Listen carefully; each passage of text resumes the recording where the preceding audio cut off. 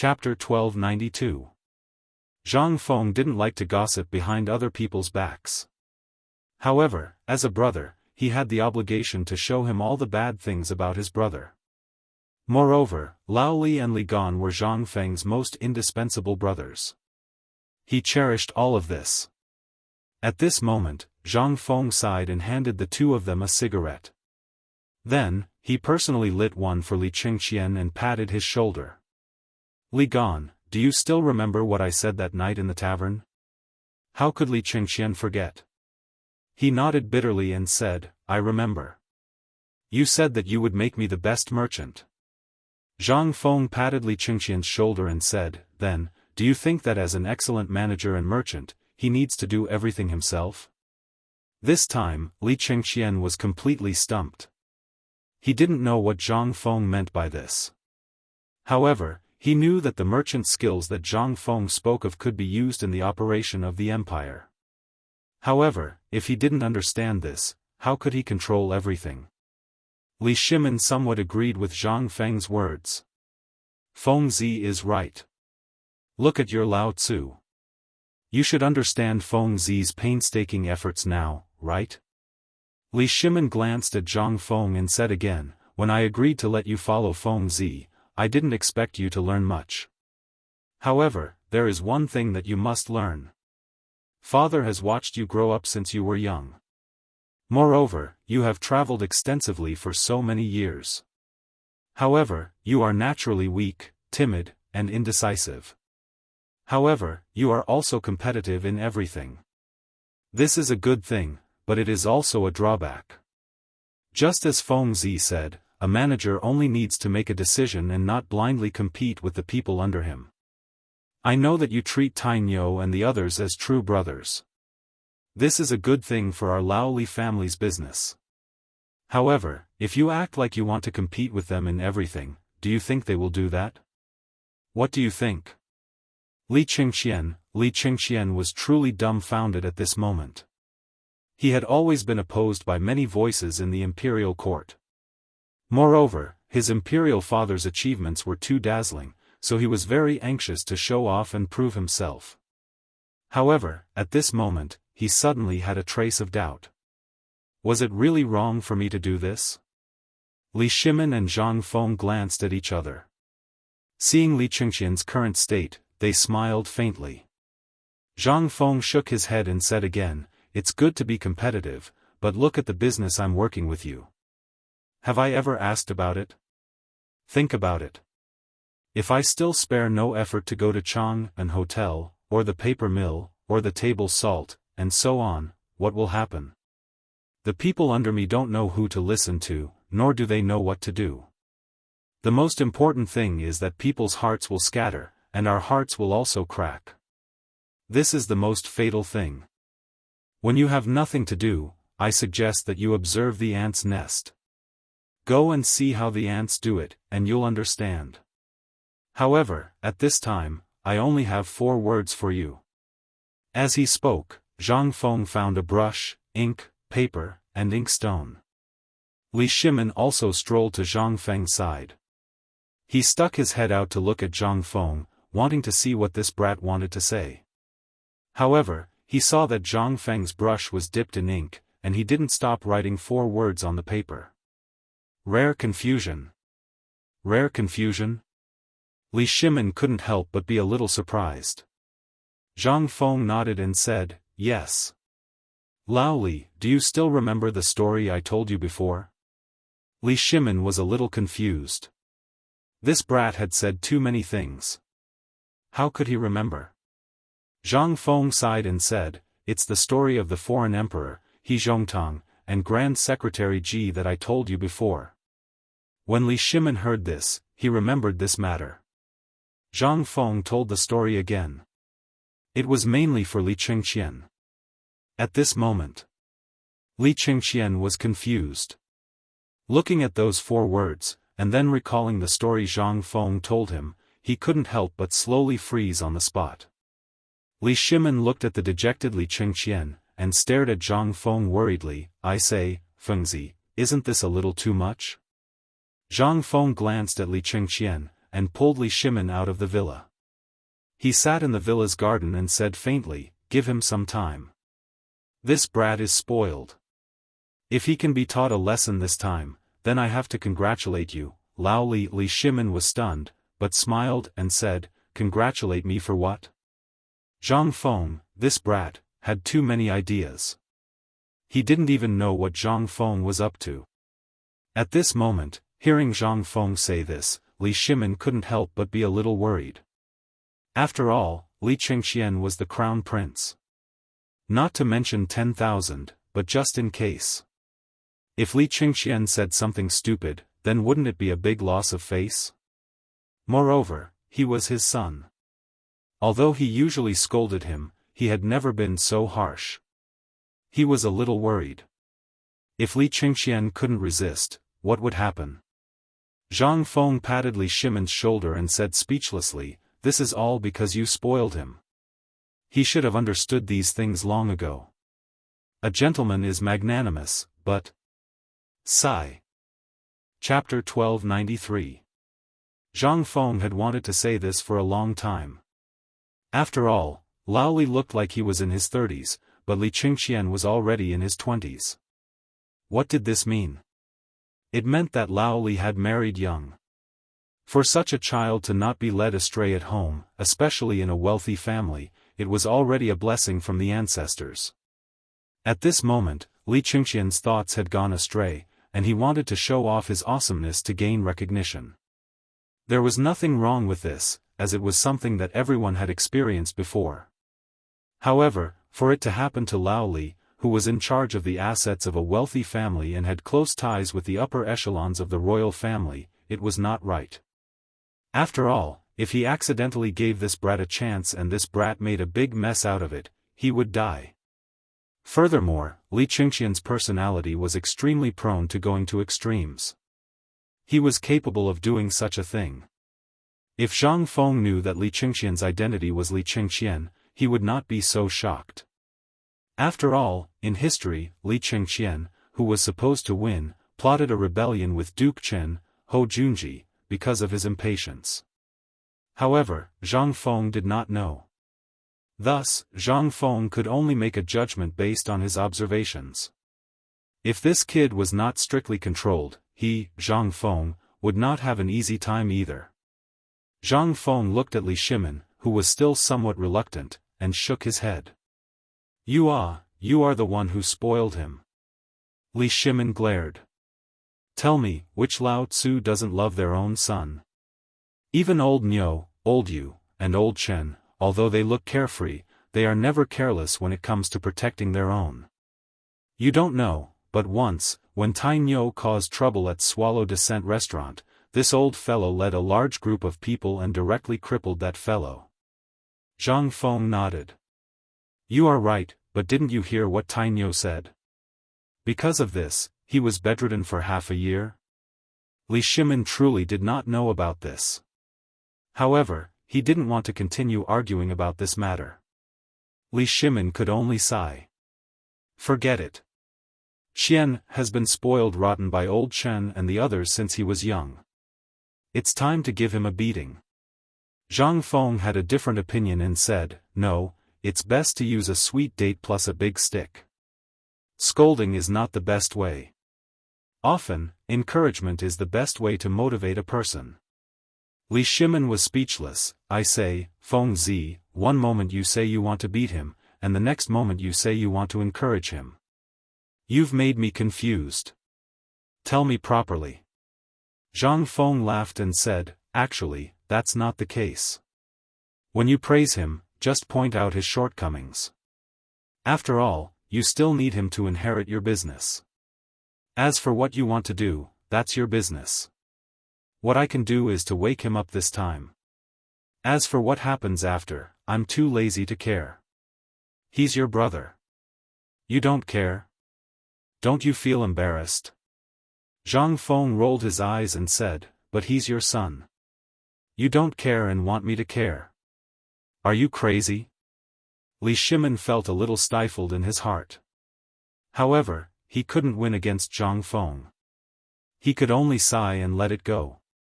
Feng Zi, let's not talk about this. I came this time to ask you about the phosphate fertilizer. What's going on? Also, why did I hear that you're doing something with old Gao? You even know about this? Zhang Feng was a little surprised. However, he still nodded and said, wasn't it a sacrifice yesterday? It's all because of your son. I originally remembered that I was going to participate in the sacrifice and see the face of our emperor. However, I forgot about the last experiment. They didn't even remind me. Don't you think that's infuriating? The most infuriating thing is that your son actually went instead of me. However, it's still okay. Fortunately, no one blamed him. Li Shimin glanced at Zhang Feng.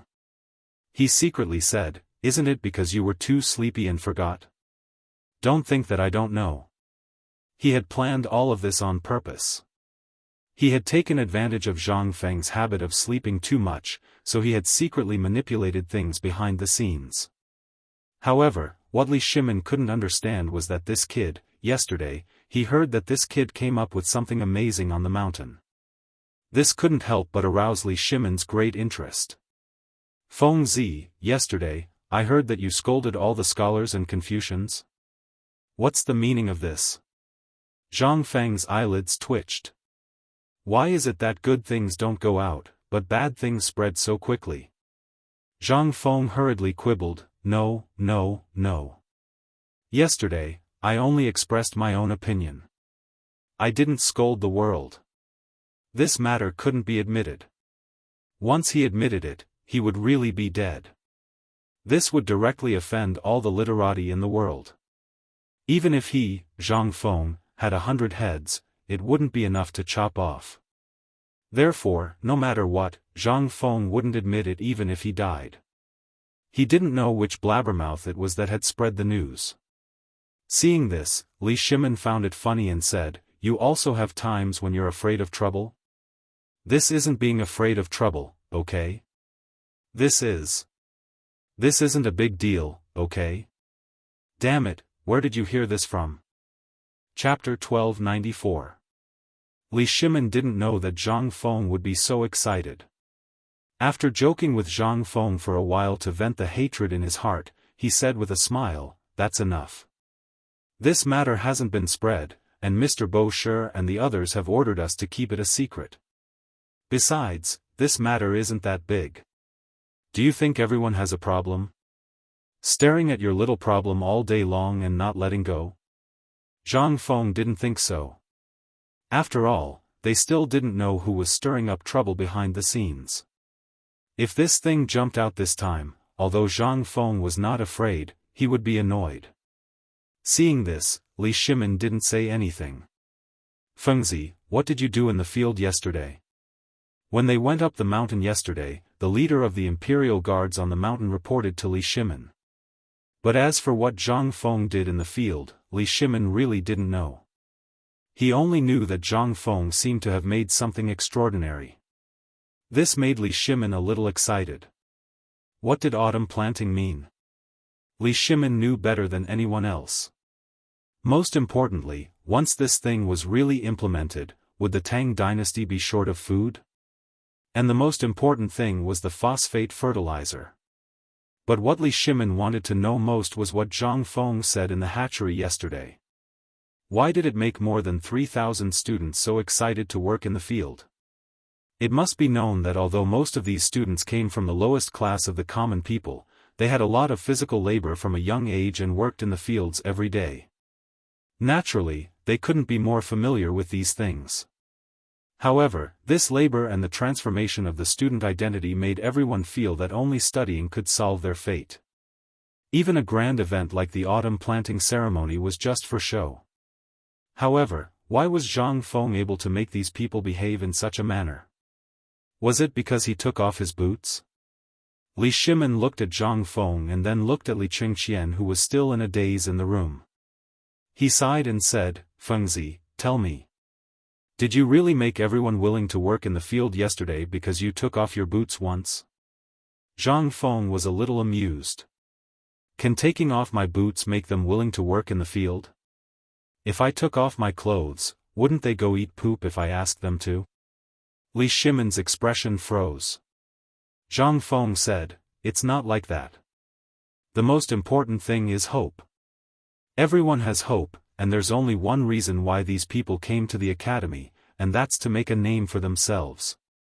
Before the imperial examination, no one can guarantee that they can pass the imperial examination, and no one can guarantee that they can be an official or an official. But the academy has divided many paths for them to choose from, such as medicine, business, and the most attractive one, the Ministry of Works. This is where they want to go the most. Compared to passing the imperial examination, haha. The imperial examination system of the Tang dynasty was actually flawed. Basically, the current imperial examination system mostly used the recommendation system. In fact, it was recommended by the big clans or the ministers in the imperial court. If a commoner really wanted to stand out, the exorbitant fees were enough to make people flinch. That was the real reason why everyone stopped. But Zhang Feng opened a back door for them. This was a back door of hope, but the most important thing should be that Zhang Feng did something amazing yesterday. But why was this guy's mouth still like the stone in the toilet? This made Li Shimon very troubled. Fengzi, we are old brothers.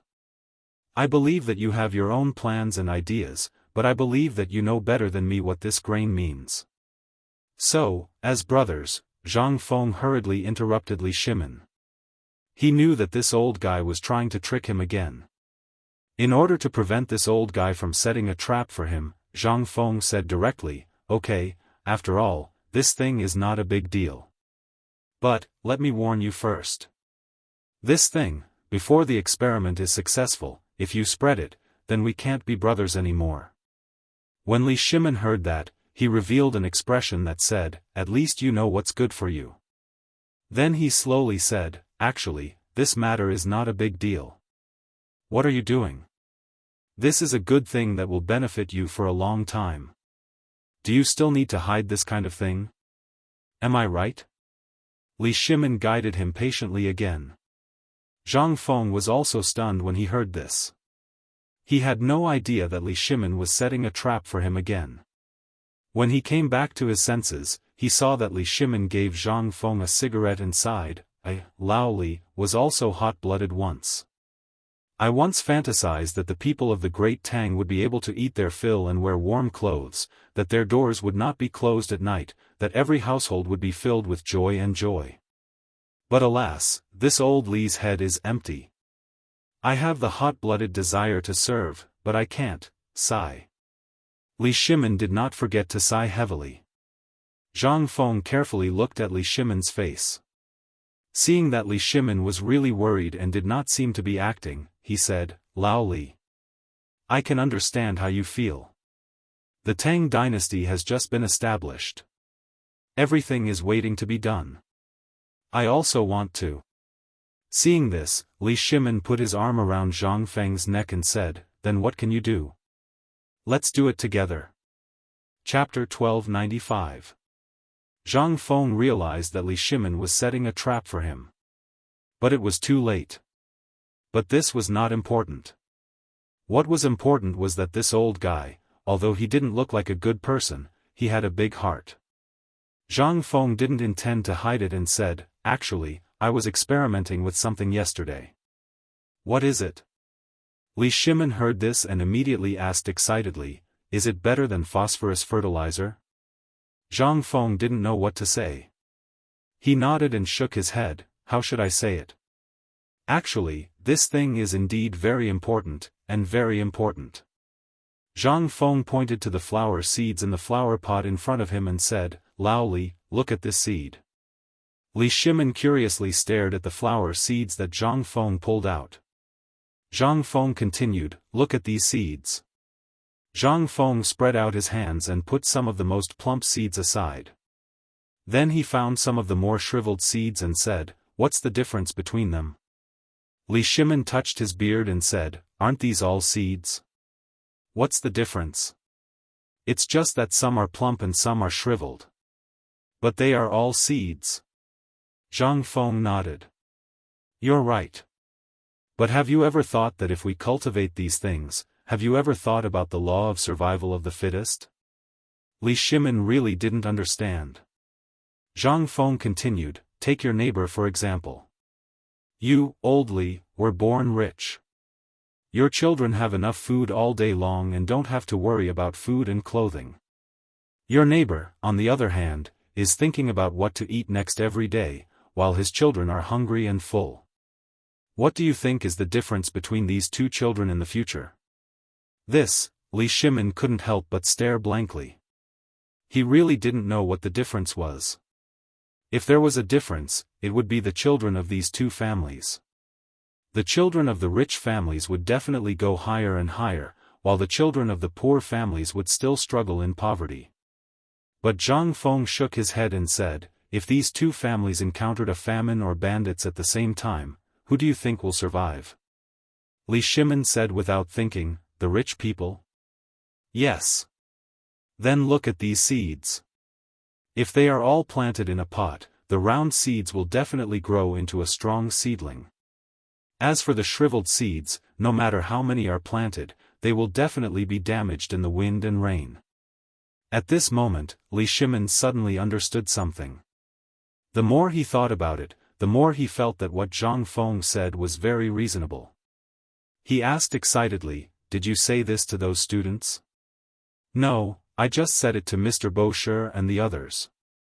By the way, Tai Nyo and the others were also there, as well as Hao Chujun and the others. Li Shimin almost wanted to kill someone. What was this? This was the national policy. Although what Zhang Feng said was indeed about the seeds, if this thing was exaggerated, wouldn't it be like the current Tang dynasty? Surrounded by foreign enemies, coupled with the control of several major forces in the country, Li Shimin already felt deep pressure. Coupled with the disaster of the people, all of a sudden, the Tang dynasty was walking on thin ice. Li Shimin couldn't help but sigh and recite a poem, when the house leaks, the wind blows, and it rains. When will the dawn come? Zhang Feng wanted to laugh. Oh, why are you reciting a poem? However, you're right. This thing, if small, is actually the banker. But if big, what's the difference between the current situation of the Tang dynasty and this dry seed? Well, let's not talk about this first. I have a good thing here. As long as this thing appears, the Tang dynasty will only need to wait for half a year to become strong. When Li Shimin heard this, he was instantly full of energy. He stared at Zhang Feng with a pair of burning eyes and asked, are you serious? What was this? For Li Shimin, this was simply something that he had been dreaming about even in his dreams. No. It was something that he didn't even dare to dream about. At this time, Li Shimin was so excited that his hand, which was holding Zhang Feng's arm, was trembling. Most of the seeds in Zhang Feng's hand fell to the ground. Zhang Feng grimaced in pain. Lao Li, my arm is not made of iron. If you pinch it again, it will be crippled. When Li Shimin heard this, he hurriedly came to his senses and let go of Zhang Feng's arm. Zhang Feng rubbed his arm and said, I understand your feelings, but I have a condition. You have to promise me first. Say it. Li Shimin said without even thinking about it. Zhang Feng's face became serious and said seriously, once this thing is made and revealed to the world, we may have to face the anger of all the big clans in the Tang dynasty who rely on food to make a fortune. Do you still dare to do it? Chapter 1296. This time. Li Shimin wanted to answer immediately. Who asked him to be the son of heaven? Who dared to disobey the son of heaven? But when he thought of the 5 families and 7 major clans, as well as that Guan Nong, the Shandong aristocrats, and the large clans with thousands of acres of land, as well as that pair of mysterious big hands behind everything, Li Shimin hesitated.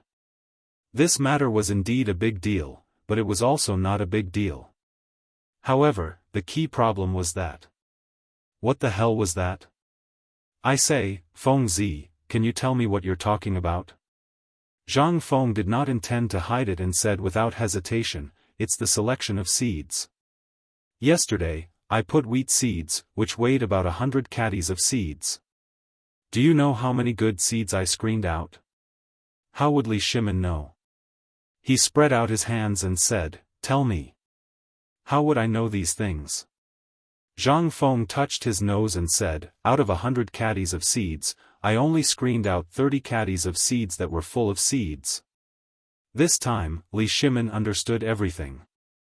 No wonder Zhang Feng used the flower seed as an example. It turned out that he was talking about this. But out of 100 caddies of seeds, only 30 caddies were left. Wasn't this a bit too much? What about the remaining 70 caddies? How much food would be wasted? Zhang Feng saw Li Shimin's face flickering with an uncertain expression and motioned for Li Shimin to follow. Then, the two of them silently went to the farm, which was now the agricultural product hatchery. At the entrance of the hatchery, there were already 5 burly men guarding it. The chickens, ducks, and pigs in the garden had long disappeared without a trace. On the gate, there was a prominent wooden sign with vermilion words written on it, Hatchery Restricted Area, unauthorized persons are not allowed to enter. In the garden, old Gao sat on a stool and did not go anywhere. He sat in front of the field where Zhang Feng had farmed before. The dust in his hand that was used to drive away chickens and ducks had now become a sharp weapon to drive away birds. As long as a small bird dared to come, it would be difficult to escape from old Gao's dust. Zhang Feng also admired old Gao's gaze. He looked to be in his 70s or 80s, but his eyes were sharper than the average person's. The area where Zhang Feng was yesterday had been surrounded by a brand new bamboo fence. In order to make it easier to distinguish, old Gao had even erected a signboard in this area. Write a letter saying, the headmaster is farming, idle people are not allowed to step in. Those who violate this order will be expelled from the mountain. What a guy. Seeing this scene, Li Shimin was shocked. Feng Zi, what did you plant in the soil? The commotion here also alarmed Elder Gao and the guards. When they saw Zhang Feng arrive, they hurriedly wanted to kneel, but they couldn't do anything about Zhang Feng's rules. They could only give Zhang Feng a standard military salute. Compared to Elder Gao, it was different. Naturally, he knew Li Shimin. But when he suddenly saw the emperor arrive, he instinctively wanted to kneel. But when he thought about it, his posture was very ugly. Zhang Feng also looked at old Gao curiously and said, Old Gao, what kind of posture is this? What could old Gao say? He could only stand up and cup his fists to Li Shimin without any care. This old one has nothing to do recently, so I studied a set of tricks. Zhang Feng was a bit confused. But now wasn't the time to talk about this. He pointed to the courtyard and said, Today, I called Lao Li to come and see our masterpiece yesterday. You can go and do whatever you need to do. After old Gao left, Zhang Feng opened a gate in the fence and brought Li Shimin into the wheat field. But once they entered the wheat field, Li Shimin smelled a strange smell.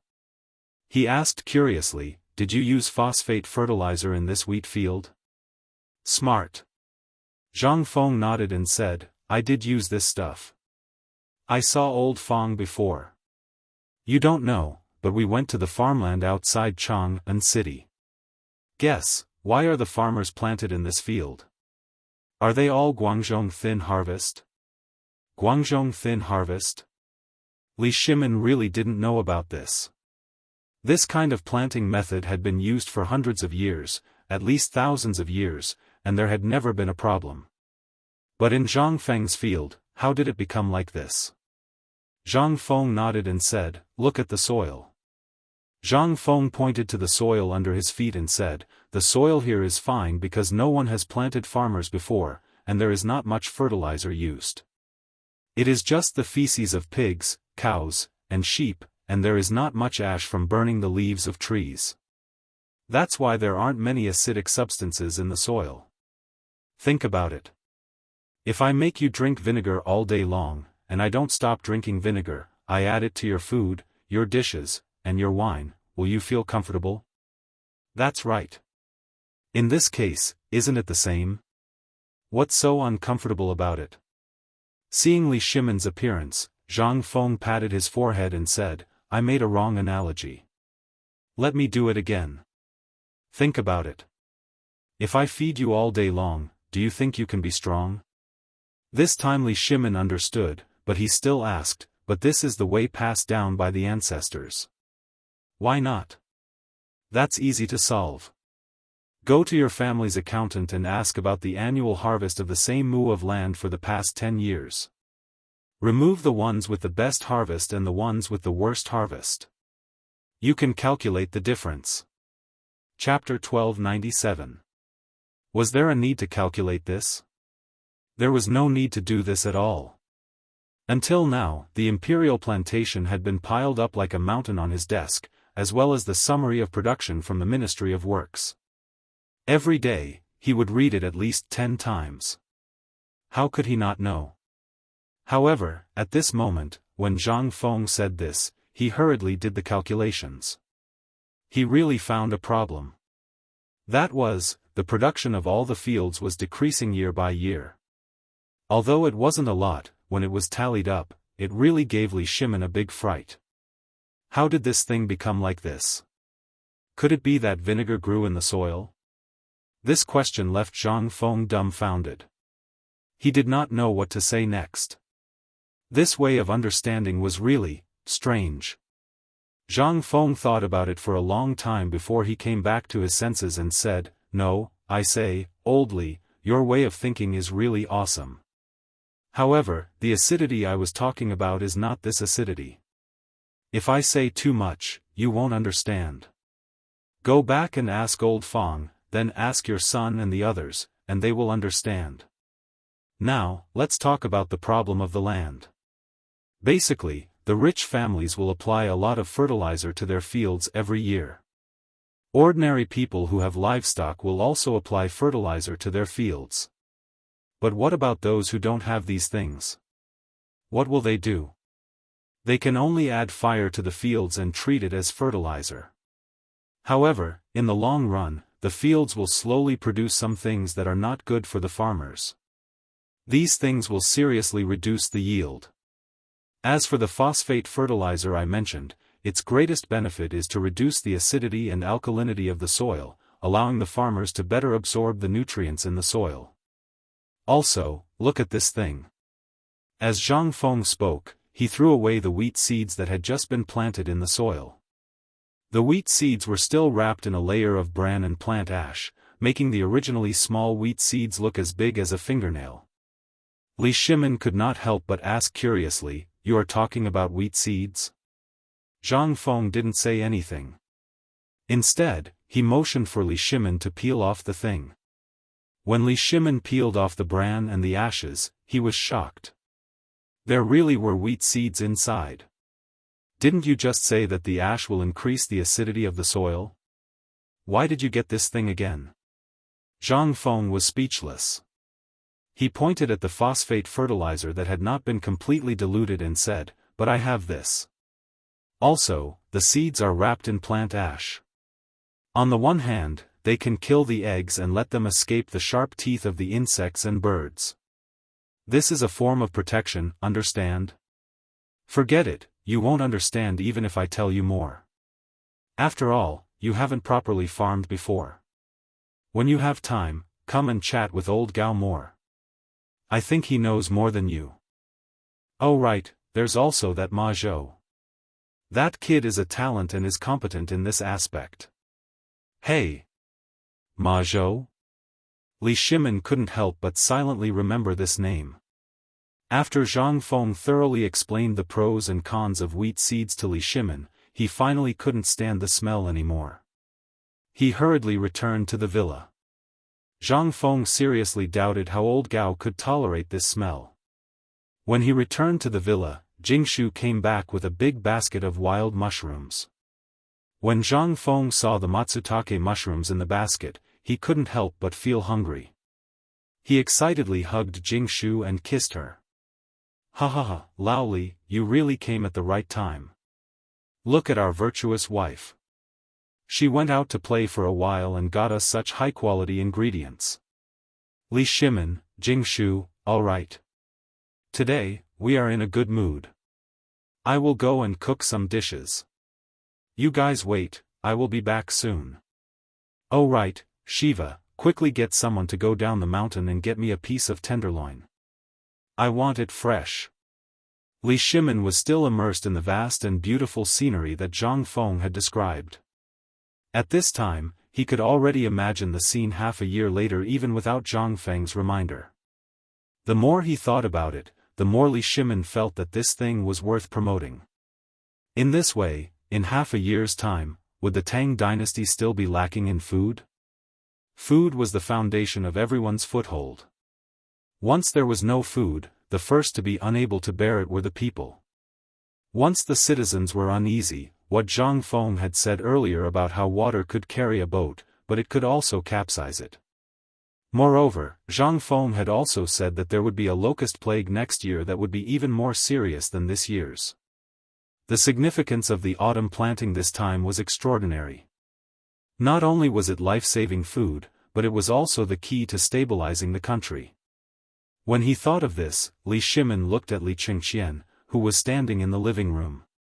He couldn't help but feel angry.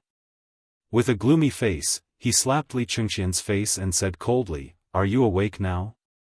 Li Qingqian, if you are awake, then grind for me." Jingshu was shocked when she heard the word me. She subconsciously turned to look at the kitchen. Seeing that Zhang Feng was still busy in the kitchen, she breathed a sigh of relief. She thought that the Emperor and Prince Zhang had already laid their cards on the table, but now it seemed that the Emperor still didn't want to. However, Jingshu's interest was piqued. After all, there were not many opportunities to see the Emperor's calligraphy up close.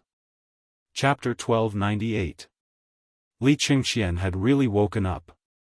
He was not woken up by Li Shimin's beating. He was woken up by Zhang Feng's words. In the past 2 hours, he had thought of many things, especially when he was with Cheng Chumo and the others, and the flattery of the palace maids and eunuchs, and the reprimands of the High Dukes, especially High Duke Chen's reprimand of the church, as well as the Crown Prince's junior tutor Li Gang. He recalled all the things he had seen and heard in the academy. In fact, Chen Guogong was right. Other than his identity as the Crown Prince, Li Qingqian was nothing. Now, the reason why so many people surrounded him was because he was the Crown Prince. On the other hand, judging from the High Dukes, most of them were doing it for the sake of his father. Only when he was with Cheng Chumo and the others, could he feel a trace of his own. But, since he had known Zhang Feng, his ambition had been completely exposed. Although Zhang Feng had not said anything, he had been slowly correcting his mistakes. But what about him? At this moment, looking at Zhang Feng in the kitchen, Li Qingqian smiled knowingly. "Thank you, brother." Li Shimin's handwriting was very beautiful. It was very majestic. Li Shimin also felt the change in Li Qingqian. He looked Li Qingqian up and down and nodded, "Not bad, it seems that you have really understood." "Thank you, father, for your teachings." Li Shimin waved his hand and said, "Forget it, you just need to know your duty." "Oh right, that calligraphy over there was given to you by Fengzi. I hope that you have to spend 2 hours every day to observe it and reflect on yourself. This is my order." Li Qingqian heard this and was shocked. He hurriedly tidied up his clothes and picked up the calligraphy that Zhang Feng had put on the table. The calligraphy was very ugly. It did not have the free and easy handwriting of Li Shimin at all. But it also had a different flavor. There were only 4 words. It was rare for him to be confused. But at this time, Li Qingqian held it in his bosom like a treasure.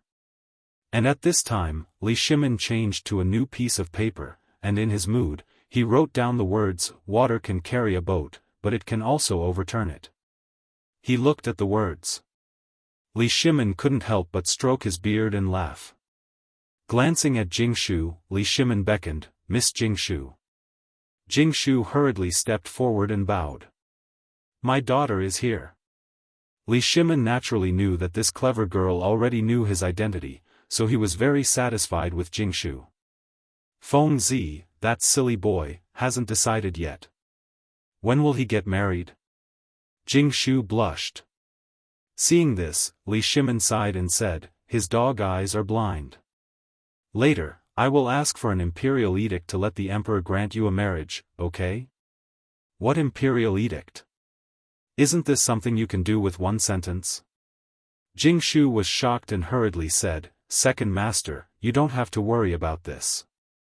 Young Master said that 3 years later, when he passes the imperial examination, there will be 3 consecutive good things. Oh. This boy has such a big tone. What do you mean by 3 consecutive good things? Li Shimin was in a good mood and simply chatted with Jingshu. Li Qingqian, on the other hand, was very interested in the calligraphy. For a moment, he was in a daze while looking at the words Li Shimin had just written. From time to time, there was a trace of excitement in his eyes. Jingshu saw that Li Qingqian was not paying attention and said in a low voice, Young Master said that in the imperial examination 3 years later, he will have to pass at least 9 imperial examinations. This is the first good thing. The second good thing is that he will also pass the imperial examinations. This is the second good thing. The third good thing is naturally, while speaking, Jingshu's face turned red. How could this escape Li Shimin's eyes? He instantly laughed. Not bad, not bad. With that boy's ability, this matter can really be done. At this moment, Zhang Feng's voice sounded from the kitchen door, the food is here. Come and help. Hearing this, Jingshu hurriedly left. In the academy, maids and servants were not allowed to exist in the villa. Every day, there would be people from Tonghuifang who would come to clean and clear the rubbish. However, in return, no matter who you were, you had to pay a cleaning fee. This was the rule set by Zhang Feng. Even if Mr. Bosher and the others were furious, it was useless. In the end, they could only choose a few clever students from the crowd to be little pages. Only then did they give up. Therefore, in this villa, Jingshu and Zhang Feng had to cook whatever they wanted to eat. There were not many dishes. Most of them were braised dishes. In addition, there were a few plates of stir-fried mushrooms, especially the plate of matsutake mushrooms, which made everyone salivate. As there was no chili, Zhang Feng could only replace the chili with dogwood. Therefore, at this time, it smelled different. However, in the eyes of Li Shimin and the others, this was a table of delicacies that they had never eaten in the palace. After the food and wine were served, Zhang Feng put food into Jingshu's bowl and called out to her, Come, come, come, don't just look. I've been hungry for a long time. But let me say this first, after we finish eating, we'll talk about other things. How about that? Li Shimin originally wanted to give Zhang Feng a few glasses of wine to make him faint. However, Zhang Feng refused to let Jingshu leave the table no matter what. At this time, he directly said that at this time, directly said that at this time, this made Li Shimin's little plan die in the womb. He could not help but feel a little annoyed. It seems that this boy already knew. Chapter 1299. Although everyone had their own thoughts during the meal, it was the most unforgettable meal Li Shimin had ever had. That fresh and fragrant smell made Li Shimin want Xiao Gizi to send people to the mountains to look for this mushroom so that he could slowly taste it when he returned. After the meal. In the end, Jingshu retreated. The 3 men sat in the living room and looked at Shiwa. No one knew what they were thinking. Shiwa felt his hair stand on end. After pouring tea for everyone, he hurriedly stayed. Even if Li Shimin asked him to stay, he did not dare to stay. The pressure was too great. Although he really wanted to hear it, but, after Shiwa left, Zhang Feng smiled mysteriously and said, Lao Li, do you want to be famous? Li Shimin? What do you mean? Zhang Feng pointed at the door and said, It's the method of selecting wheat seeds and the new planting method. Li Shimin heard this and could not figure it out even if he racked his brains. Could this thing make a fortune? How can this thing make a fortune? You don't understand, do you? As long as we spread that phosphate fertilizer and the new planting method of wheat, not only will we make a fortune, but all the people of the Tang dynasty will also benefit. Isn't that good? Li Shimin was even more confused. Wasn't this what he wanted to persuade him? Originally, Li Shimin thought that after the meal, he would persuade Zhang Feng to spread these things to the people of the Tang dynasty. However, he was also worried. This guy was too suspicious. If he did not have a foolproof plan, he would never agree. But now, why did this guy suddenly agree? Seeing Li Shimin's expression, Zhang Feng knew that he did not understand. He sighed and said, "Actually, I thought that this thing must not be spread before this year, but I forgot about the locust plague next year. So when I was cooking just now, I was thinking that this thing is not safe to speak of. When I finish this thing today, I estimate that in less than a day, the news will spread, just like when I took off my boots yesterday. The most important thing is that we can't guess what the emperor is thinking. And what we can think of, the emperor has already thought of many times before, hasn't he? So instead of this, why don't we be one step ahead of the emperor and get as many as we can? When the time comes, even if the emperor knows, he can't do anything, right?" Li Shimin was speechless. Did he think that he was a scourge? Was that necessary? However, this also made Li Shimin more cautious. He was too anxious. To be precise, he was too poor at the moment, so he couldn't think of a compromise. Zhang Feng did not care. After all, it was his business to think the same as the emperor. As for the rest, he would talk about it when the time came. Li Shimin thought about it and said, "There were a few times when I told Zhang Sundarin. You don't know, but His Majesty is especially concerned about your affairs. The main reason is because of the Mitsubishi assassin." Hearing this, Zhang Feng was stunned. "What do you mean?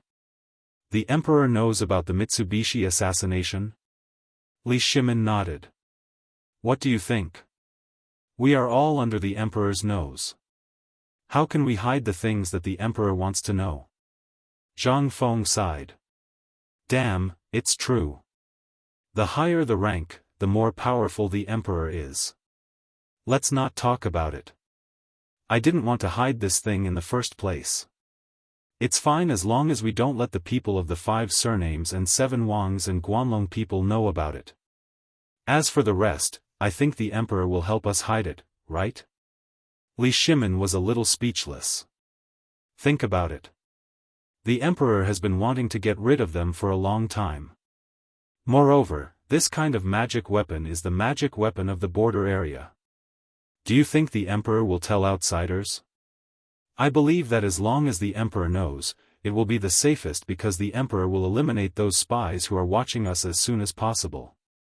What's wrong with that? Zhang Feng was also interested. He had not talked about Qiuzi for a long time. He asked, "Lao Li, how is the matter in Qiuzi?" Li Shimin heard this and couldn't help but have a headache. "You still want to talk about this? Didn't you ask them to delay it? Until now, the 3 generals in the army can't wait to go up the mountain and tie you up and take you to Qiuzi city. If it weren't for the emperor, do you think you can stay here so peacefully?" Zhang Feng was dumbfounded. He asked, "What do you mean? Chen Yao Jin, Yu Qigong, and Niu Jinda all know?" "Of course. And it's not just them. General Li Jing and General Qin Xiong all know. You have to know that the thing you made is harder than any weapon in the army now. They said that although this thing doesn't look good and is a little small, it's simply unparalleled in breaking defense.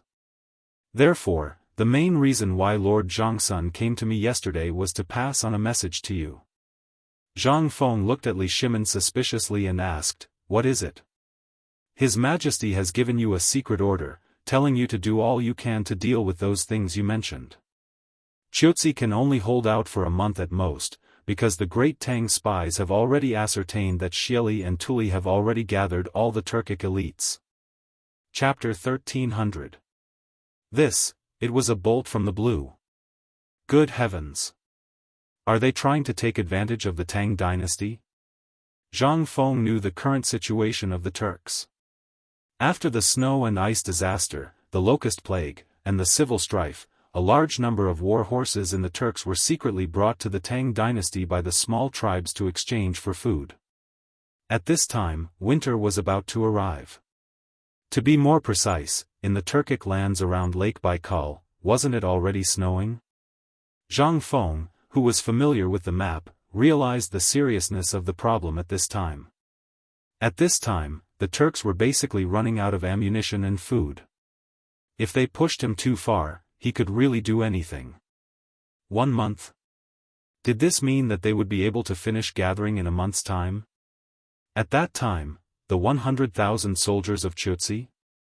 Could they hold on with the current weapons?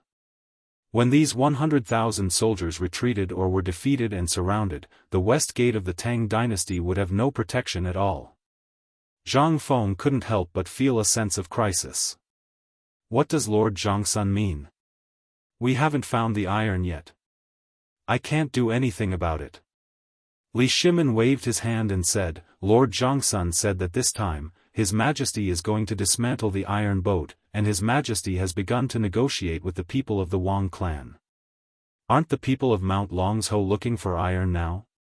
His Majesty asked me to ask you, are you sure there is an iron mine in that place?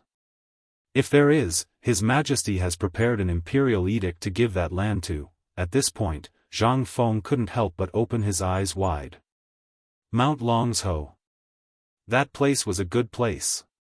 Mount Longsho originally belonged to the royal hunting ground. In addition, the imperial manor of the Tang dynasty was there. If that place was given to him, it would be perfect. Li Shimin was also struggling with this matter. After hesitating for a long time and seeing the fervent look in Zhang Feng's eyes, he gritted his teeth and said, His Majesty is preparing to send an army to guard Mount Longsho and expel anyone other than our people. When Zhang Feng heard this, he instantly became like a deflated balloon, dispirited and listless. You should have said so earlier. Holy shit. I thought you were going to reward me. Didn't the emperor like to reward people with land? This was simply, sigh. This was fate. Zhang Feng let out a long sigh. Li Shimin looked at Zhang Feng, who was moaning and groaning. He shook his head in amusement and said, What? You still want the emperor to bestow this place to you? Now that you mention it, His Majesty really does have this intention. However, the prerequisite is that you have to produce all those weapons and solve the Chutsi siege. Otherwise, you see, everything is nonsense. If that's the case, it's simple. Zhang Feng smiled confidently and said, This matter is very simple. As long as there are mines, and as long as a large number of blacksmiths join us in half a month, I will be able to produce 10,000 strong crossbows, 100 fake ballistae, Zhuge divine crossbows, composite bows, and so on in half a month. But as for the firearms, don't think about it for the time being. Those things need time. Once the crisis in Chutsi City is resolved, and if Chen Tiniu and the others can really complete the experiment I mentioned, I will be able to free myself to produce the firearms. Li Shimin couldn't help but say, Is there no way to bring it forward? This is the best time to destroy the Turks in one fell swoop. Zhang Feng glanced at Li Shimin and looked at Li Shimin up and down in amazement. He said, Lao Li, why do I suspect that you are even more reckless than old Niu and the others? Li Shimin's expression froze. He asked, What do you mean? Zhang Feng was speechless. Do you want to go to war that much?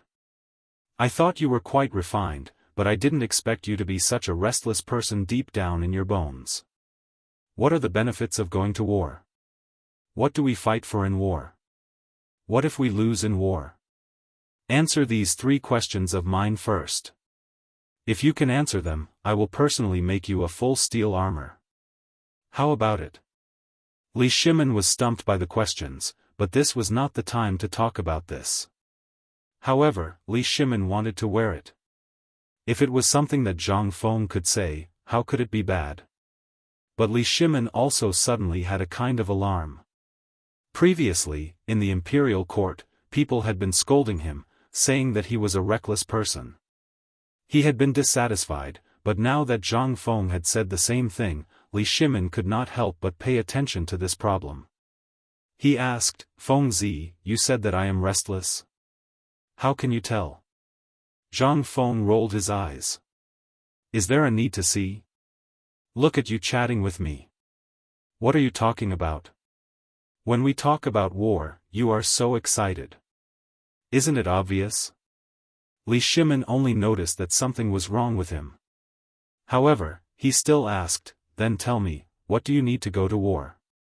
The 3 factors you mentioned, what are they?" Li Shimin was really confused by Zhang Feng. These questions were usually not a problem for him. However, the problem was that he had too many things on his mind at this moment. How could he think so much? Zhang Feng smiled and patted Li Shimin's head. "That's it. You don't even know this. What are you talking about?" Chapter 1301. Li Shimin's face darkened.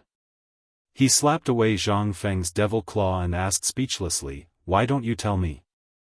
"I know, but you're afraid that you'll feel wrong if I tell you, right?" Hearing that, Zhang Feng took a sip of tea happily and said unhurriedly, "Actually, these things are easy to understand. Think about it first. One of the essential factors of war is the provision of fodder before the troops and horses are mobilized, and fodder is a necessity. Look at the Tang dynasty now, how many torments can it withstand? Moreover, the second thing is the military pay, weapons, and equipment. The third thing is to consider the logistical support of supplies and horses. You don't know any of these things, so why are you so passionate?"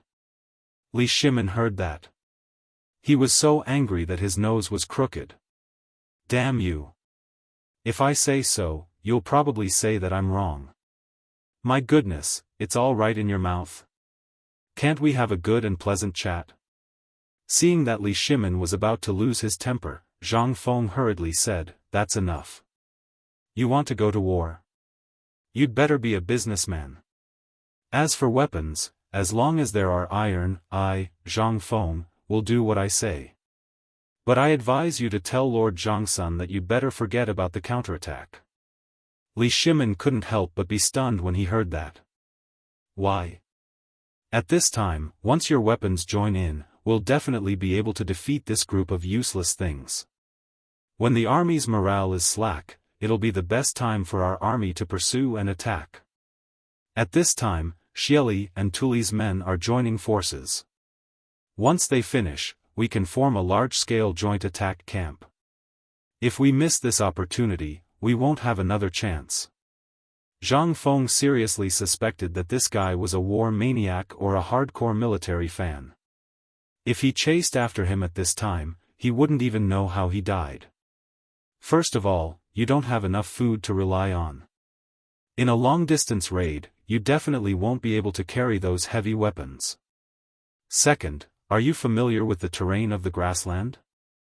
Once the Turks scatter and flee, who will you chase? Li Shimin was stunned. He thought for a moment and said, "If they dare to divide their forces, then I will divide my forces too. With divine weapons in my hands, why should I be afraid of them?" Zhang Feng looked at Li Shimin as if he was looking at an idiot and said, "I said that there is something wrong with your head. If His Majesty thinks the same as you, then we should quickly pack up and run. We will definitely lose this battle." Li Shimin was frightened by Zhang Feng's words. He hurriedly asked, "What do you mean?" "What do I mean?" Zhang Feng smiled faintly and said, "First of all, the Turks are not familiar with the terrain. This is a problem for the Turks, but for our army, there is no advantage at all. As far as I know, the Turks are good at guerrilla warfare, but the tactics that the soldiers of the Tang dynasty are familiar with are not suitable for fighting in the grassland. So, once we divide our forces, we will definitely lose. Second, if our soldiers are wiped out in small groups, our weapons will become the enemy's weapons. Coupled with their natural geographical advantage, do you think they will win?" This, Li Shimin couldn't help but break out in cold sweat. He really didn't expect this to be the outcome. Li Shimin dreamed of wiping out the Turks to prevent future troubles. However, he didn't know that there were several excellent opportunities in his eyes, but in Zhang Feng's eyes, there was no chance of winning at all. Could it be that after leading soldiers for so many years, my talent in military is worthless in Zhang Feng's eyes? Li Shimin began to doubt his life. He seriously suspected that Zhang Feng did it on purpose. But now that he thought about it carefully, Zhang Feng's words were indeed reasonable. He was too impulsive. If he really did that, the Tang dynasty would definitely be in a disadvantageous position. Not to mention losing the weapons that he had obtained with great difficulty, it would definitely be more difficult to fight then. Li Shimin couldn't help but ask with some disappointment, then, according to what you said, there is no chance? There is. Zhang Feng nodded. There will definitely be a chance, but not now. Li Shimin's eyes lit up when he heard this. He said, Fengzi, you know that the emperor has been brooding over the shame of the Wei River. If you can really help the emperor solve this crisis, it is possible for you to be on the same level as the emperor.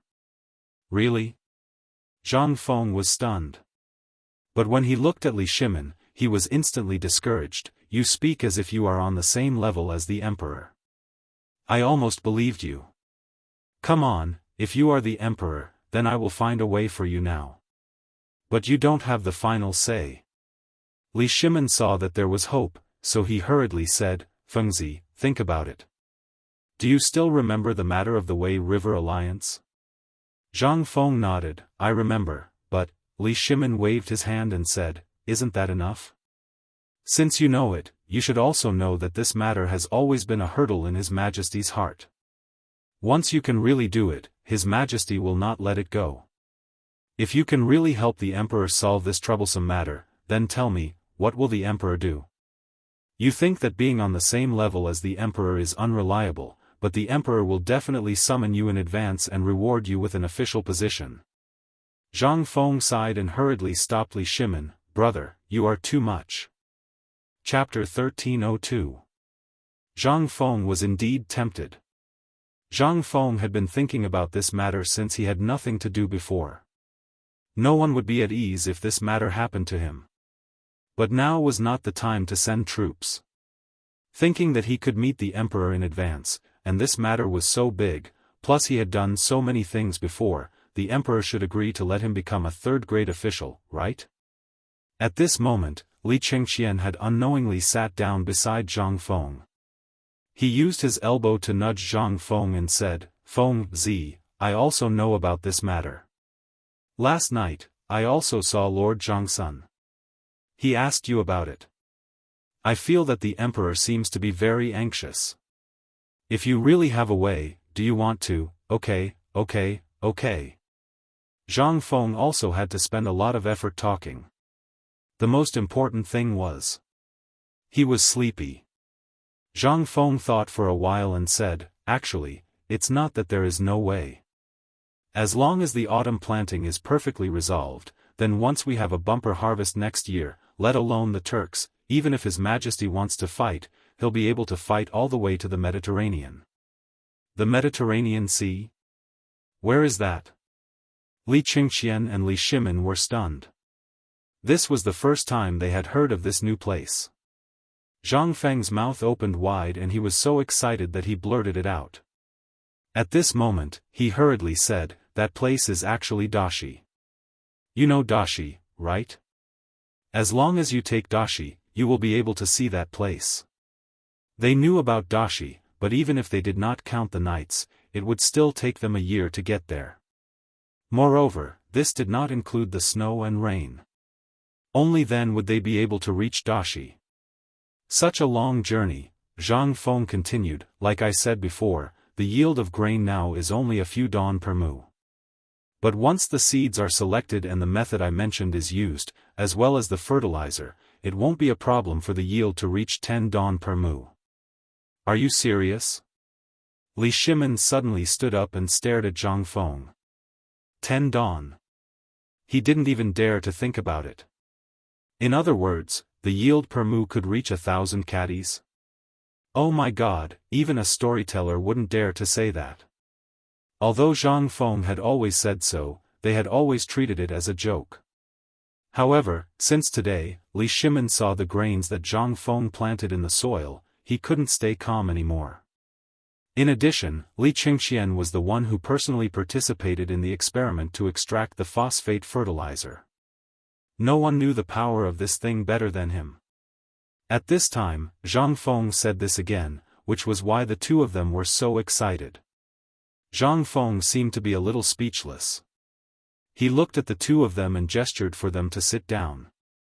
Don't be so surprised, okay? That's enough to scare you. If I tell you that I have a better variety of crops than this wheat, will you die on the spot? Li Shimin's eyes were red. Food was the foundation of a foothold.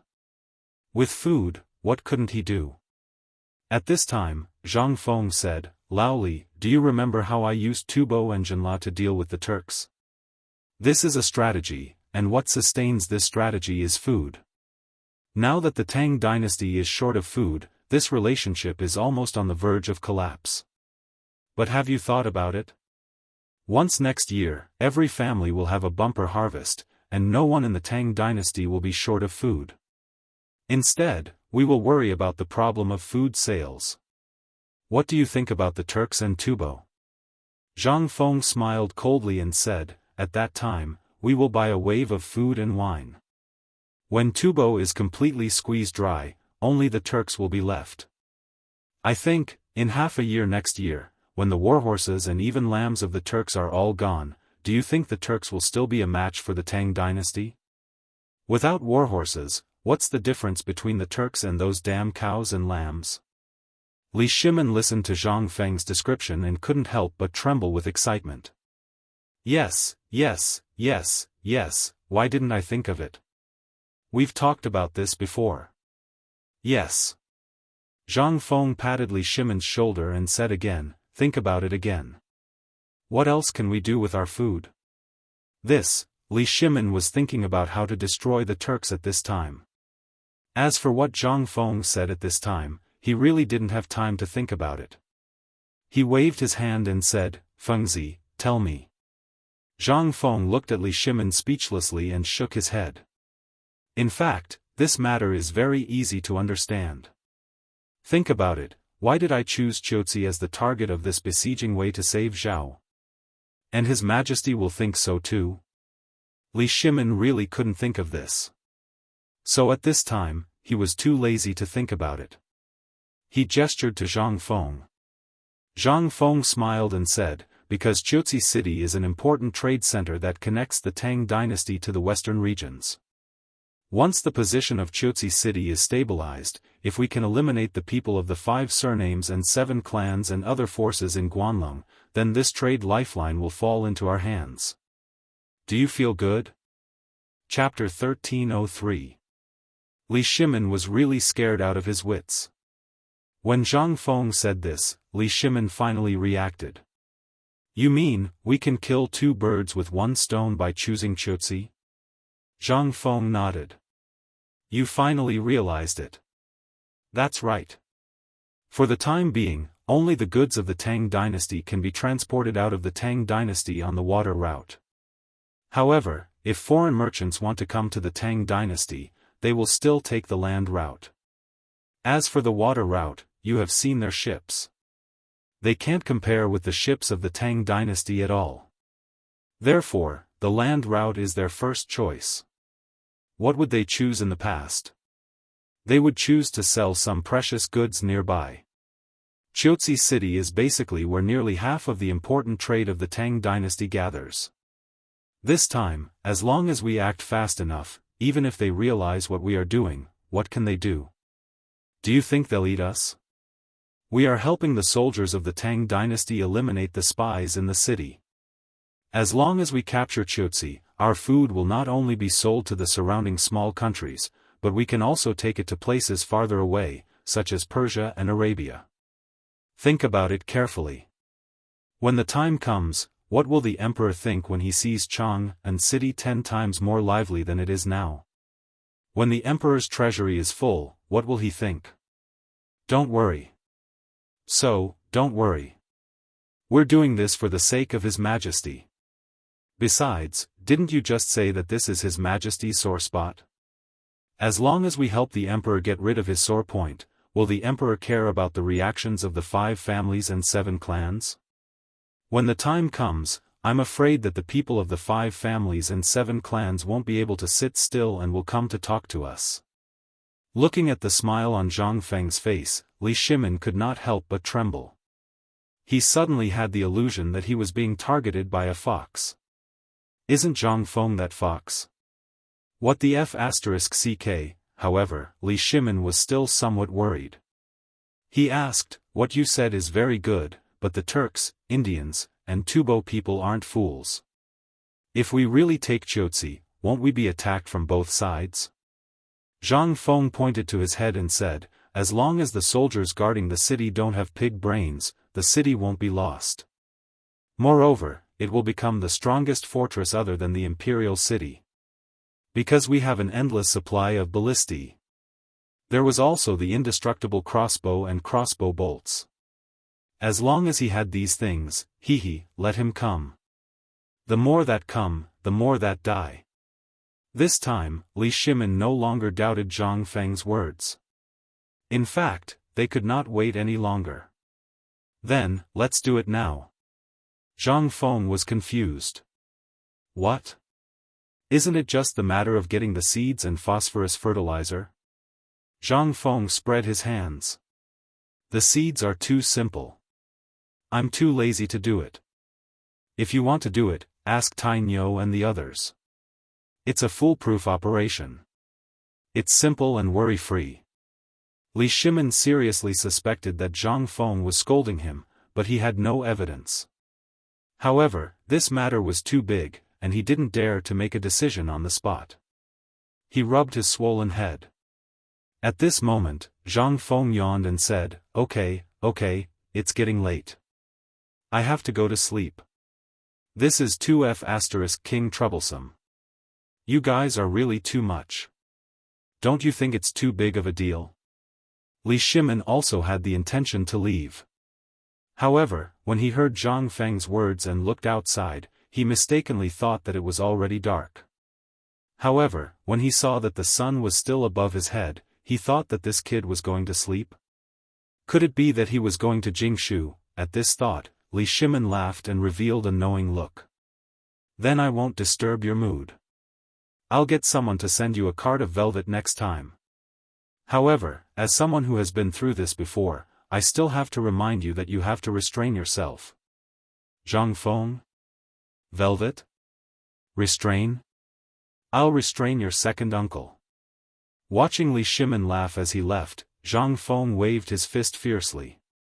He was really sleepy. Too many things had happened recently. Besides, Zhang Feng had always had the habit of taking afternoon naps. Once it was time, he would be extremely sleepy. As soon as Li Shimin left Zhang Feng's villa, the smile on his face instantly disappeared. He waved his hand and said, "Follow me down the mountain quickly." Li Qingqian also knew that this matter was very serious. Without hesitation, he hurriedly called Little Gizi and the others and hurried down the mountain. After all, this matter was too serious. They had to make plans first. Most importantly, Li Shimin still wanted to ask Fang Xianling. This old man, why didn't he report such a big matter to him? It was time to give him a warning. Little Gizi and the others didn't know what was going on with the Emperor, but they could guess from afar that the Emperor was in a good mood today. When he left the room, he was smiling. However, why did his expression become so serious when he left the room? Could it be that something big had really happened? Just as Little Gizi's imagination was running wild, Li Shimin's dignified voice faintly sounded from the sedan. "Pass down the order, go to Duke Liang's residence." "Yes." Chapter 1304. Marquis Liang's mansion was not far from Zhang Feng's mansion. However, for special reasons, not only Fang Xianling, but even Wei Zheng, who lived next door to Zhang Feng, did not dare to live here casually. He had not even returned to the mansion for a long time. However, When Zhang Feng was not there, they would come back from the Furong Garden, which was originally used for cooling and handling government affairs. As for the Hibiscus Garden, only the emperor, the retired emperor, and the princes and dukes had the qualifications to enter and stay for a short period of time during the hot summer months. And this qualification was just a word from the emperor. However, because of Zhang Feng, basically, the Hibiscus Garden had already become the daily residence of the various Grand Dukes. Fortunately, the Hibiscus Garden was sufficiently large, and it was even not inferior to the Great Bright Palace. At this time, Marquis Liang's mansion was very lively. About 10 carriages and sedans were parked at the door. The security at the entrance was also stricter than usual. In the living room of the mansion, smoke and dust had long been lingering. Cheng Yaojin and the others were sitting here neatly with their limbs spread out, smoking. Wei Zheng was walking around in the living room with his hands behind his back, sighing from time to time. Cheng Yaojin could not help but feel impatient. He stared at Wei Zheng and said, "Old man Wei, can you be quiet? Even the emperor doesn't know about it. And even if the emperor knows about it, according to that guy's nature, this thing will definitely work. What are you afraid of?" Wei Zheng glared at Chen Yaojin angrily. Seeing that the blanket at his feet was smoking, he stepped forward angrily and stamped out the cigarette butt. He said fiercely, "Yes, yes, yes, you are not in a hurry. Have you thought about it? The autumn planting will be over in less than a month. Even if this guy has the ability to screw the heavens, can he make all the people in the Tang dynasty use this phosphate fertilizer? Besides, that guy is just talking nonsense. Have you seen the real effect of the phosphate fertilizer? What if that thing didn't work? What if they ended up with no harvest? Have you not seen old bulls condition before? That thing can kill people. What if?" Cheng Yaojin waved his hand and glared at Wei Zheng. "What if what? Look at your son, isn't he poisoned as well?" "But what happened next? A few jars of vinegar and nothing will happen. Take a look at old Fang. That old fellow has personally gone down to the ground to eat dirt. Ask him to tell you if this thing is useful or not. That piece of land is equivalent to a huge jar of vinegar. Tell me, if this thing were to go down, let's not talk about whether it would be useful or not. Just this sour thing of his would make it so that nothing would happen to the Zhuang family, right?" Fang Xuanling's expression was ugly. He didn't expect the two of them to quarrel and drag him into it. "Most importantly, you said that old man eats dirt? What did that mean? You're cursing me, aren't you?" The more he thought about it, the more awkward he felt. Fang Xianling stood up speechlessly and said, Okay, stop quarreling. Old He is right about this. Last time when I went to see Fengzi, he really compared the soil to the Zhuang family. Your family has hundreds or even thousands of mu of fertile land. If you don't believe me, you can eat dirt in the field.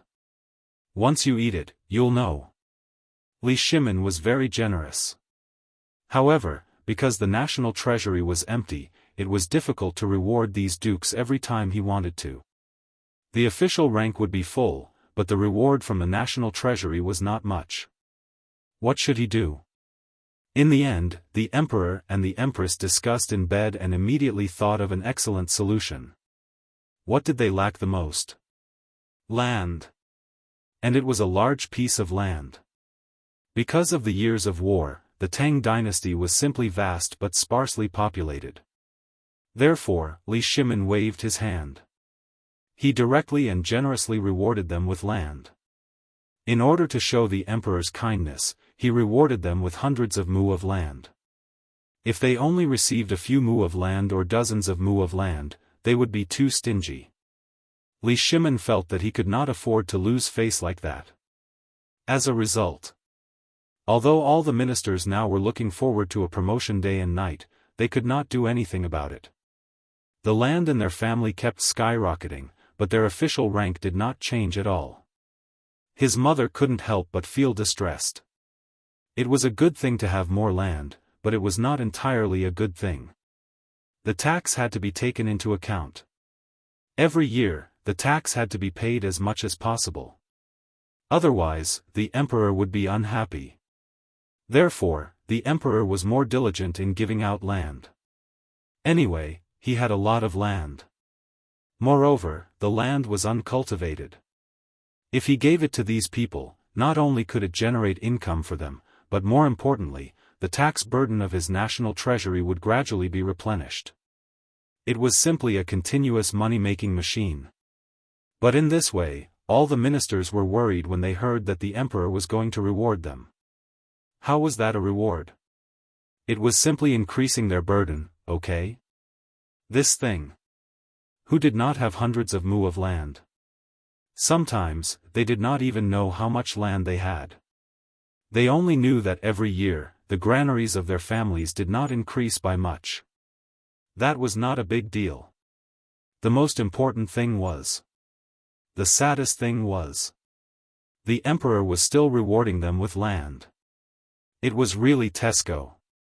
Chapter 1305. I'm happy to see you.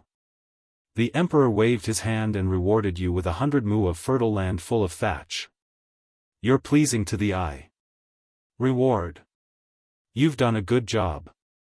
Reward. Ever since Fang Xianling came up with this signing rewards and punishment list, the minister's days of hardship had really come.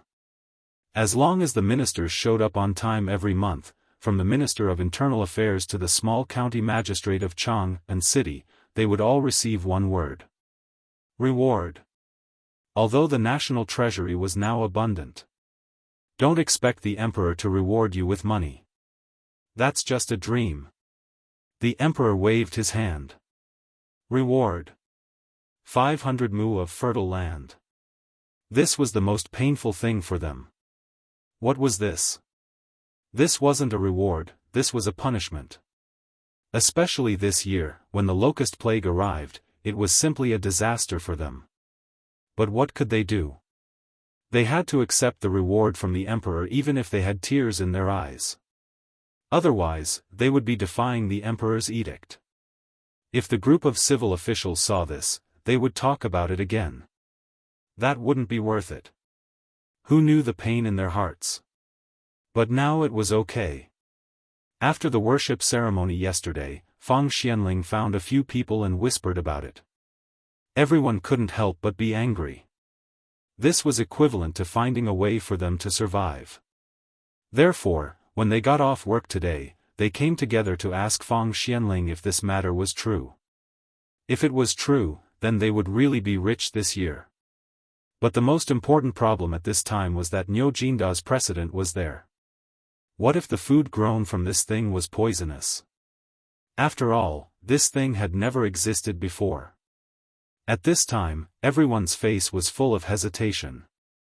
Du Ruhui knew Fang Xianling better. He touched his finger that was a little yellow from the smoke and said, Master Fang, why don't we wait for Ui to come back and ask her properly? There's no need to ask. Last night, Ui already told me what happened on the mountain yesterday. Fang Xianling smiled faintly. His eyes quickly scanned the group of people.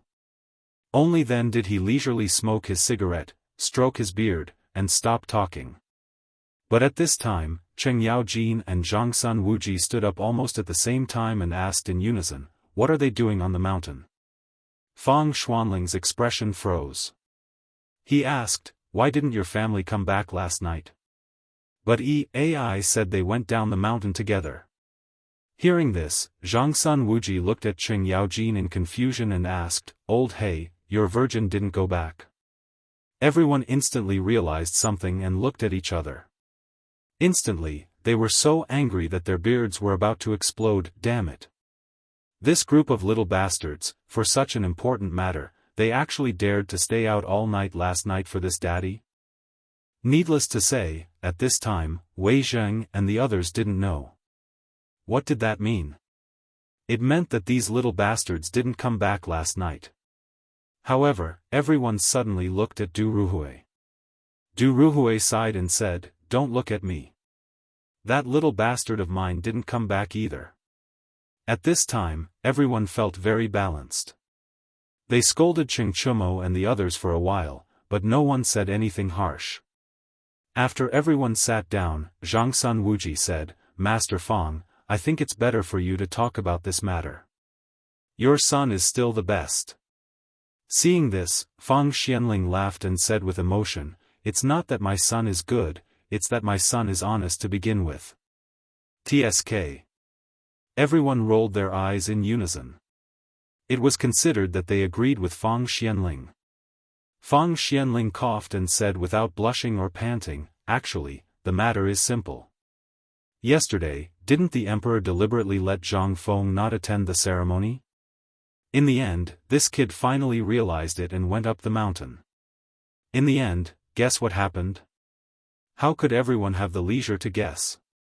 They impatiently urged, hurry up and say it. Why are you dawdling? If you have the time, you would have explained it long ago. Hurry up, don't dawdle. If you dawdle, I'll pull out your beard." As Cheng Yaojin clenched his fists, Fang Xianling hurriedly wiped his beard and said, "This kid took off his boots and went to work." Hiss. Took off his boots?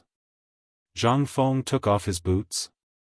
This was a little bit like Zhang Feng. If it was someone else, they would really think about the issue of identity. However, this set of theories was just a decoration for Zhang Feng. This kid had always been a master who did not play by the rules. The most important thing was, what was the fuss about taking off his boots? Who would not take off their boots? But, if he were to do it in front of those old antiques, it would seem a little. Everyone also realized where the problem was.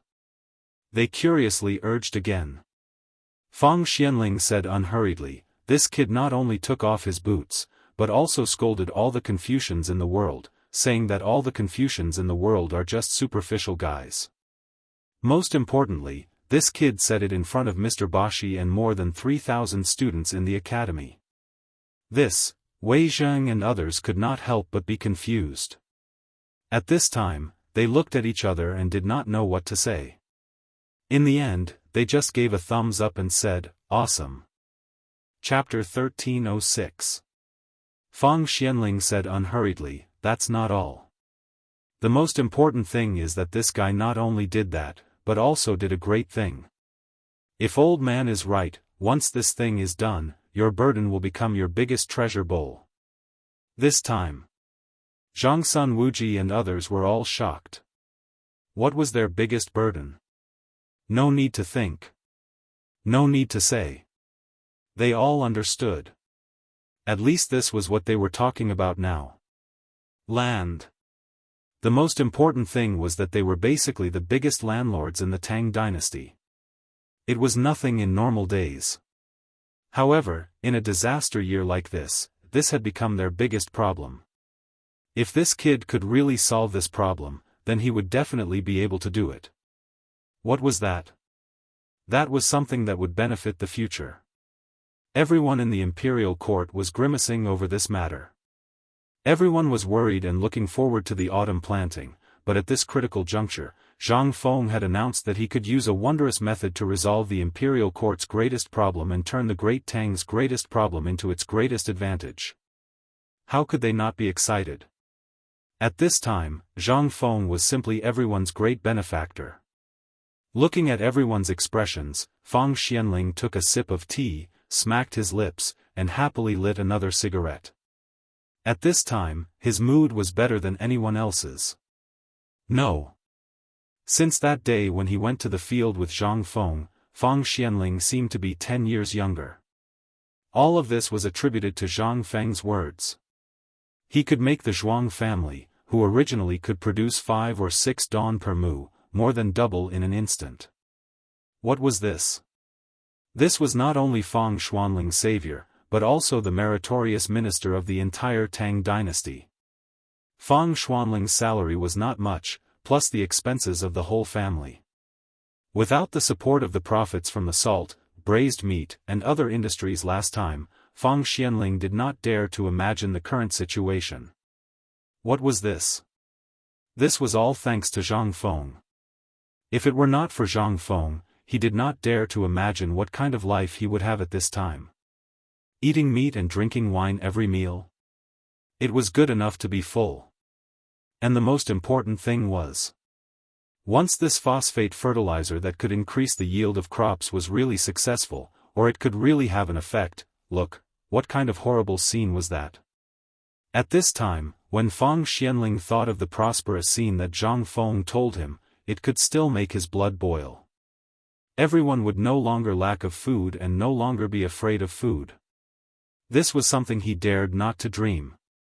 As the head of the secretariat, the number of memorials he received every day was simply uncountable. But what did these memorials talk about? They all wanted food. They wanted food. But how much surplus food in the national treasury?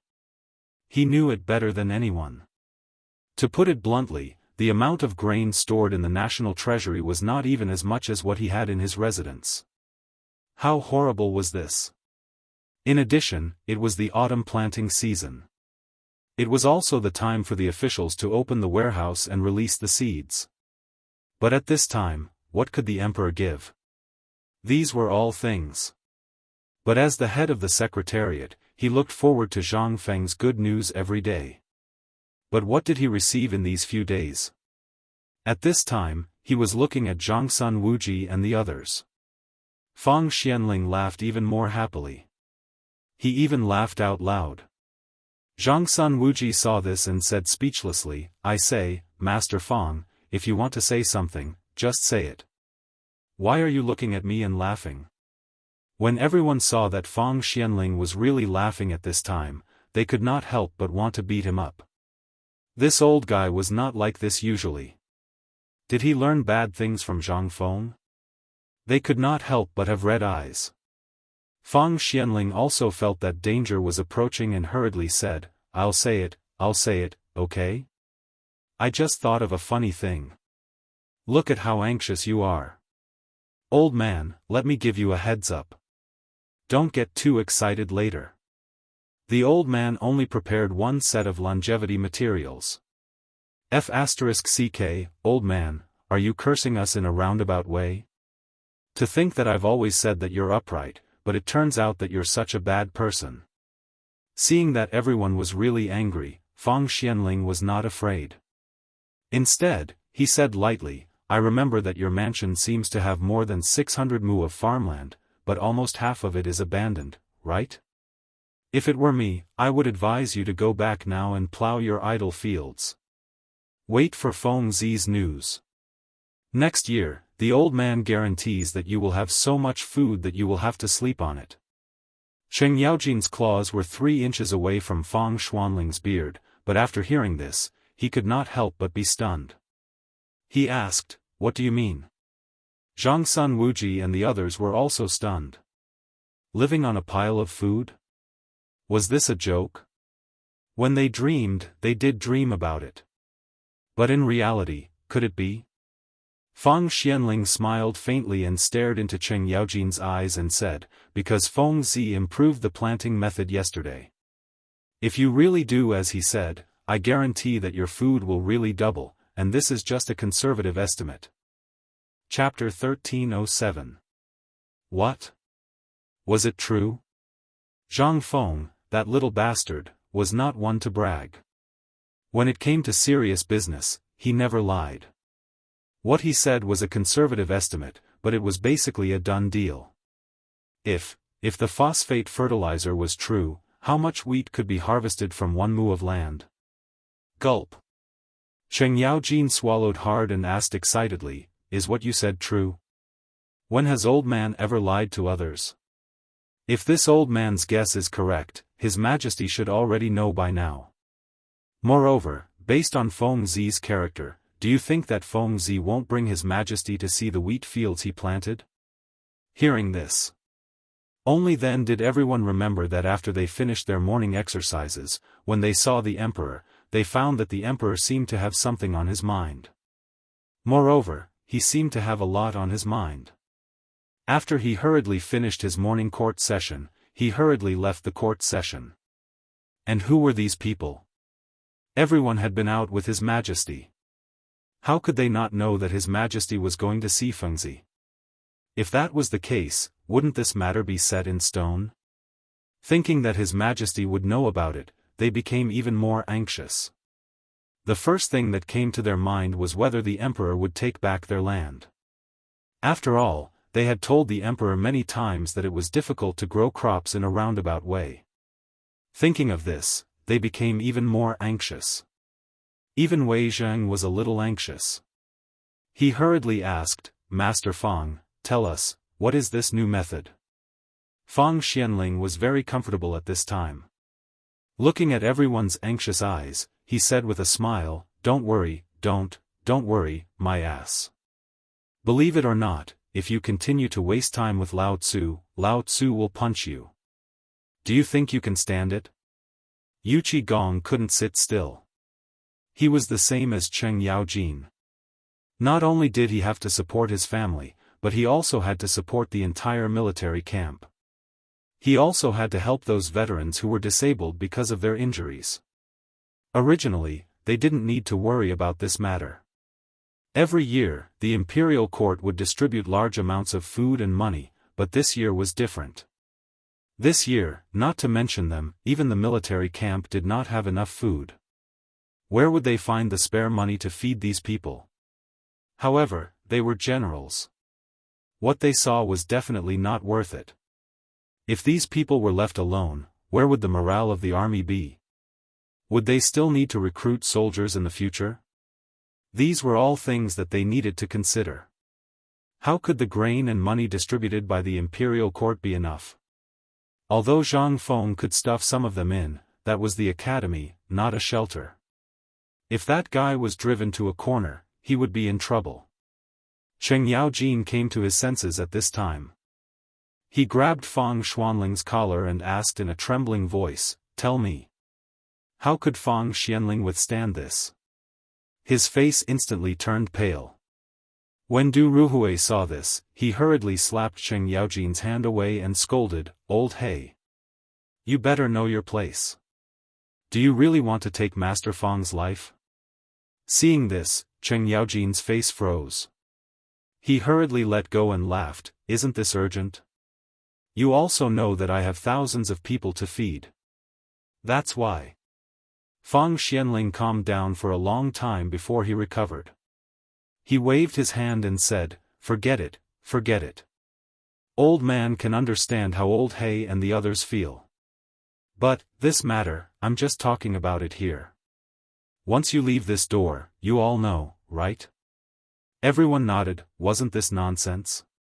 Without the emperor's approval, even if you gave them 10 heads, they wouldn't dare to reveal this matter.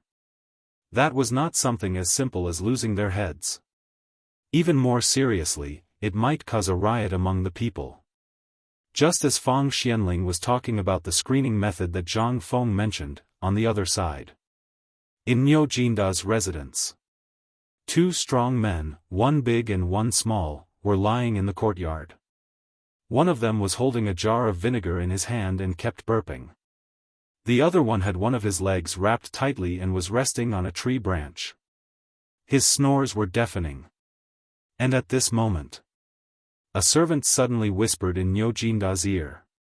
Hearing this, Niu Jinda opened his eyes in an instant and slapped the servant in the face, causing the servant to spin in a circle on the spot.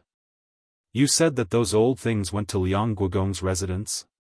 That servant was originally Niu Jinda's bodyguard.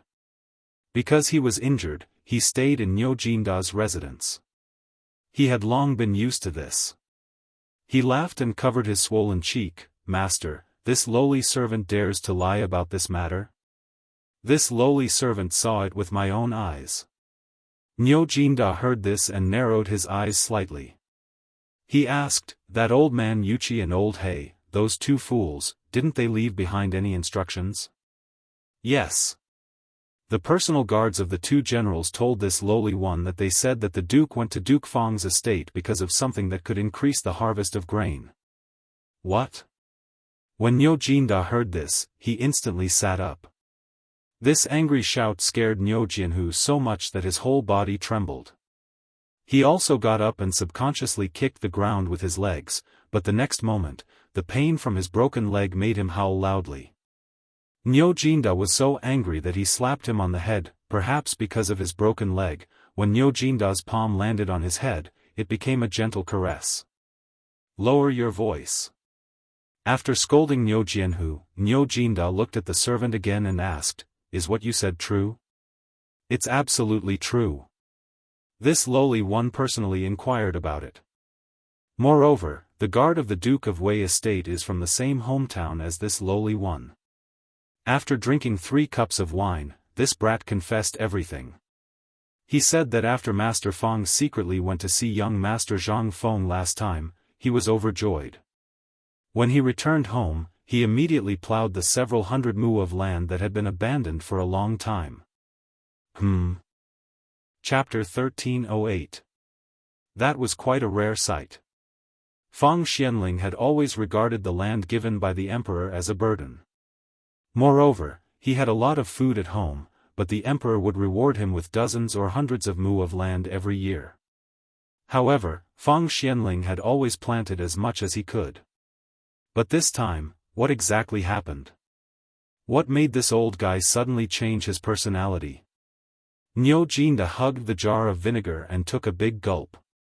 He burped and said, "Continue." Seeing this, the servant became bolder.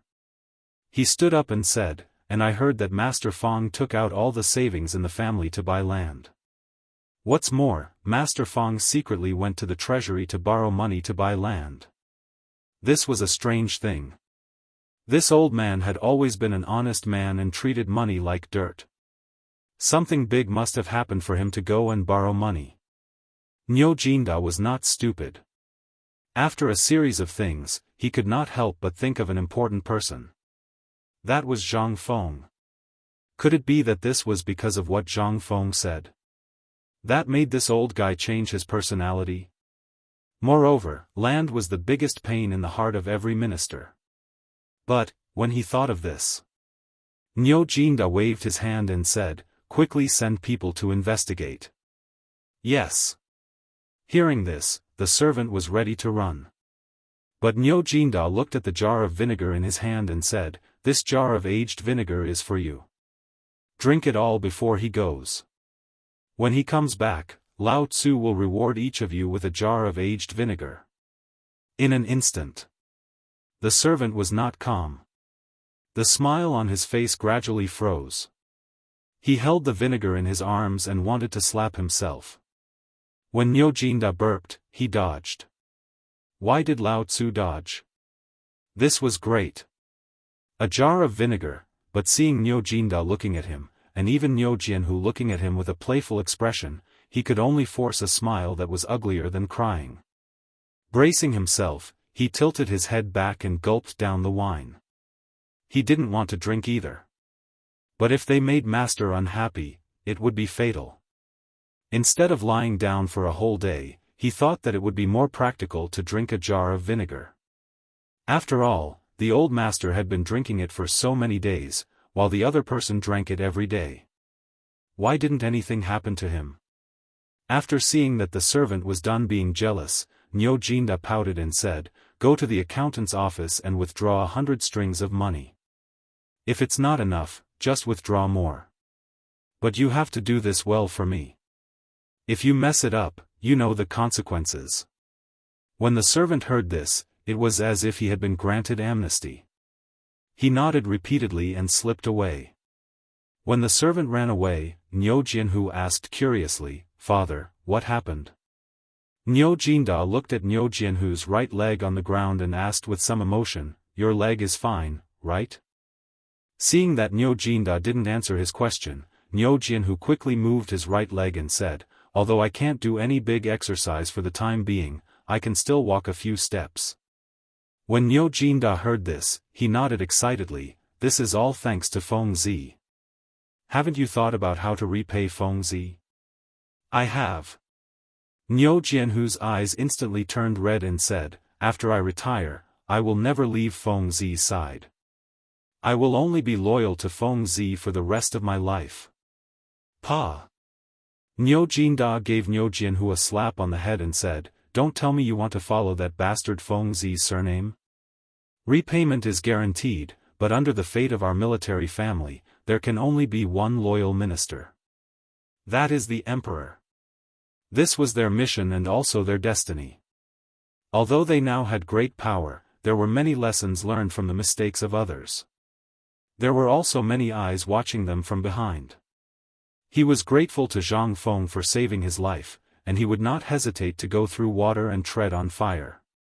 However, loyalty would only be shown to the emperor. Even if he wanted to say it, he could only say it in his heart. Jianghu obviously hadn't thought so far ahead. After all, he was only 19 years old. However, Jinda was somewhat gratified. After all, his son didn't disgrace him. He was a man who valued friendship and righteousness. Alright, there are some things that you can just say in your heart. At most, you still have to put it into action. Zhang Feng is so cunning that he won't take a fancy to you. However, your leg is fine now. Don't you want to go and thank Feng Zi? After hearing this, Jianhu finally understood. He hurriedly picked up the bamboo stick on the ground and was about to go out. However, he was stopped by Jinda and scolded, "You're going just like that? Where are you going?" Jianhu was stunned. "Didn't you say that Feng Zi is on the mountain? Moreover, I'm so bored at home. I've long wanted to go back to the mountain." Jinda heard this and sighed, "You silly boy, what gift do you think you're going to bring?" Jianhu was in a dilemma. It was too vulgar to give money. Besides, would Feng Zi lack money? What should he give? Suddenly, Jian and Hu Yi turned their heads and stared straight at the statue of Guan Yu in the living room of their home. Their eyes shone brightly. Jinda's eyelids twitched. However, in the end, Jinda also sighed and smiled, "Forget it, this painting will be Feng Zi's. Let's go. Let's go to his residence to eat and drink." Chapter 1309. Jinda looked reckless on the outside. Moreover, he appeared to be rash and reckless outside, but he was not like that. The real Jinda was exceptionally shrewd and calculating. Otherwise, how could he become a general at the age of 35? Wasn't that nonsense? At this time, it was obvious that Fang Xianling and the other old men were on guard. If they went up the mountain now, they would definitely bump into the emperor. And most importantly, even if they went up the mountain, would Feng Zi tell him so honestly? Now, it was impossible to go to Fang Xuanling's mansion. Where else could it be? Of course, it was Zhang Feng's mansion. There were some things that Zhang Feng naturally would not tell others. For example, how many times did Zhang Feng, the bastard, say that there was no wine, but what happened later? This guy always made wine in the tavern. What did this mean? Everyone was the same. Good things should always be prepared at home. The more Jinda thought about it, the more he felt it was possible. After all, Zhang Feng had a criminal record. Jinda's mansion, although not in the residence of the 16th prince, was not far from it. And most importantly, Zhang Feng's mansion originally belonged to the retired emperor. All the traffic, safety, scenery, and so on were the best in the whole area. After coming out of Xining Square, they turned a corner and went straight to Zhang Feng's mansion. At this time, Jia Daoren was gone at the gate of Zhang Feng's mansion, but the rest of the people were staring at everyone passing by the gate like knives. They seemed to be on guard against something. When Jinda's sedan appeared in the vision of the servants, the soldiers who were patrolling all surrounded the gate of Zhang Feng's mansion. After all, they used to be soldiers, so they could see that Jinda's sedan was coming for the mansion. When Jinda's sedan landed, the housekeeper, Du Zidong, had already appeared at the gate. The moment he saw Jinda, Du Zidong's eyelids twitched, and he grinned and laughed. "Old Master Nyo is here? Sorry for not going out to meet you, sorry for not coming out to meet you." Jinda waved his hand and glanced at the servants who were trembling all over. He then cupped his fists and said, "It's fine. I wonder if Feng Zi is in the residence." Du Ziteng naturally didn't notice the strange behavior of the servants behind her. She sighed and said, Master Niu, please come inside. Come in and sit down. Let's talk.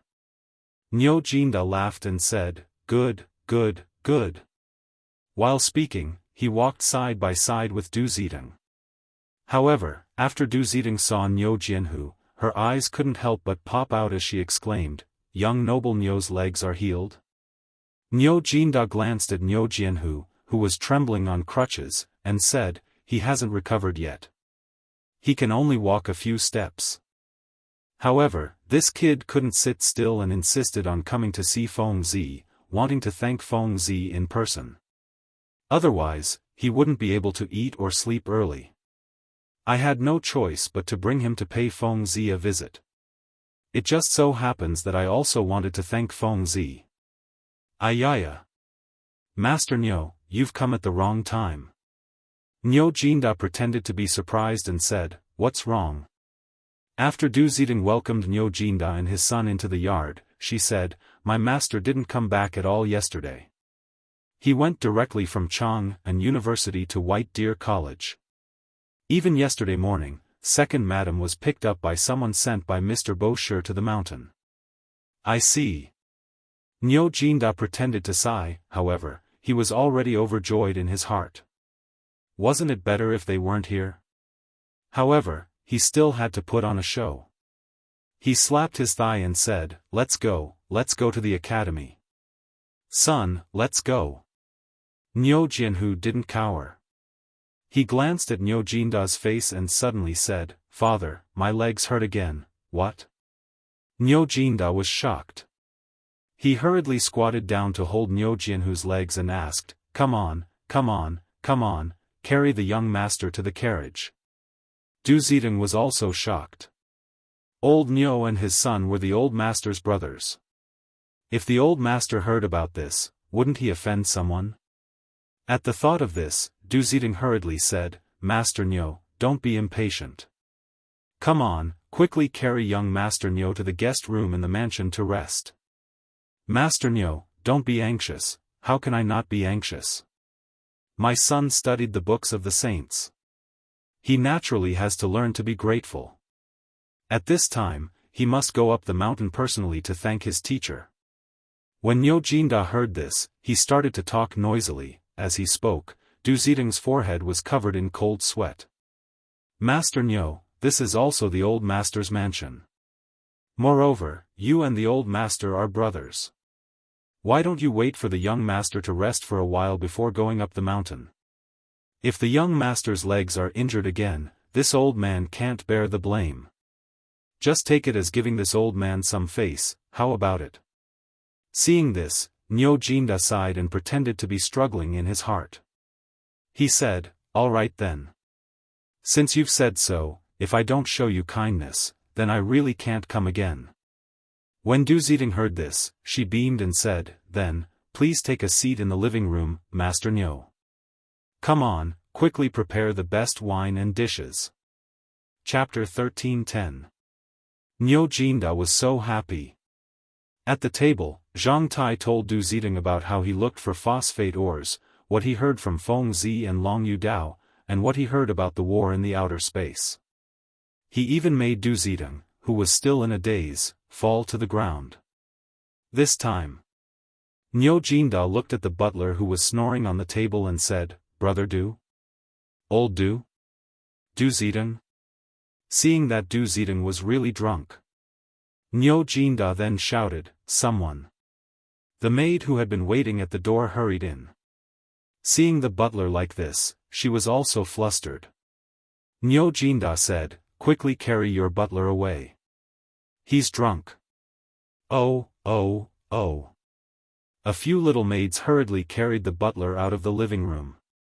In an instant, a few servants seemed to want to show off in front of the woman and hurried forward to help. In an instant, the entire front yard of the mansion was in a mess. Seeing this, Niu Jinda lit a cigarette and sat for a while before slowly getting up. But when he walked out of the door, he found that there was still a manservant guarding the door. After seeing Niu Jinda, the manservant bowed respectfully, Master Nyo. Oh, I'm drunk. I'm going to sit in the garden. I've heard Feng Zi boast that his 4 courtyards each have their own merits. Why don't you show me around? By the way, I can sober up. I might have to bring your master back tonight. Hearing this, the manservant dared not say anything. He could only hurriedly lead Nyo Jinda around the courtyard. How could Nyo Jinda be in the mood to change the courtyard? When he was chatting with Du Zidong just now, he had basically figured out the situation of the courtyard thoroughly. And what surprised him the most was the east courtyard. After all, the 3 courtyards in the south, west, and north were all fine. Everyone could go in and out. But only the east courtyard. It was said that it was fine before, but since a month ago, Zhang Feng found 3 old guys from Tonghuifang from outside, no one was allowed to enter the east courtyard, including the second madam, Jingshu. Only the 3 old men took turns to guard the courtyard. This piqued Nyo Jinda's interest. Brat, I've heard from your master that there are some rare flowers and plants in the east courtyard. Aren't you going to bring me to take a look? The things here are basically the same as the plants in my residence. It's boring to look at them. Quickly lead me there. The manservant was greatly alarmed when he heard this and hurriedly said, Master Nyo, you can't. Nyo Jinda stared and asked, what? Master once said that other than his orders, no one is allowed to enter Dongguan. So, Master Nyo, it's better if you don't go. When old master returns, please let old master personally. Bullshit. In an instant, Nyo Jinda's ruffian style broke out. He stared at the waiter and said, yesterday, I was drinking with your master at Chang'an University. He also said that he wanted me to come here to admire his East Court today. Why is he not here? His words don't count, do they? The manservant instantly broke out in a cold sweat. The relationship between Master Nyo and the others was obvious to all. Moreover, at this time, the housekeeper was drunk and the woman was not here. They could not make the decision. Seeing this, Nyo Jinda shouted again, what? Do you really want me to go and invite Feng Zi here now? Okay, come here. Quickly go up the mountain and ask Feng Zi to come down the mountain. Just say that I, old Nyo, was bullied in his residence and I can't even look around the courtyard. What kind of logic is this? What do you mean? The servant basically knew Nyo Jinda. At this time, when he saw Nyo Jinda angry, he was also frightened. He hurriedly went forward to persuade him and kept winking at the manservant. Brat, isn't it just looking at the courtyard? It's not going to the master's main room. What are you afraid of? You can't even do such a small thing. If the master knows about it, have you thought about the consequences? Our master values brotherhood the most. If he knows about it, you brat, just wait to get out of here. Nyo Jinda looked at them with a smile. At this time, he said, by the way, Feng Zi said that he wants the Guan Yu painting in my house. That is the one and only authentic painting in the world. Back then, I was reluctant to sell it even if someone offered 10,000 gold. This time, Feng Zi cured my father and I, so I took it and prepared to give it to Feng Zi as a thank you gift. Alas! But you have disappointed me too much. Forget it, I'm leaving. Guan Yu painting? The manservant did not know, but the old soldiers and servants all knew. Back then, this thing was bestowed by the emperor. It was spread out from the palace of the previous dynasty. Even if it was not authentic, what was it? This was something bestowed by the emperor. Its significance was extraordinary. At this time, this blind thing. This was simply, Master was the most affectionate and righteous. This was known by everyone. Wasn't this Guan Yu painting a good match for Master?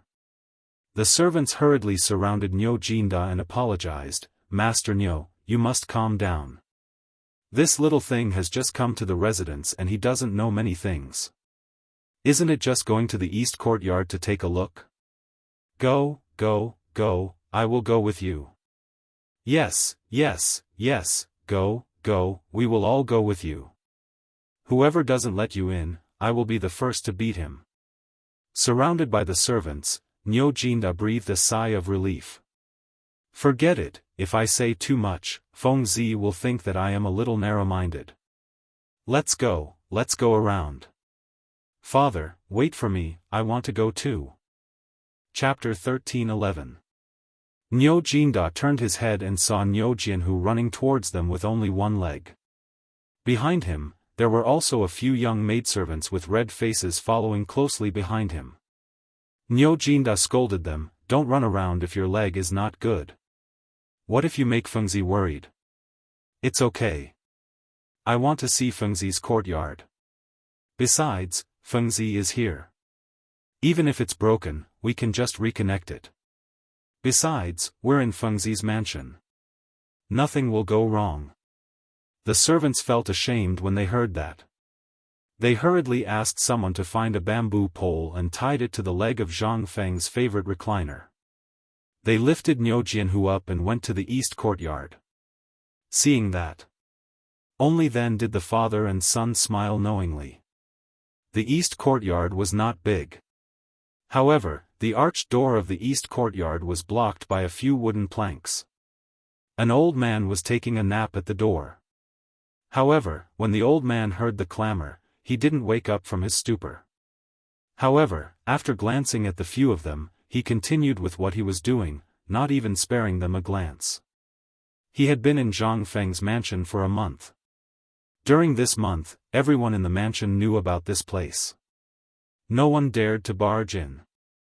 Therefore, he thought Niu Jinda and the others were passing by and going to the pavilion in the middle of the lake. However, he was wrong this time. Niu Jinda and the others went straight to the old man. When they saw that the old man was still taking a nap, the servants were annoyed. Hey! Old man, open the door. Master's guests are going to the courtyard. The old man woke up with a start. He rubbed his sleepy eyes and carefully whipped Niu Jianhu. After making sure that master was not around, he changed his position and continued to take a nap. Niu Jinda was put in a difficult position. It was not easy to solve the problem in front of him. He did not expect that the old man here would be so difficult to deal with. The servant also seemed to feel that he had lost face. With a cold face, he glared at the old man and said, "Old master, I've received orders from the master to bring the honored guest. Ask old master to personally tell this old man. Otherwise, even if you're the heavenly king, Lao Tzu won't let you in." This time, Niu Jinda's interest was piqued. Smiling, Niu Jinda squatted beside the old man and handed him a cigarette, but the old man didn't even flick it. Niu Jinda still squinted his eyes and just changed his posture. The corner of Niu Jinda's mouth twitched in anger. This plan didn't seem to work. Sigh. Grandpa, Fengzi is busy with the autumn planting on the mountain now. If it weren't for something, Fengzi would have come down with me. Do you know why I came here directly this time? Why?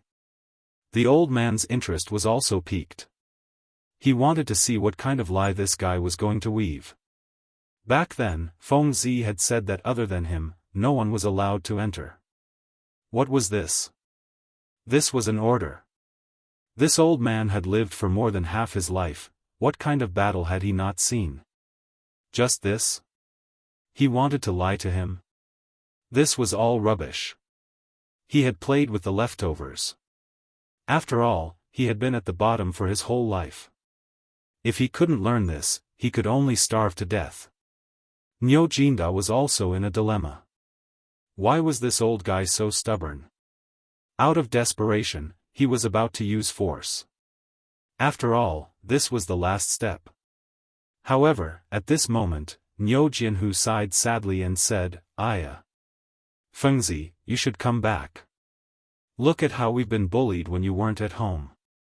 If others were to know about this, they would think that everyone in your residence is such a bully. And do you have to do this? In order to let the people of the world have enough to eat, you don't even want your home? We just listened to you and came back to the East Court to get some things. Look, what are these? I told you to come back, but you didn't listen. Now, this is great." Hearing this, Niu Jinda's eyes turned and said, "Isn't that so? This kid even said that there's something in the East Court that can comfort the people of the world and asked us to come and see it." Sigh. Fine, fine, fine. Let's go. We don't have this blessing, son." Hearing this, the old man finally opened his eyes. He was a little hesitant. It was reasonable to say that Zhang Feng had told them more than once before. This was a secret that ordinary people were not allowed to disclose. Moreover, in the family, only the three old men and Zhang Feng knew about this. But now, how did the two of them know? If they continued to make trouble like this, what would happen? Hurriedly, the old man sighed and said, "Forget it, I'm just going to do something. It's not like I'm not letting you in. Do you have to do this? Also, the thing that you said is related to the safety of the world's people is not here. There are only some precious flowers and plants. If you're talking nonsense, I'll report it to the family head." This time, everyone couldn't help but be stunned. Instead, they felt that there was something shameful in this courtyard. At this time, Niu Jinda was even more certain that there must be some secret in this courtyard. However, at this time, it was accidentally exposed by him and his son.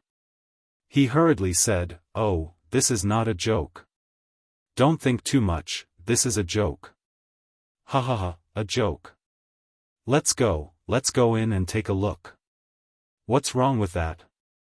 Chapter 13:12. No way. However, the old man was very stubborn. He stared at the crowd indifferently and said, "Master said to let the two of you in, but he didn't say to let them in. Besides, if you step on the flowers and plants, you can afford to pay for it, but can they? Don't you see that even I don't dare to go in casually? Isn't it because I'm afraid of stepping on these things?" Niu Jinda slapped his forehead and said, "Yes, yes, yes."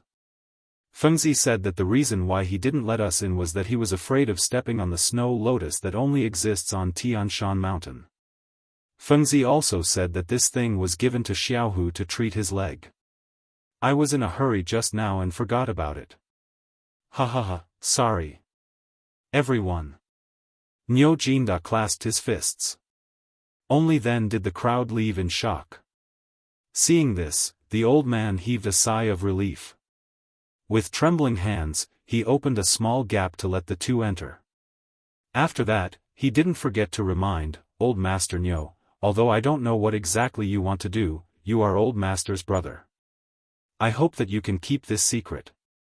If outsiders were to know, Old Master would instantly become the target of public criticism." Seeing this, Niu Jinda hurriedly and cautiously nodded, "Don't worry, I know what I'm doing." After saying that, Niu Jinda slowly supported Niu Jianhu into the East Court. The old man also locked the wooden board and sat at the door to take a nap again. East Court. There were indeed countless rare and exotic herbs in the East Court. However, in the East Court, there seemed to be 8 sides. However, it also seemed to be a smaller version of the entire court. It was also divided into 4 areas, north, south, east, and west. These 4 areas were separated by waterside pavilions and flowing water. The entire East Court looked more elegant. However, in the depths of the East Court, there was smoke rising from time to time. This made Niu Jinda and Niu Jianhu look at each other and quicken their steps. Previously, they had only vaguely guessed. However, after talking nonsense just now, they did not expect this old man to be really afraid. That was to say, the secret of this court was really the cultivation location of the thing that could multiply the production? With this thought in mind, the two of them couldn't help but speed up. Although the east courtyard wasn't big, the winding paths and waterside pavilions allowed the two of them to vaguely see through the gaps between the bamboo forest and the rare herbs. But a moment later, the two of them finally walked out of the garden. What entered their eyes made them flabbergasted. In the innermost part of the innermost row of houses in the east courtyard, where the sun shone the brightest, there was a straw shed that did not fit in with the environment. It attracted their attention. On one side of the straw hut, a large stove was burning fiercely. A pot of water was boiling in the pot, and steam was rising in spirals. However, the two old men seemed to be used to this. Instead, they were squatting in the corner, smoking and chatting. At this moment, an old man turned his head and saw Jianghu in a white robe. He hurriedly became alert and asked, "Who are you? Who let you in?" As they spoke, the two old men hurriedly picked up the grass on the ground and desperately tried to cover something behind them. The sharp-eyed Jinda instantly noticed the wooden trough behind them, as well as something he had never seen before. It was as tall as a chopstick. Jinda was secretly shocked. This wasn't wheat. What was this? But this wasn't the time to think about this. He smiled and said, "Don't worry, we are Feng Zi's brothers. This time, we came on Feng Zi's instructions. We didn't come for any other purpose. We just came to see that thing." Jinda pointed to the thing behind them. The two old men looked at each other and hurriedly said, "What is it?" "There's nothing here except flowers and plants. You can go." "Phosphate fertilizer. Feng Zi is not free. He asked me and my father to see the phosphate fertilizer so that we can go back and tell him about it." Jianghu's voice made the two of them let down their guard. Regarding the phosphate fertilizer, apart from the dean and a few people from Chang and University, no one knew about it. But these two guys, why did they look so unfamiliar? One of the old men in yellow asked, "You said you are the brothers of the head of your family, but why haven't we seen you before?" Jinda heard this and laughed, "Old man, you might as well go back and ask the servants in the courtyard." "Oh right, you can go and ask now. We won't move. Let's talk about it after you figure out our identity." This time, the two old men still didn't let down their guard. The old man in yellow whispered a few words in the ear of the other old man, and then hurriedly ran out. After a while, he came in with a frown. When he walked to Jinda and Jianghu's side and saw Jianghu's leg, he said in surprise, "Are you the guy who came back after the dean used the blood-snatching life-exchanging technique?"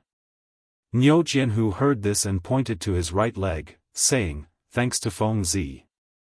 Otherwise, I would have gone to hell by now." After confirming their identity, the old man in yellow breathed a sigh of relief and said, "So it's you. Let's go. Master is really too much. He personally said that except for him, no one is allowed to come here." Why did he go back on his words? Chapter 13:13. At this moment, he was no longer on guard. Jinda returned to his normal self. He chatted with the two old men and smoked. He didn't mention that matter at all. After seeing that the two old men were almost fooled, Jinda looked curiously at the thing covered by the thatch and asked, "Old man, what is this?" "Oh, this is..." One of the old men was about to say something, but he was bumped by the yellow-clothed old man, and his voice was cut off. This made Jinda a little disappointed. But at this moment, the yellow-clothed old man said, "This is something that the old master got from a merchant in the western region. The old master didn't say what it was. He just asked us to take care of it carefully. It's been a month, and this thing has only grown to this extent." While speaking, the yellow-clothed old man carefully lifted a potato sprout. Jinda and Jianghu immediately surrounded him. After looking around, they really couldn't find what this thing was. Anyway, this thing was definitely not food. They couldn't help but feel a little disappointed. But he inadvertently saw a little white thing on the wooden trough. Jinda asked, "This thing, has it always been phosphate fertilizer?" The yellow-clothed old man nodded and then shook his head, "No, this phosphate fertilizer was made by the old master a few days ago. It was only used a few days ago. Then may I ask, old man, is this thing a medicinal herb? The potato sprout was green and had a dark green color. However, his strange appearance was somewhat similar to those of those exotic plants and medicinal materials. As for food, forget it. They were also experienced and knowledgeable people. When had they ever seen such food? They were a little disappointed. The yellow-clothed old man took advantage of the situation and said, "Yes, I heard that this thing seems to be a kind of medicinal herb, but the old master didn't say what it is. When we picked the yellow leaf before, we tasted it. It didn't have much taste. It was sour, and numb." Niu Jinda was surprised when he heard that. Seeing that, the old man carefully squatted in front of the exposed potato sprout and looked at it again and again. Finally, he picked a slightly yellow leaf at the bottom and handed it to Niu Jinda, saying, "You don't believe me? Have a taste." Niu Jinda really didn't believe it. He took the potato leaf and tasted it.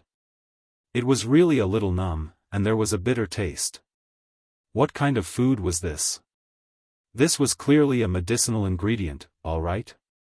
Niu Jinda couldn't help but feel a little disappointed. He also wanted to leave. After all this time, what kind of secret did this kid have? This trip could be considered a waste. When the time comes, if that brat knew, he would fly into a rage and dig a hole in his nose. But what else could he do? Niu Jinda, who was once again disinterested, chatted with the two old men for a while before he got up and left. After Niu Jinda and the other man left, the two old men heaved a deep sigh of relief. After looking at each other, the yellow-clothed old man hurriedly said, "I keep feeling that something is wrong with this matter. You keep an eye on it. I will immediately go up the mountain to ask about the situation." "All right, go and come back quickly.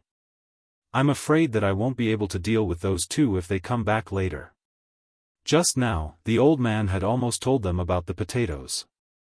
If the yellow-clothed old man hadn't reacted quickly enough, he would have died. But this thing was also very strange to them. Zhang Feng said that this thing was food. But this thing didn't look like food at all. If you said that it was a medicinal ingredient, it looked a little like it. It was delicate and would break with a touch. It was very difficult for them to figure out what the use of this thing was. After all, food was nothing more than growing on the ears or on the waist of this thing. But what about this thing? Not to mention the fruit, it was even difficult to make it grow upright. Where was the fruit? This was what puzzled them the most. Just now, the yellow-clothed old man was not wrong. Therefore, the yellow-clothed old man tore off a piece of potato leaf and let the old bull taste it. This leaf was still in Niu Jinda's hand at this time. He also couldn't figure out what this thing was. If he said that the two old men were lying, it was not to the extent that he had seen many Zhuang family, whether it was in the Tang dynasty or in the extraterritorial region. But there was really nothing that was exactly the same as this thing. Most importantly, this thing didn't look like food at all. Could it be that we made a mistake? Niu Jinda sighed and looked at Niu Jianhu. Niu Jianhu glanced at the big leaf in Niu Jinda's hand and said, "Why don't we go to Lord Feng's mansion now?" "No." Niu Jinda shook his head and said, "Now is not the time. We can go to Old Hei's mansion in the evening and ask. If we go rashly now, do you think that group of old guys will say anything? Then what should we do?" Niu Jianhu was also in a dilemma. Niu Jinda stopped and looked at the gurgling water. Suddenly, he smiled and said, "It's okay. You go back to the mansion now and plow all the fields in the mansion that can be cultivated. Also, take out all the savings in the family and buy land for me. If it's still not enough, go and borrow some for me." Niu Jinda stared at the flowing water with shining eyes and said excitedly, "I have a feeling that something big is going to happen this time. The more fields we have, the better." Chapter 13-14. In Duke Liang's mansion. At this time, several people began to tremble violently. It was as if they were drunk and had a headache. This was because they were so excited. After knowing what happened on the mountain yesterday, they couldn't wait to go home and take out all their savings to buy land.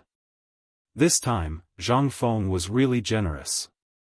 Not only did he really use the phosphate fertilizer for the autumn planting, but he also tinkered with something that could produce phosphate fertilizer without being poisoned. The most important thing was that the method of selecting seeds was simply unheard of. If this thing was really as Zhang Feng described, then with the phosphate fertilizer, the yield per mu could reach 1,000 caddies. What was the difference between that and playing? This was not the point. The point was, at this time, they were all urgently selling the excess land in their hands. Everyone couldn't help but have an impulse to beat themselves to death. They also had an impulse to beat Fang Xianling to death. Damn bastard, why didn't you tell us earlier if you wanted to change things after knowing? We all said we were colleagues. Was it necessary? But Fang Xianling seemed to enjoy the atmosphere at this time. He said with a smile, everyone, don't be impatient. I believe that the Emperor will summon us tomorrow. It's not too late to go back and arrange everything tonight. You've been sitting here for 4 hours. If you don't eat before leaving, wouldn't it be said that I, Fang Xianling, don't know the ways of the world? Come on, prepare the banquet. Wait. Zhang Sun Wuji was the first one who couldn't sit still. After all, he had the most land here. This time, if the Emperor really knew about this, once he came to find them, he would definitely take back part of the land. After all, he had complained about this to Empress Zhangsun yesterday. What if the Empress had really said something to the Emperor last night? Then now, how could he sit still when he thought of this?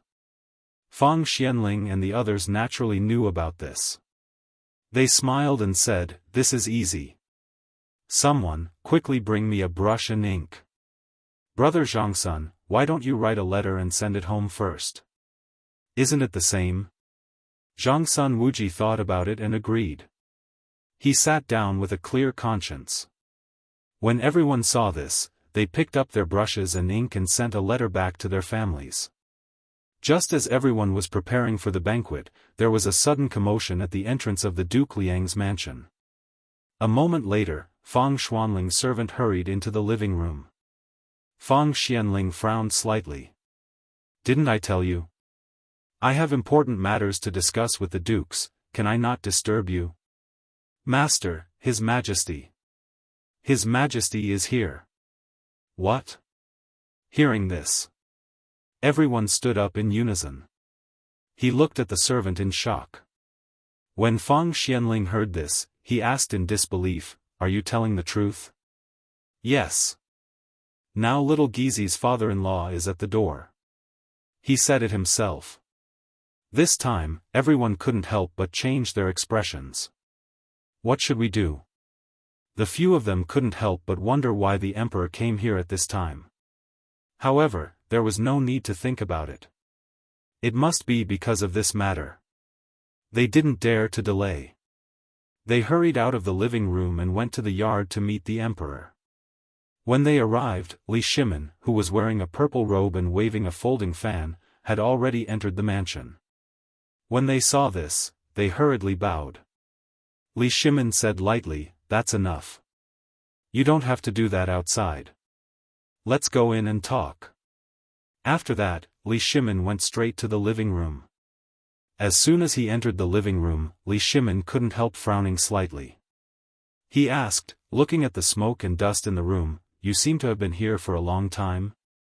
As he spoke, Li Shimin took out a white object from his bosom under the astonished gazes of several people, and hung it on his mouth and ear. They had seen and heard of this thing. This thing was called a mask. It was made by Feng Zi. It was also because of this thing that the extraction of phosphate fertilizer was faster. It wouldn't poison people. Li Shimin looked at everyone. After sitting down, he waved his hand and said, "Sit down."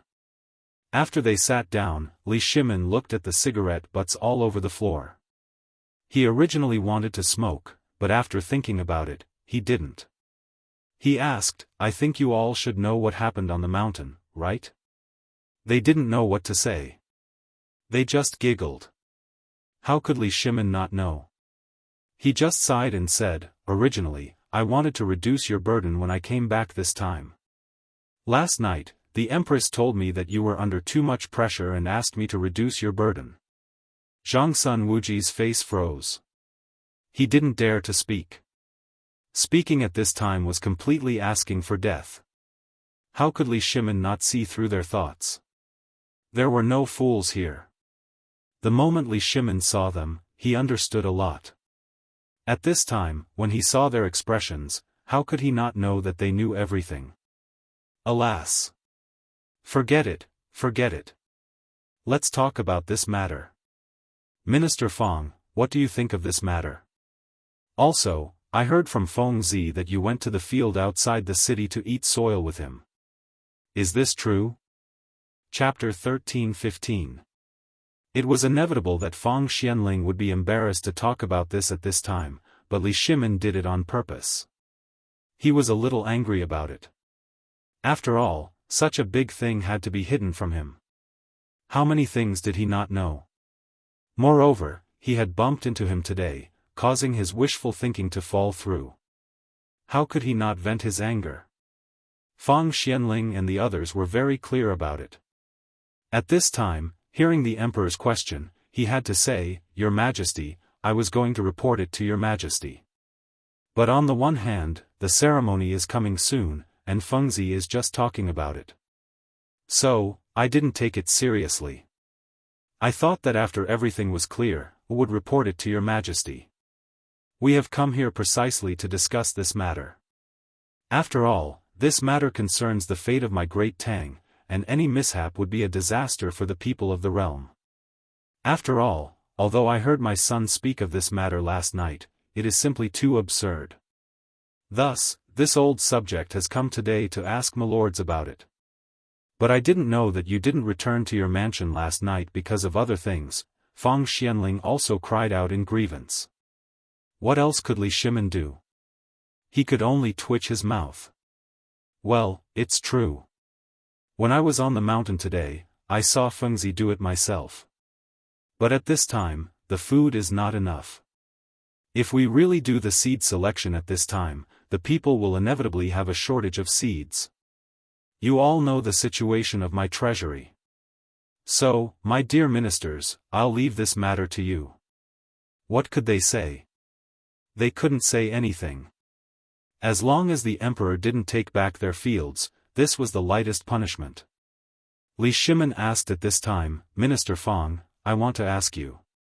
Feng Zi said that the soil was sour. Tell me, is what Feng Zi said true? Feng Xianling nodded. He recounted his conversation with Zhang Feng that day, the difference between the two soils after tasting them, and the new type of irrigation that Zhang Feng had mentioned. If Feng Xianling continued to hide the truth, then he would be the one who didn't know how to appreciate favors. After all, at this time, the emperor did not pursue the matter. He just wanted to ask about the situation that day. Who knew what that brat Zhang Feng said to the emperor on the mountain? After Feng Xianling finished speaking, everyone was stunned. Photosynthesis, irrigation in water, pesticides, and so on. These were all like heavenly books, leaving everyone dumbfounded. Only Li Shimin, who had a rough understanding of the situation, felt that it was very interesting. However, although Li Shimin still looked normal on the surface, his heart had long been set off a monstrous wave. What is this? This was the mountain river map that Feng Zi had drawn for him. At first, when Zhang Feng said it on the mountain, although he felt it was a little unbelievable, he still didn't dare to believe it. But now? At this time, combined with what Feng Xianling and Feng Yai had seen and heard, Li Shimin couldn't help but believe it. Dear ministers, today Feng Zi said that as long as we have a bumper harvest this autumn, the Tang dynasty will basically never enter an era of famine again. Do you believe it? Several people were silent. They didn't dare to make a decision easily. After all, this matter was too big. Li Shimin waited for a while. Seeing that no one spoke, he lit a cigarette. His hands trembled, and he didn't mind the smoke in the room. He slowly and fiercely smoked the cigarette. Today, when I heard for the first time that the grain that was originally 5 dan per mu could be increased to 10 dan per mu, I really wanted to. After all, you have seen that after years of war, not to mention the people, even the national treasury is empty at this time. Empty? Why do you think I want to go up the mountain every day? Do you know how long I sleep every day? Less than 3 hours. Every night, I would dream of thousands of wronged souls grabbing me and asking for a bite of food. I also dreamed that my brothers who had died in the war were questioning me why I didn't let their families have enough to eat. I am ashamed to face them. Only at Feng Zi's place can I have a moment of peace and relaxation, but today, Feng Zi told me that the prosperous era I dreamed of is at my fingertips. At this time, I am very doubtful whether this is a dream or real. Li Shimin spoke very calmly. However, everyone lowered their heads in shame. Even Yuqi Gong and Cheng Yaojin's shoulders were trembling slightly. But they still didn't dare to speak. After all, they had dreamed of what the emperor dreamed of. Li Shimin sighed again, looked at Wei Zheng and said, "Prime Minister Wei, can you wake me up again? Tell me, is this true?" Wei Zheng also choked. He knelt on the ground excitedly and cried, "Your Majesty, all of this is true. This is true, not a dream. The good days of the Tang dynasty are coming." Chapter 13:16. Silence. A deathly silence. It was so quiet that a pin drop could be heard in the spacious living room. Everyone was waiting and pondering. But no one spoke. The sun was setting in the west, and they sat there until it was time for the lamp to be turned off. Li Shimin came back to his senses. Looking at the moonlight that lit up the whole hall, he said slowly, "What's wrong? This is a good thing. Why do you all look so sad?" "I'm hungry. Prepare the food." His words were like an amnesty for everyone, and they all heaved a sigh of relief. And Fang Xianling hurriedly shouted, "Come on, prepare it quickly, forget it. I want to eat a bowl of noodles, a bowl of sour soup noodles." Sour, at this time, everyone wanted to vomit when they heard this word. But the emperor was here, and because of the darkness, Li Shimin didn't notice the strange expressions on everyone's faces. After a while, the lamp in the living room was finally lit. At the same time, a bowl of noodles with a strong sour smell was served. Li Shimin looked at the noodles and waved his hand, "Come on, let's eat. This is good food." Back then, while Li Shimin was recalling the good things of the past, on the other side, Niu Jinda and Niu Jianhu also quietly appeared at the gate of Fang Xuanling's mansion. Originally, Niu Jinda wanted to let Niu Jianhu go back, but this guy quickly went back to deal with the matter and then turned back. Niu Jinda had no choice. After all, they were already here. He had to take him with him and show off by the way. And also at this time, Xiao Gizi whispered in Li Shimin's ear, "Your Majesty, General Niu is here." Li Shimin was stunned. Sure enough, he just remembered that Niu Jinda didn't seem to come this time. He asked in surprise, "Isn't Niu Jinda recuperating? What is he doing here?" When he asked this question, they couldn't help but be shocked. This old thing came this time. Could it be that he had also heard some rumors? Everyone's guesses were actually quite unreasonable. After all, the guards on the mountain were all veterans under him and Yuqi Gong. Li Shimin also found it interesting and asked, "You're saying that Niu Jianhu is here too?" Little Gizi nodded in disbelief and said, "Your Majesty, yes," and I walked over. At this moment, everyone in the hall was dumbfounded. They all knew about the matter of a cow breaking a tiger's leg. But how long had it been? Half a month? He could walk now. Even if a godly doctor had descended to the mortal world, he wouldn't be able to do that, right? Li Shimin's interest was also piqued. He asked, "Are you sure he walked over like a normal person?" Xiao replied, Your Majesty, that's not the case. He uses crutches, but his movements are no different from ordinary people. If this servant didn't know that his leg was broken, this servant wouldn't believe it either. Quick, let them in. Li Shimin didn't care what they were here for. Anyway, they were here for this matter. After a while, Li Shimin and the others saw Niu Jianhu and Niu Jinda appear at the door of the hall with crutches one after another. Niu Jinda and Niu Jianhu pay their respects to your majesty. Rise, Jianhu. Come forward quickly and let me see your leg. Li Shimin was completely attracted by Niu Jianhu's leg at this moment. How could he remember anything else? Niu Jianhu heard this and looked at the other dukes in the hall. Then, he used his crutches and tried to maintain his manners as he walked slowly toward Li Shimin. Although he had tried to maintain his manners, he looked extremely awkward at this moment. However, this didn't matter because everyone's eyes were fixed on Niu Jianhu's leg at this moment. There seemed to be something extraordinary in that place.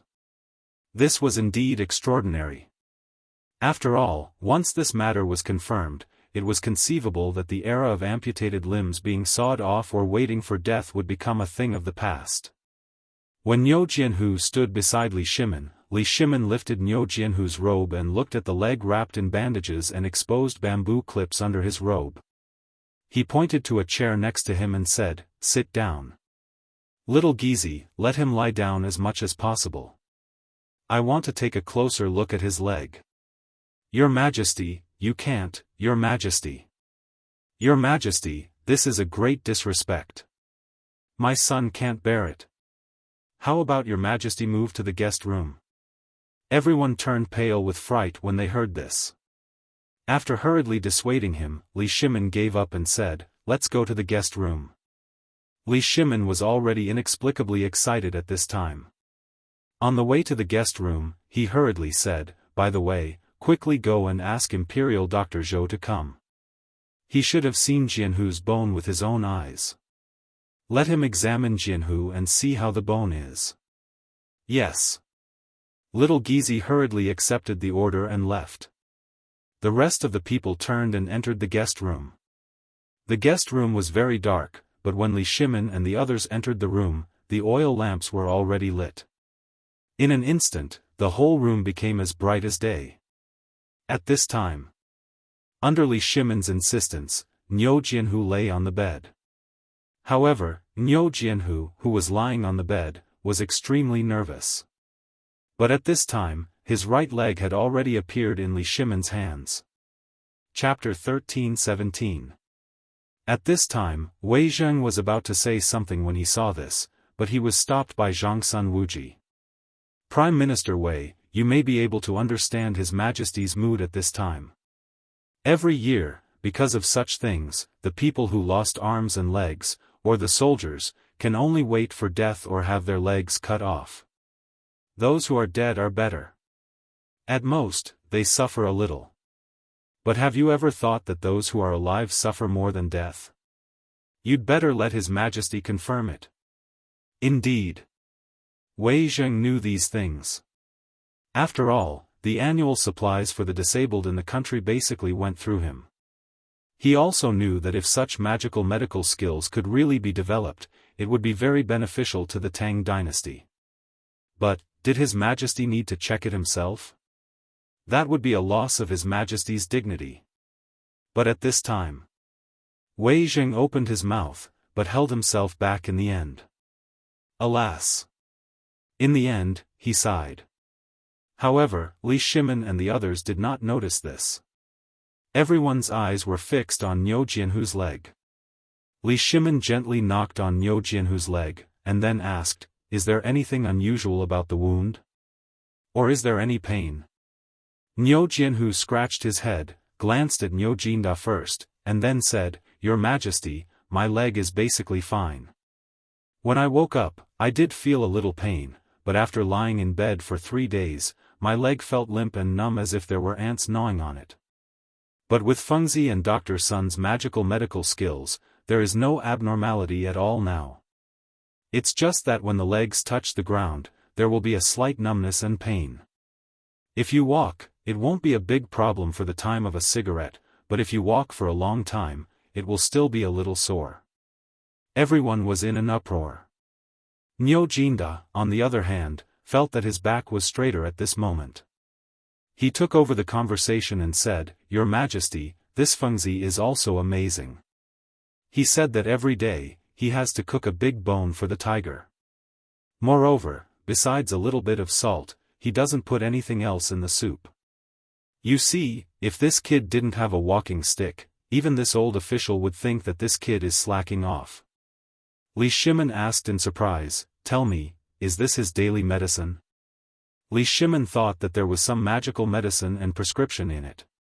He originally wanted to get it and pass it down as a big reward in the future, so that the people and the doctors in the world would be grateful to him.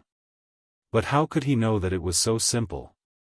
Hearing this, Niu Jinda hurriedly said, "No, no, no, Your Majesty, this is the prescription given by Fengzi. He said that it takes 100 days to heal the bones and tendons. He said that he has to drink this thing as much as he can to heal the broken bones. However, Divine Doctor Sun gave him an extremely ordinary prescription. This is what puzzles me the most. Divine Doctor Sun clearly told my son to abstain from meat and fish, but when it came to Fengzi, he asked my son to drink the nourishing soup as much as he could." This, Li Shimin and the others were also confused. "Did you bring the prescription?" "Yes, I did." "Let me have a look." This thing contradicts itself, so how can it be fused together? If they listened to Dr. Sun, these things would be fatal. But for Zhang Feng, these things became a life-saving prescription. Who was Li Shimin? How could he not know these things? He had heard of medicinal cuisine before, but he had never heard of it before. How could such a life-threatening illness be treated with something so nutritious? Moreover, he was able to make Niu Jianhu jump around in such a short period of less than a month. This was simply, it was amazing. However, just when Li Shimin wanted to take off the bandages and the bamboo clips, Wei Jing finally couldn't help but say, "Your Majesty, please wait for Imperial Physician Zhou to come and let the Imperial Physician do it." "How about it? This is so dirty." This time, Yu Qigong and the others couldn't listen to it anymore. He directly interrupted Wei Zheng and said, "Prime Minister Wei, Jianhu is the son of Niu Jianhu. If you say that Jianhu is dirty, are you saying that Niu Jianhu and I are dirty?" "No, no, no." Wei Zheng hurriedly explained, "Your Majesty is the Emperor. How can you be contaminated by such things?" Hearing this, Yu Qigong and the others angrily snorted. Li Shimin didn't care. He waved his hand and said with a smile, "Don't quarrel. In my eyes, this is not a leg. This is something that can save the lives of all the troops stationed in the Tang dynasty in the future. Think about it. How many of our brothers had to stay in those desolate places forever because of this?" This time, everyone was silent. Then they said in unison, "Your Majesty is righteous. Your Majesty, Imperial Physician Zhou is here." At this time, Shao Gizi slowly entered the guest room and said. Hearing this, Li Shimin sighed and said, "Well, let him in." Chapter 13:18. Imperial Dr. Zhou was originally thinking about the mask at home. The more he thought about it, the more he found it interesting. This thing suddenly gave him a magical tool that could cure diseases and isolate plagues in advance. But at this moment, a servant hurriedly brought in little Gizi, which surprised Imperial Dr. Zhou. After all, something big must have happened for the Emperor's personal eunuch to come in person in the middle of the night. Then, little Gizi didn't say anything and just asked him to take care of things. Then he went all the way to Fang Xuanling's mansion, which surprised Imperial Dr. Zhou a little. After all, Fang Xuanling's health had been poor before. But since Prince Zhang Feng made the bone-strengthening powder for him, his waist was no longer bent. He was no longer out of breath and even looked a little younger. What happened in the middle of the night? But when he plunged into the guest room, he couldn't help but tremble all over.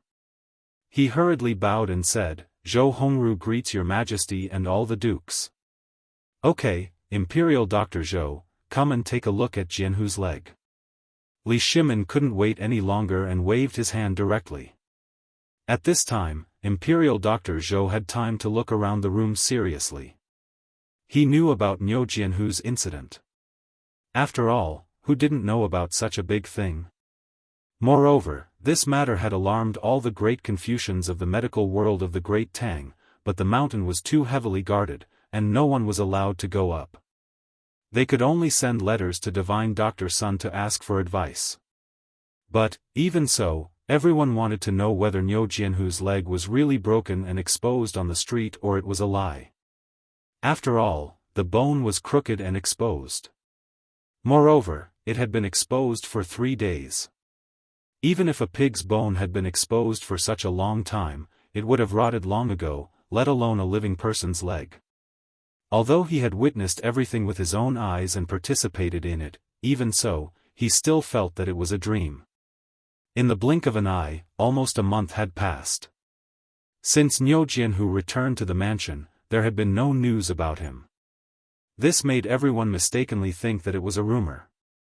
Even he felt that all of this was fake. However, was this fake? No. This was real. At this time, how could Imperial Dr. Zhou still care about his identity? He knelt beside Niu Jianhu's bed and carefully removed the layers of gauze according to Niu Jianhu's instructions, revealing rows of bamboo clips. At this time, although there was some blood in the gap of the bamboo clip, there was a strange smell like wine in the blood. Imperial Dr. Zhou couldn't help but ask, "What is this?" Niu Jianhu scratched his beard and said, "You've seen this before. It's alcohol. Fengzi said that we have to make some every day. He said that it's sterilizing and disinfecting. I don't understand. You're an imperial physician. Tell me, what is this magical thing? Why does it smell like wine? If it weren't for Fengzi's strict order not to drink, I would want to try it." Imperial Dr. Zhou's face turned black. How would he know what this thing was? But Li Shimin didn't think so. After all, Imperial Dr. Zhou had witnessed the healing of Niu Jianhu's leg with his own eyes. Wasn't this thing something that he had to study every day? He asked, "Imperial Dr. Zhou, I also want to know what this thing is." This, Imperial Dr. Zhou was in a dilemma. How would he know what this thing was? Even if he had heard of alcohol, how could he have a chance to get a little bit of it? But at this time, the emperor asked so. If he dared to say that he didn't know, that would be the consequence. He was clear. He hurriedly said in a cold sweat, "Your Majesty, this alcohol. I'm also studying it. It's a good thing. As General Jianhu said, this thing can disinfect and sterilize. Without this thing, I don't think Brother Hu's leg would have recovered so quickly." This time, everyone finally understood. It turned out that this boy had set a trap for them here. If Imperial Dr. Zhou hadn't witnessed it in person, everyone would have been deceived. They would really think that this big bone soup really had such a magical effect. But Li Shimin still didn't give up and asked, "Then tell me, what does this big bone soup mean? Why didn't Fengzi prescribe him any medicine, but let him drink this thing every day? God F** King knows this. Damn boy, why did you do this?" Imperial Dr. Zhou wanted to cry but had no tears. But he still braced himself and said, "This thing is Prince Zhang's secret. I'm stupid and don't know it for the time being." Li Shimin was slightly disappointed. But there was a trace of heat in his eyes. He had to get the secret recipe of this thing. What was it? This was Zhang Feng's true ability, wasn't it? Do you think I'm so easy to fool? Do you think I'm too simple? Li Shimin looked at Niu Jianhu's leg at this time and smiled slightly. However, his smile made Niu Jianhu shiver uncontrollably. Chapter 13:19. Li Shimin was very happy. He did not stop laughing for almost the whole night. He was even woken up by his own laughter in the middle of the night. After breakfast, Li Shimin went to the morning court while humming a tune under the suspicious gaze of Empress Zhongsun, who had been yawning all the time. Empress Zhongsun couldn't help but think that something had happened to the emperor. Was he stupid? As the morning bell rang, Li Shimin appeared in the back hall of the political announcement palace early. He drank tea and looked through the screen at the ministers doing morning exercises in the square outside the palace. When he thought of the prosperous scene described by Zhang Feng, Li Shimin couldn't help but have an illusion. Wasn't this the so-called prosperous time? After the change of the Xuanwu Gate and the Wei River Alliance, Li Shimin had never felt so comfortable before. At this time, he actually imagined that he didn't even need to go to the morning court at this time next year. If he could chat with Zhang Feng on Shao Mountain every day, and then deal with the government affairs while talking and laughing, this must be the life of an immortal, right? But when he thought of Zhang Feng's future, Li Shimin couldn't help but sigh. At that time, if this brat were to find out my identity one day, what should I do? How could I continue to be so heartless with that stinky guy? Your Majesty, it's time to go to the morning court. When Li Shimin was letting his imagination run wild, Xiao Gizi's voice pulled him back to reality. Li Shimin sighed slightly and shook his head, saying, "Go to the morning court. Your Majesty is here." "Welcome, Your Majesty. Long live the Emperor."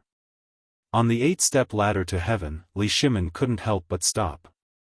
He turned around, looked at the ministers holding white jade tablets, and asked, "Rise." Just now, when I was watching your morning exercises, I suddenly had the illusion that I wanted to continue watching. I also thought of something a close friend once said. We have already written a copy of this sentence.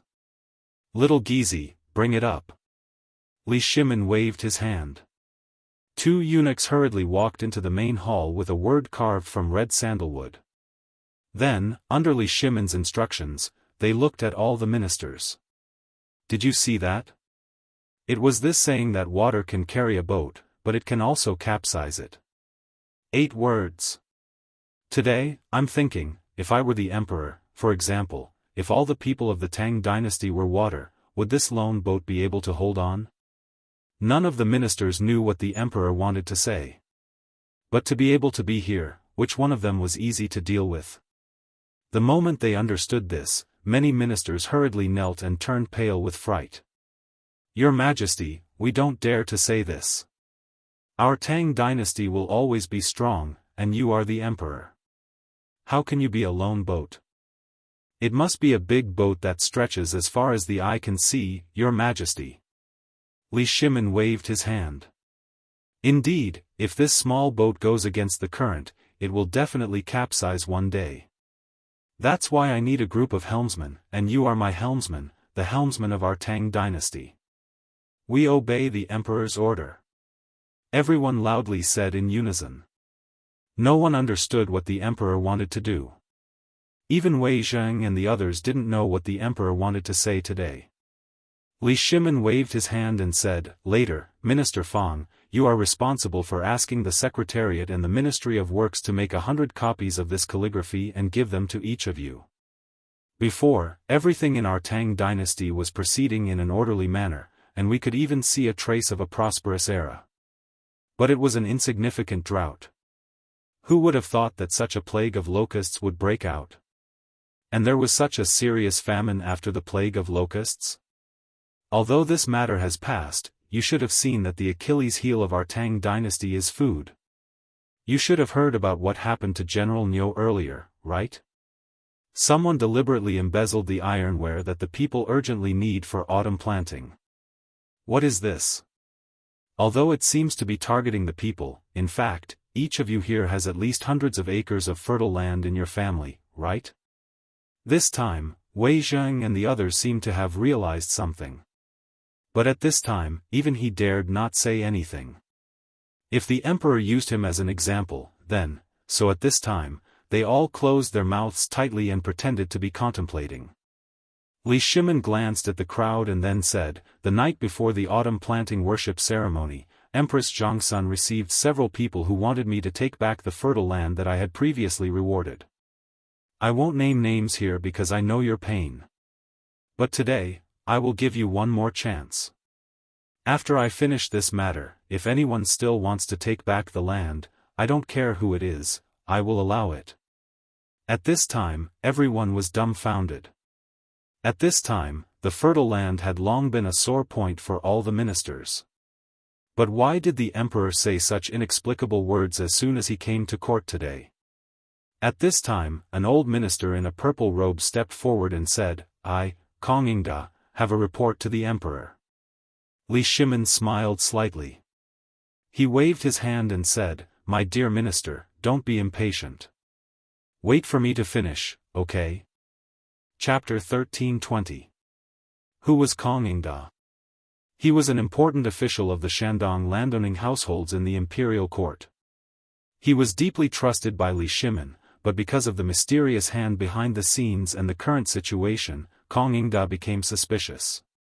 Li Shimin could not help but be slightly wary and suspicious of Kong Ingda. He hadn't said anything yet, but Kong Ingda had already jumped out. What did that mean? It meant that he was guilty. However, Li Shimin wasn't in a hurry. He wanted to bait slowly. Li Shimin looked at Kong Ingda lightly and said with a smile, Mr. Kong, this matter is related to your lives. Do you want to wait for me to finish speaking and then talk about it, or do you want to talk about it now? Kong Ingda hesitated. He still wanted to say something, but at this moment, Fang Xianling interrupted Kong Ingda and said, Kong Gong. Kong Ingda glanced at Fang Xianling inside. He didn't say anything. Li Shimin glanced at Fang Xianling and said, Fine, you go first. After that, Li Shimin sat on the dragon throne and narrowed his eyes. No one knew what he was thinking. Kong Ingda saw this and said, Your Majesty, I want to impeach a few people. Hearing this, everyone was in an uproar. Li Shimin seemed to have predicted this. He waved his hand and motioned for Kong Ingda to continue. Kong Ingda took a step forward and said, Your Majesty, previously, the Chancellor of the White Deer Institute, a brat named Zhang Feng, used some unknown method to plagiarize some poems from somewhere and fooled Mr. Bosher and the others, as well as the ignorant scholars of the world. On the night of the Mid-Autumn Festival, he successfully used a vulgar dance to fool everyone's eyes and ears and became a great Confucian scholar. Moreover, he was called Mr. Cord. Enough. Fang Xianling couldn't stand it anymore and scolded, Kong Gong, this was decided by His Majesty, and His Majesty was also present that day. Are you saying that His Majesty, princely of the first rank, and the 4 great scholars are all blind? Old man, I advise you to go home and recuperate if you're not feeling well. This Kong Ingda was usually fine. In fact, he had always been fine before. But why did he suddenly become violent? Impeach Zhang Feng? What was the meaning of this? And at such a crucial moment? Let him speak. Li Shimin was also intrigued by him. He was also worried about the identity of the mastermind, but he couldn't find any clues. However, this honest person from the Eastern Palace, a doctor from the Imperial College, was able to say something like this at this time. There must be something behind this. Fang Xianling sighed, but since the emperor said so, he could only sigh coldly and return to the queue. Kong Ingda couldn't care less. After all, Cui Fengjun from the Cui clan in Qinghe had been brooding over this matter. Moreover, Shandong had been extremely dissatisfied with Zhang Feng. During this period of time, he had been silently collecting evidence. Although there hadn't been any progress, he had inadvertently bumped into Niu Jinda and his son, who were strolling on the street yesterday. Moreover, they had entered Zhang Feng's villa. This had given him a breakthrough. After all, the incident of Niu Jinhu breaking his leg when he saw Niu Jinhu had become a well-known fact. But how long had it been? Had he recovered? As long as one wasn't an idiot, everyone would know that a person with a broken leg wouldn't recover so quickly. Even if he could keep his life, most of his leg would be gone. Even if he could hold it, it would take at least half a year for him to recover. But now? It had been less than a month, and he could walk again? If this wasn't a lie, what was it? Combining everything that had happened before, he instantly understood. This was a scam. That was why there was such a scene. At this moment, seeing that Fang Xianling seemed to be anxious, Kong Yingda felt that these dukes, whom he had long suspected, were even more suspicious. Kong Yingda cupped his fists and said, "Your Majesty, I'll impeach another person for this matter. Duke of Yi, Wuxia Xianxia. Deceiving the Emperor." At this moment, everyone was in an uproar. Even Li Shimin opened his eyes slightly. Seeing this, Kong Yingda stared coldly at the unperturbed Wuxia Gong and the others and said, "What happened to General Wuxia Xianxia before? I think everyone here knows about it, right? Even ordinary people know that old Wuxia Gong's son broke his leg. Presumably, everyone knows about the broken leg. But yesterday, an old official saw with his own eyes that the old thief actually took his son into Zhang Feng's mansion outside of Zhang Feng's mansion." Buzz. At this moment, everyone was in an uproar. Who didn't know that Niu Jinhu broke his leg when he saw Niu Jinhu? But now? Some people didn't believe it and hurriedly asked, "Duke Kong, is this true? Duke of Yi isn't such a person. You're talking nonsense. Bastard, how dare you slander our general? Die." Kong Yingda was no longer in a hurry. Wuxia Gong and the others were even less anxious. Instead, Wuxia Gong grinned at Kong Yingda, as if he was looking at a fool. Chapter 13:21. Li Shimin nodded and pretended to be surprised as he asked, "Beloved official Kong, is what you said true?" Kong Yingda hurriedly cupped his fists and said, "This old subject is willing to guarantee it with my head." Li Shimin coldly snorted and glanced at Wuxia Gong. "Duke of Yi, do you know your crime?" "Yes." Li Shimin was angry because he actually went to that brat's residence yesterday, and he didn't even know about it. However, he was also somewhat puzzled. He should have known that Fengzi was on the mountain. Why did he go to Fengzi's residence?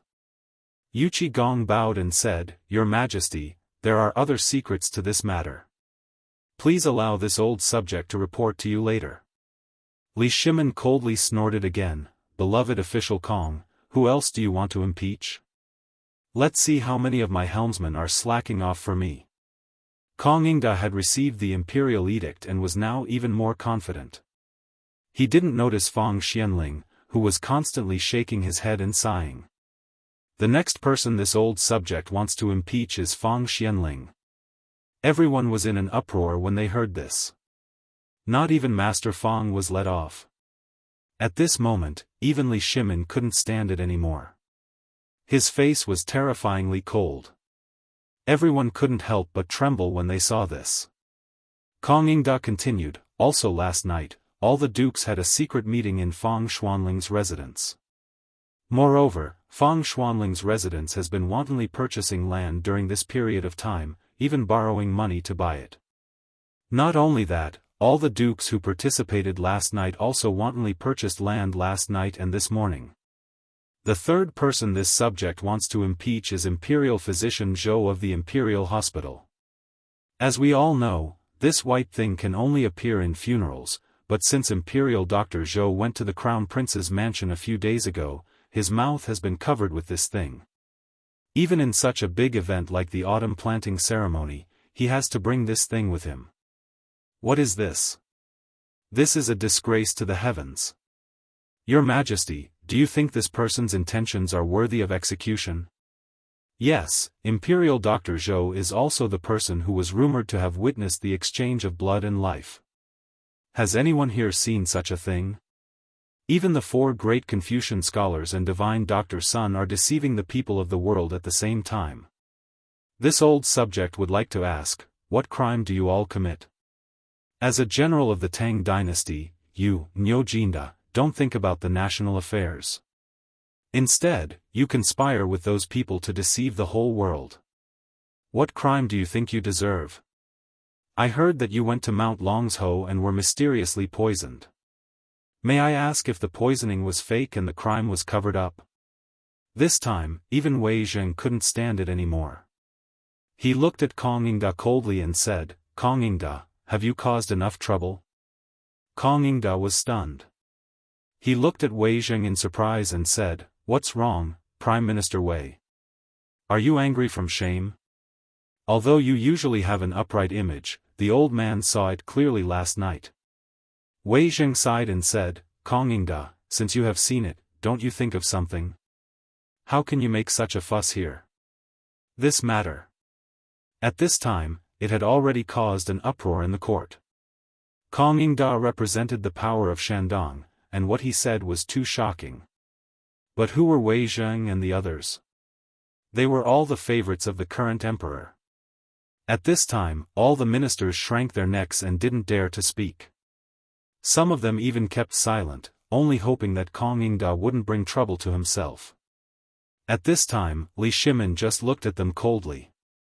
He also wanted to think about what Kong Yingda wanted to say. Basically, the people on Shao Mountain, as well as Cheng Yaojin and the others, had all been impeached by him. At this time, the two sides were already in an uproar. Even the hot-tempered Cheng Yaojin was about to raise his fist. Li Shimin snorted and said, "Have you caused enough trouble?" In an instant, everyone quieted down, but Li Shimin suddenly stood up and slowly walked down the 8-step stairway to heaven. He looked at the crowd and said, "What Kong Yingda just said, we basically know about it. But the cause of all this seems to revolve around White Deer College's Zhang Feng. I would like to ask all my beloved subjects, which of your manners has a child in White Deer Academy? Those who are, step forward." In an instant, after a short moment of hesitation, more than 30 to 40 people stood to the side one after another. Then, Li Shimin took out a piece of white paper from the table and asked, "We are asking, who is using this piece of white paper? Stand to the left of us." At this time, almost everyone in the court stood to the left of Li Shimin.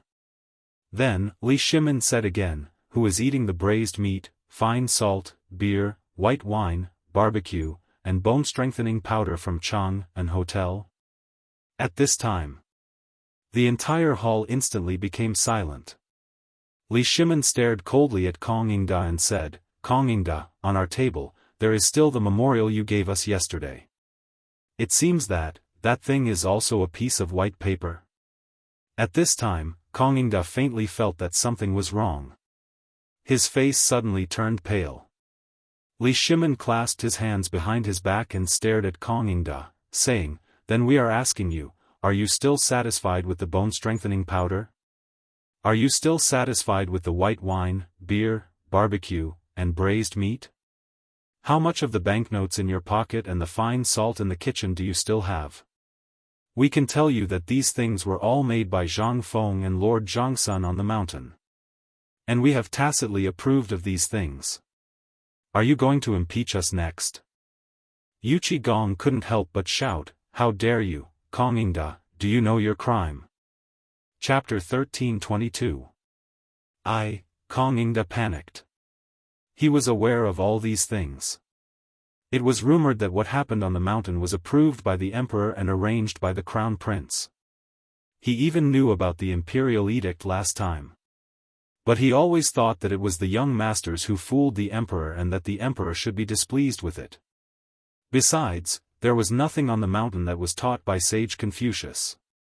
Kong Yingda hastily withdrew a book from his pocket, and then he knelt down and said, "Your Majesty, this is what I obtained from White Deer Academy. It's something called a textbook that they teach, and practically every single one of the 3,000+ students on the mountain has one. Please have a look, Your Majesty." Li Shimin didn't even look at the booklet. Kong Yingda panicked and said, "There are many things in this textbook that go against the teachings of sage Confucius. In particular, there is a sentence in it that says the emperor is as guilty as the common people if he violates the law. This is an affront to the emperor's grace. Besides, he is a viscount and the head chancellor of the two academies. But he dared not to attend such an important event as the autumn planting ceremony.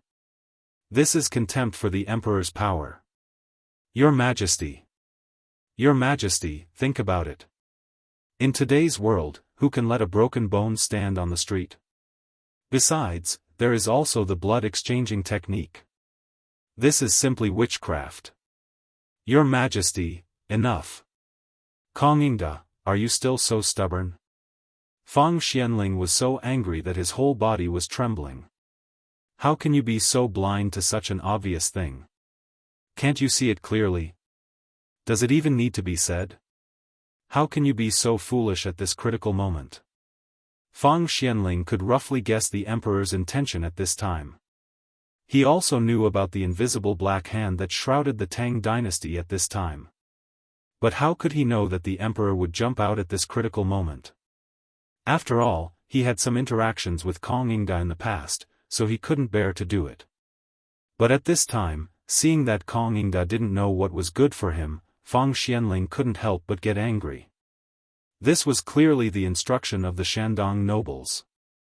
Otherwise, no one would say anything about him. But today, what was going on? How dare he be so bold? Could it be, what did Yu Qigong do in Fengzi's mansion yesterday that this old man saw? Fang Xianling couldn't help but glance at Yu Qigong, but when he saw that Yu Qigong's expression remained unchanged, he frowned slightly. Seeing this, Li Shimin shook his head and said, "After all, what Confucius said is for the sake of the Tang dynasty. This is understandable. But let me ask you, do you have any evidence?" "Yes." When Kongyingda heard this, he immediately said, "As long as the emperor lets Niu Jianhu, imperial doctor Zhou, and the imperial doctors examine Niu Jianhu's legs in court, everything will be clear at a glance."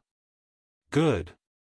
Li Shimin nodded and asked again, "Minister Kong, have you thought it through?" Kongyingda represented the Shandong nobles. Li Shimin didn't want to drag the Shandong nobles to the opposite side so quickly, so he warned him. However, Kongyingda seemed to have gone crazy at this time. He said with certainty, "I have thought it through." When Li Shimin heard this, he sighed and said, "Since that's the case, summon Imperial Dr. Zhou and the Imperial Doctors of the Imperial Hospital to the palace. Summon Niu Jianhu to the palace. Today, I'll let you have a look." This time, even Li Shimin couldn't save Kongyingda. Fang Xianling couldn't bear it. He sighed heavily and said nothing. After all, he asked for it. After a while, Zhou Hongru led a group of imperial doctors of the Imperial Hospital to the palace in a hurry. They knew about this on their way here. At this time, when they went to the political announcement hall, everyone looked at Kongyingda with a bad expression. However, Kongyingda didn't care about this. He narrowed his eyes and pretended that nothing had happened. Li Shimin didn't say a word. At this time, the political announcement hall was so quiet that you could hear a pin drop. The oppressive atmosphere brewing in the hall made many ministers unable to help but have a layer of fine cold sweat on their foreheads. In this torturous wait, Niu Jianhu appeared at the door of the political announcement hall with a crutch. "Niu Jianhu greets the emperor." Until this voice appeared. Li Shimin slowly opened his eyes and waved his hand indifferently, "Give him a seat." "Minister Kong, how are you going to examine it?" When Kongyingda heard this, he said, replying to the emperor, "You just need to take off these white cloths and it will be revealed to the world." "Good." Li Shimin waved his hand, "Imperial Dr. Zhou, take it off." "Wait."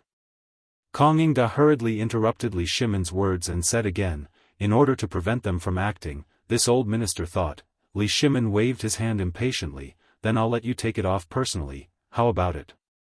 How could Kongyingda do this? Looking around, he pointed at one of the backup imperial physicians who belonged to the Kong family and said, "Let him do it." Li Shimin didn't want to look at Kongyingda. He waved his hand and the imperial doctor of the Kong family hurried to Niu Jianhu's side. He habitually took out a mask from his arms and put it on his mouth. This time, Kongyingda's expression instantly turned cold. "Unfilial son, who let you wear this thing? Take it off for old man." Chapter 13:23.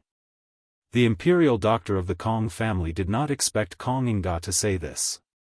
He glanced at the emperor and saw that the emperor closed his eyes and ignored this matter. Moreover, he was an imperial doctor, so he knew something about it. He quickly whispered, "Kong Darren, this thing is a mask. It can effectively infect the textile virus." Infect what? This is just a leg injury. How can it be contagious? Give it to old man, cough, cough, Kong Darren, aren't you too meddlesome? This is the rule of my imperial hospital. Old man thought, you are not allowed to intervene in my imperial hospital's affairs, right? Could it be that you, Kong Darren, want to replace me? Enough, remove it for me. Li Shimon's cold voice made Kong Ingda behave. However, the imperial doctor was extremely aggrieved. He looked at the angry Kong Ingda in front of him and said, Kong Darren, you can ask around. Now all the imperial doctors in Chang'an City are using this thing. While speaking, the imperial doctor did not say anything. He quickly began to remove the bandage on Niu Jianhu's right leg. The bandage was very particular about the removal method. However, since Imperial Dr. Zhou saw Zhang Feng's magical method, he practiced with this thing every day after returning to the Imperial Hospital. Over time, the people in the Imperial Hospital knew about Zhang Feng's treatment of Niu Jianhu. They also knew about this operation. Everyone was curious about this bandage. There were so many ways to wrap it. At this time, the young imperial doctor simply could not do anything to the bandage that was wrapped around Niu Jianhu's leg like a fish scale. However, under everyone's surprised eyes, the young imperial doctor skillfully pulled out a needle from the side and gently and quickly removed the bandage. This time, all the ministers were curious. After all, this was the first time they saw this thing. It took a lot of time to wrap the bandage. Niu Jianhu was also a little angry at this time. He also cooperated with that person's actions. After about a meal, the bandage was finally removed. In an instant, the dense bamboo clips and brand new bamboo clips appeared in front of everyone's eyes. The bamboo clips were boiled in water and the stubble was still brand new. At this time, Kong Ingda was even more certain of his idea. It was obvious that it was just done.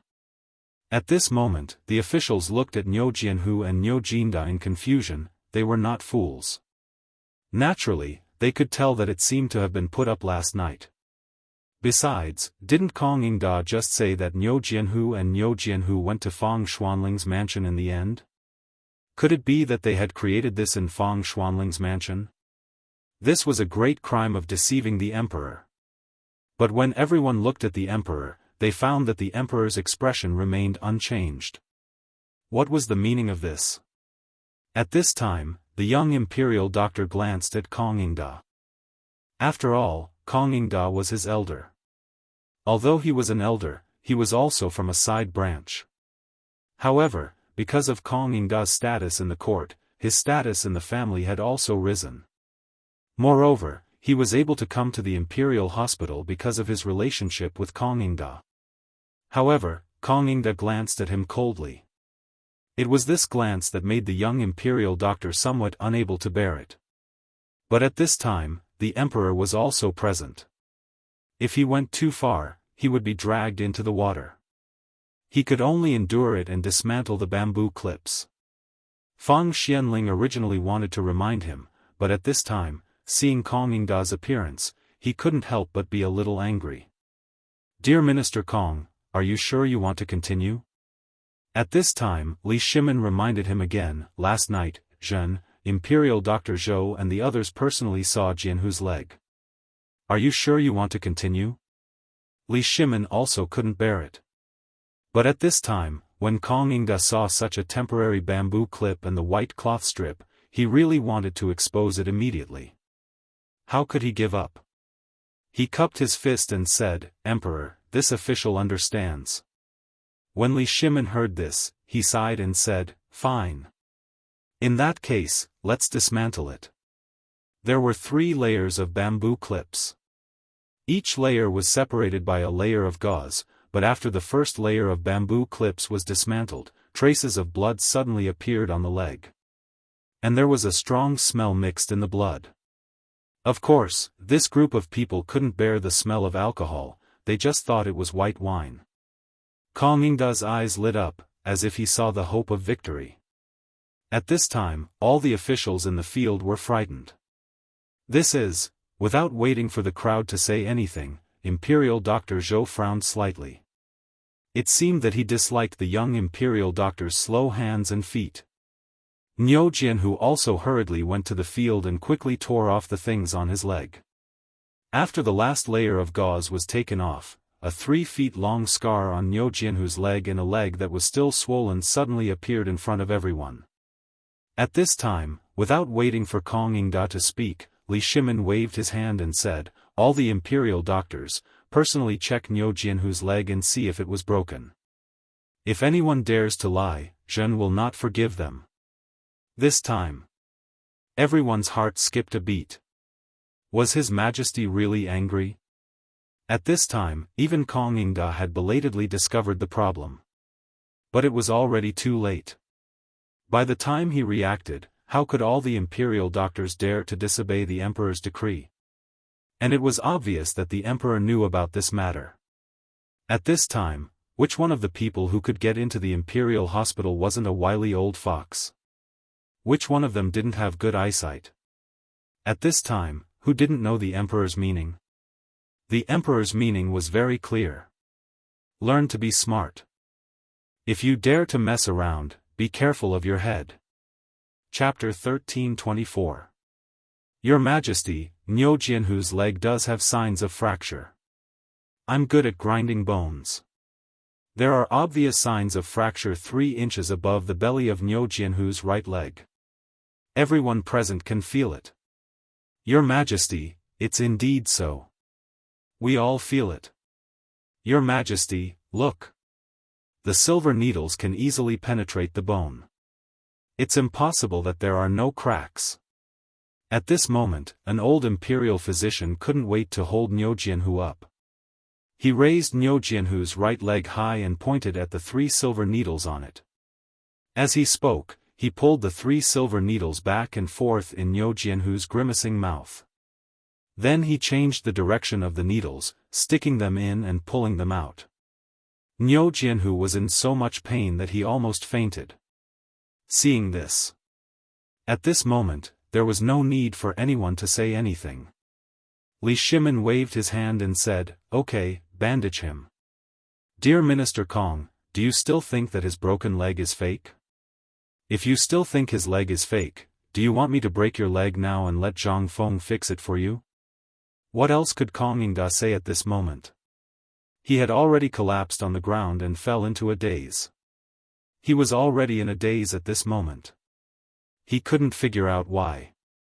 How could a broken leg recover so quickly? If that was the case, didn't it mean that what happened on the mountain? Li Shimin was also a little angry at this moment. He waved his hand and said, "I think dear Minister Kong is not in good health. Men, send him home to recuperate. Without my permission, don't go to the court for the time being. Men, take him away from me." In this way, Kong Yingda was taken away. No one knew who was right and who was wrong. After all, this matter was too unimaginable. Who would have thought that Zhang Feng's medical skills were so amazing that a person with a broken leg could walk with crutches in less than a month? This was simply a fantasy story, all right? But at this moment, it really happened in front of everyone's eyes. Everyone had no choice but to believe that it was true. Most importantly, many of them were very doubtful when they didn't see it in person today. But now? Everyone's heart began to burn. As if they had seen something extraordinary. Li Shimin didn't give them too much time to think. After all, he had given them enough time before, and today's morning court had been long enough. Li Shimin said lightly, "You all saw what happened today, right? As for the mask, I believe that as long as you have been to Chang'an, you should be able to see it. Even I am using it now. What Minister Kong said earlier about General Niu going to look for an iron mine is something that General Niu is doing for the common people. However, as for the matter of him being poisoned, Niu Jijia, you should say it yourself. Hearing this, Niu Jinda bowed and said, Your Majesty, I saw that the autumn planting season was coming, and the people in Chang'an were seriously lacking in ironware and other farming tools. Therefore, I wanted to share your burden and went there. But I didn't expect that I didn't know the iron mine. By chance, I got a mysterious thing and got poisoned. After Yu Qigong recounted everything in detail, Li Shimin said, However, I know that this thing of yours, is it something that the boy named Zhang Feng on the mountain came up with? Li Shimin didn't want to draw Zhang Feng out.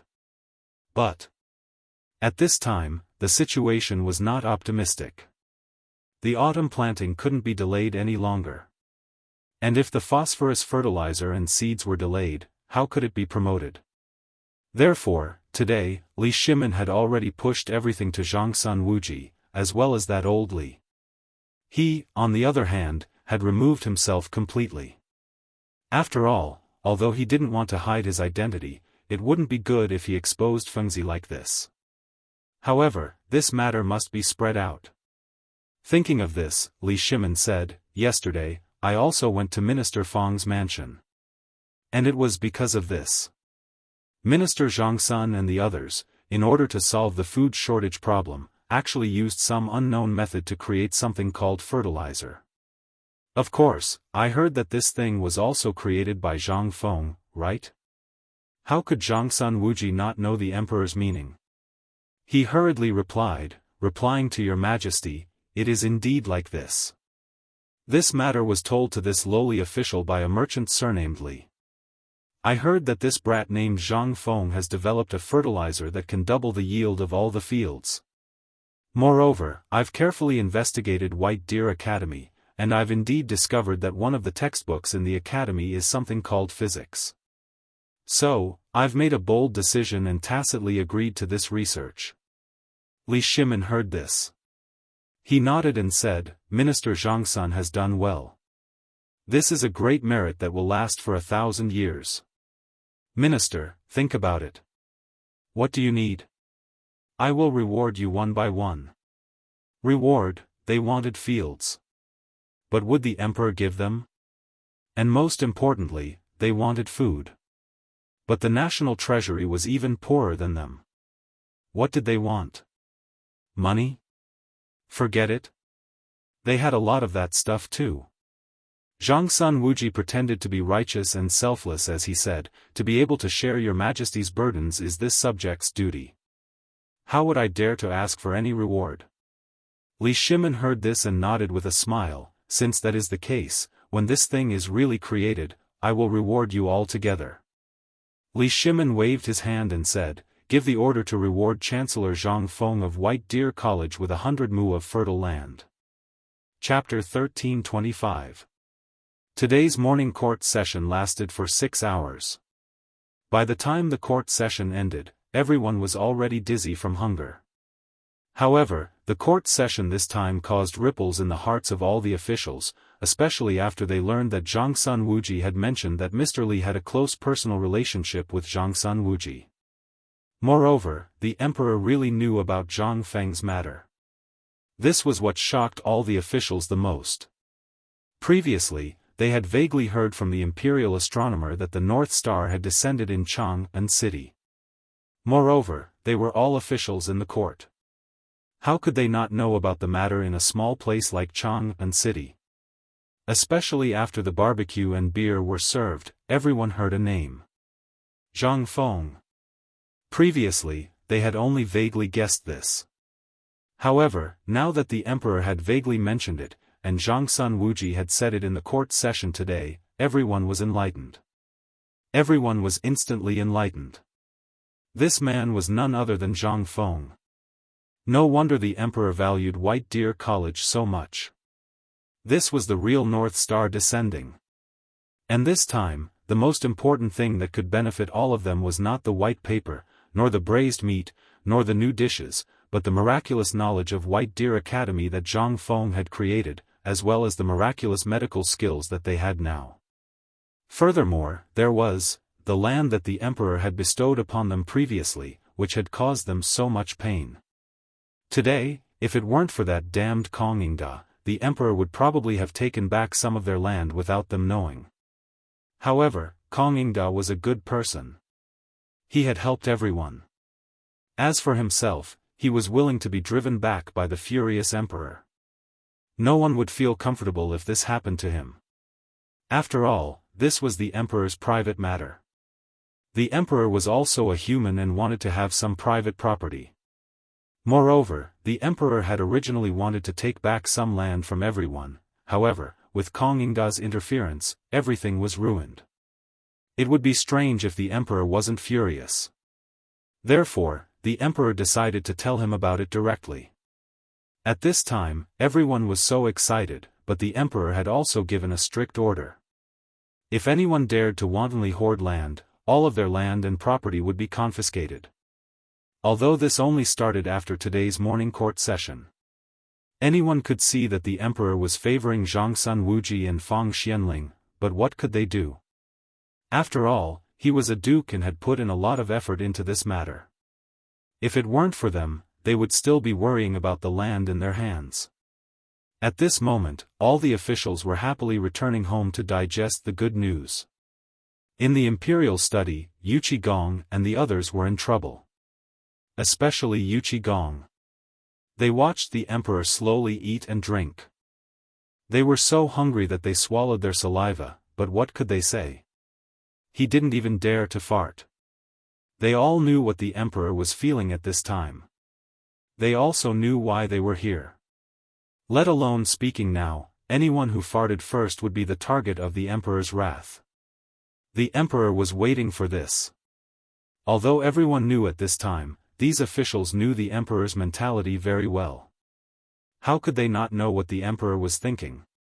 However, Li Shimin had deliberately made noise and slowed down the speed of eating, but they still didn't speak. He couldn't help but sigh slightly when he saw that. Niu Jijia. Niu Jinda knew that he couldn't avoid it, so he hurriedly stepped forward and said, "I'm here. I can't figure out why you went to Fengzi's mansion yesterday. As far as I know, there was no one else in Fengzi's mansion except for a group of guards. Come on, tell me. If you can't, don't go back today." Hearing this, Niu Jinda's forehead was instantly covered with a layer of fine cold sweat. Fang Xianling and the others glanced at Niu Jinda curiously and didn't say anything. It wasn't that they didn't want to say it, but they didn't dare to. This was also the reason why they were confused. After all, it was reasonable to say that there was a problem with this matter. You clearly knew that Zhang Feng was on the mountain, and with your means, you should have known that we were here. But you didn't go anywhere, but directly broke into Zhang Feng's mansion. It was impossible not to be suspicious. And the most infuriating thing was, you motherf***, you even let Kongingda grab hold of your weakness. Why did you bring your stupid son out for a stroll when you had nothing better to do? Did you not feel comfortable lying at home? Now you feel better, right? Niu Jinda regretted it very much. But now that it had happened, it was nonsense to say anything else. He could only say helplessly, "Your Majesty, I'm innocent." Li Shimin was so angry that he almost laughed. At this time, you still want to play dumb? It's because of you, old bastard, that my plan is all ruined. Li Shimin chuckled coldly and said, "Then tell Zhen, where exactly are you being wrongly accused? If you can't give me a reason, then I really want to hear a few sounds in Az's imperial study today." Chapter 1326. In an instant, Niu Jinda couldn't stay calm. What was he doing? Hearing a sound? Swish. Niu Jinda hurriedly knelt down and said, "Your Majesty, yesterday this old subject originally wanted to take my son to thank Fengzi, but after thinking for a long time, I couldn't think of what to give to Fengzi. However, when I turned my head, I saw the Guangong too that your Majesty rewarded me, so this old subject." Niu Jinda spilled the whole story of how he went to Zhang Feng's residence yesterday, as well as why he went there and what he did there.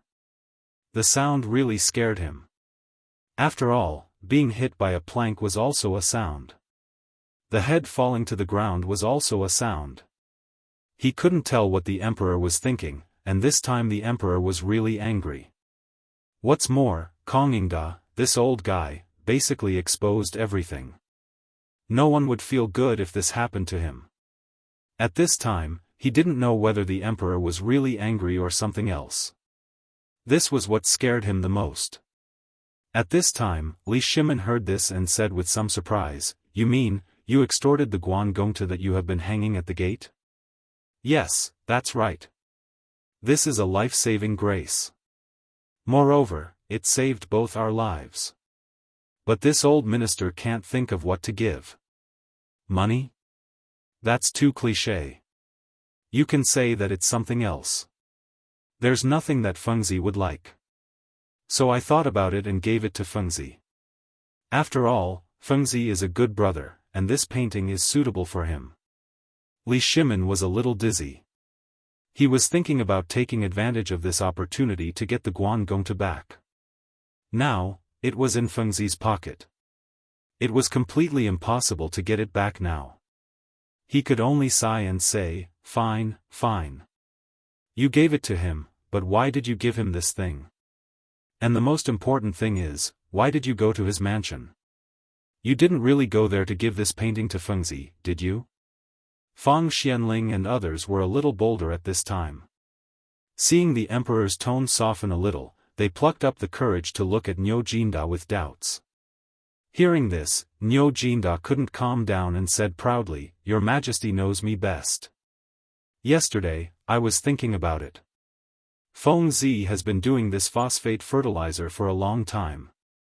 Think about it, every time we went to Fengzi's liquor store, he would be so stingy.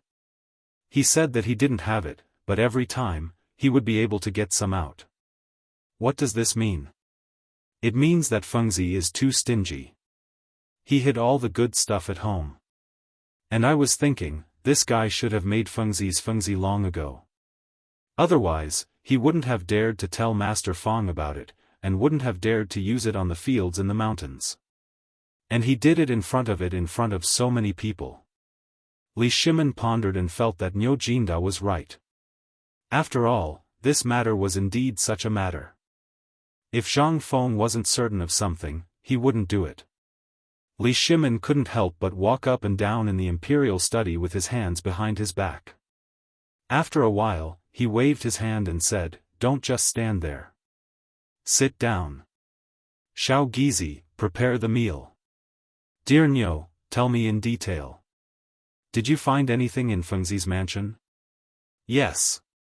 Niu Jinda's eyes were fixed on the bowl of steaming hot noodles that a group of palace maids brought in.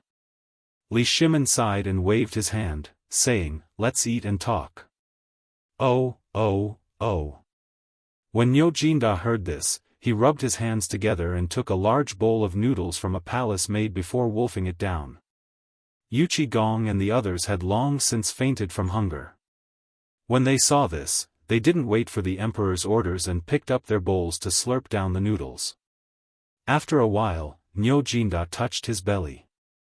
He wanted to eat another bowl, but seeing Li Shimin's expression, he hurriedly said, "Your Majesty, you also know about this. It's Fengzi's East Courtyard. Among them, we have been to the Southwest and North Courtyards, but the East Courtyard is the only one that no one is allowed to take a look at. And most importantly, when I went to ask, no one was allowed to mention it. Zhang Feng even found 3 old men and directly sealed the East Courtyard. I don't know what they are doing inside. Even when I went to persuade them, in the end, when I mistakenly said that Fengzi was selling phosphate fertilizer on the mountain, they finally allowed me to go in. What's inside?" Li Shimin frowned and asked. Fang Xianling and the others also put down their bowls and chopsticks, waiting for Niu Jinda. Niu Jinda looked behind him and saw that the door of the imperial study was closed. He then said mysteriously, "The layout of the courtyard is the same as the other places. When Fengzi moved in, we all went to the East Courtyard. There are so many rooms, but the 3 old men didn't live in them. Instead, they built a few thatched sheds in the innermost part of the East Courtyard where the sunlight is the best. The weirdest thing is that there's a big pot beside the shed, which is boiling water. There's also a big wooden trough beside the pot, and there's something similar to medicinal herbs in the wooden trough. Li Shimin was confused. You said a lot of things. You didn't find anything. You're making fun of me, aren't you? Li Shimin was angry. He waved his hand and said, "Come on, drag him out and give him 30 beatings." Niu Jinda was still talking vividly. When he heard the emperor's words, he couldn't understand and was a little confused. But when he saw that the Jianghu guards really stopped him, he hurriedly shouted, "Your Majesty, I'm innocent." Chapter 1327. Niu Jinda was really beaten up. He wailed again and again. Zhang Sun Wuji and the others heard the noise outside the door and looked at the emperor's gloomy face. They didn't know what to do. They wanted to leave, but the emperor wouldn't let them. They didn't want to leave, but they felt scared to stay here. If the emperor was unhappy, they wouldn't be able to bear 30 beatings. After a while, Niu Jinda was dragged in like a dead fish. As soon as he was thrown on the ground, Li Shimin asked, "You tell me. If you don't give me an explanation, you can't leave today." Li Shimin was really angry. Today, he was originally thinking about how to take back some real estate from the hands of these ministers. He even thought about exchanging his own white paper and the right to sell fine salt for it. But in the end, Kong Yingda caught Niu Jinda's weakness, which made his plan fail. He almost exposed Zhang Feng. Fortunately, Zhang Sun Wuji was quick-witted and avoided a disaster. This was all because of Niu Jinda, that bastard. How could Li Shimin not be angry? If Niu Jinda didn't explain it clearly and didn't give Li Shimin a chance to vent his anger, Li Shimin really wanted to beat him up this time. After all, he needed a way out of this matter. Niu Jinda was already scared at this time. He hurriedly said, "Your Majesty, take a look at this old official's thing first, and then I'll explain it to you." While speaking, Niu Jinda stood up shakily, took out the potato leaf from his arms, and handed it to Li Shimin with both hands. Li Shimin wanted to be angry at first. But after seeing the potato leaf, he frowned slightly. He had seen a lot of precious things in the imperial garden, and most of the things in Zhang Feng's courtyard had been through his hands. How could he not know these things? But at this time, the thing in Niu Jinda's hand surprised Li Shimin. This is the thing that the 3 old men were secretly fiddling with. Right. Niu Jinda hurriedly said, "Your Majesty, those 3 old men, one was guarding the door, and the other 2 were squatting beside the wooden trough. When this old official went there, these 2 old men desperately tried to block this thing. This old official also spent a lot of effort to get this thing, and most importantly, this thing was watered with phosphate fertilizer." That's it? Zhang Feng, that bastard. Did he experiment with phosphate fertilizer on this thing? This thing doesn't look like anything. But before Li Shimin could finish speaking, the part of the potato that he was holding broke right in front of his eyes. Moreover, a drop of juice even shot out and landed on the back of his hand. Li Shimin pinched the stem of the potato with even more astonishment. In that instant, that delicate and fragile feeling made him feel curious. What is this? Li Shimin became even more curious. But before he could speak, Yu Qigong couldn't help but ask. After seeing Li Shimin's eyes, Yu Qigong quickly shut up. Niu Jinda then said, "Actually, this old official asked for a long time, but I didn't know what this thing was. In the end, this old official used some means to find out that this thing is actually a medicinal ingredient, and I heard that Fengzi inadvertently obtained it from a merchant in the western region. If you don't believe me, you can try it. This old official has tasted the missing part of this leaf, and it does indeed have the taste of medicinal ingredients." When Li Shimin heard this, he wanted to try it, but was hurriedly stopped by Xiao Gizi. Li Shimin sighed and said, "Fine, you can try it. If it's really as Niu Jinda said, call the imperial physician over." Xiao Gizi carefully tore off a piece of potato leaf and put it in his mouth. He chewed and said under Li Shimon's expectant gaze, "Your Majesty, this really is a medicinal ingredient. It tastes bitter and a bit numb, and there's also a strange taste. Call the Imperial Physician." A moment later, Imperial Physician Zhou hurriedly entered the Imperial study. After asking in detail, he also tore off a piece and threw it into his mouth. At this time, Li Shimon asked, "Niu Jijia, is this the medicinal ingredient that Fengzi used to treat the tiger?" "No." Niu Jinda was also a tactful person. At this time, when he saw the emperor ask, he hurriedly said, "Fengzi has no other medicine other than alcohol and bone soup." Li Shimon couldn't help but be even more confused and asked, "Imperial Physician Zhou, what do you think this thing is? Where has Imperial Physician Zhou seen this before?" At this time, he was also very tangled. After hesitating for a long time, he couldn't say anything. Seeing this, Li Shimon sighed and said, forget it. I'll ask that kid later. You can leave now." After dismissing Imperial Physician Zhou, Li Shimon once again laid bricks in the Imperial study. Just when everyone was about to doze off, Li Shimon said, "That is to say, this phosphate fertilizer really has a magical effect? If this is the case, then my Tang dynasty will prosper." Although they didn't know what this thing was, it was worth it for Zhang Feng to be so mysterious. It must be known that the things that Zhang Feng fiddled with before had never been hidden. At this time, Fengzi must be doing something big. If this thing could be said now, with his character, how could he hold it back? If he didn't say it now, and it was so mysterious, it meant that this thing was enough to shock the world. Thinking of this, Li Shimon waved his hand and said, "This matter can't be mentioned again, and can't be discussed in private, understand?" The few of them were not noobs. Seeing Li Shimon so cautious, they also knew some things. Several people hurriedly stepped forward and bowed, "We obey your Majesty's order." Chapter 1328. At the same time, in the virtuous square in the west city of Chang'an City, it was in a state of shock. As the saying goes, some people are happy while others are sad. At this moment, everyone in the virtuous square saw Kong Yingda being sent back to the Kong residence by the imperial guards. Kong Yingda was no longer as elegant and arrogant as before. Instead, he was like a foolish old man who was at the mercy of the imperial guards. After the imperial guards left, a group of soldiers wearing the uniform of the imperial guards came to the entrance of the Kong residence. They seemed to be guarding the entrance, but in fact, they were watching over the entire Kong residence. Every person who entered and left had to go through layers of checks. At this moment, the entire virtuous square was in shock. Some people said that today at the morning court, Kong Yingda angered the emperor and was removed from his official position by the emperor.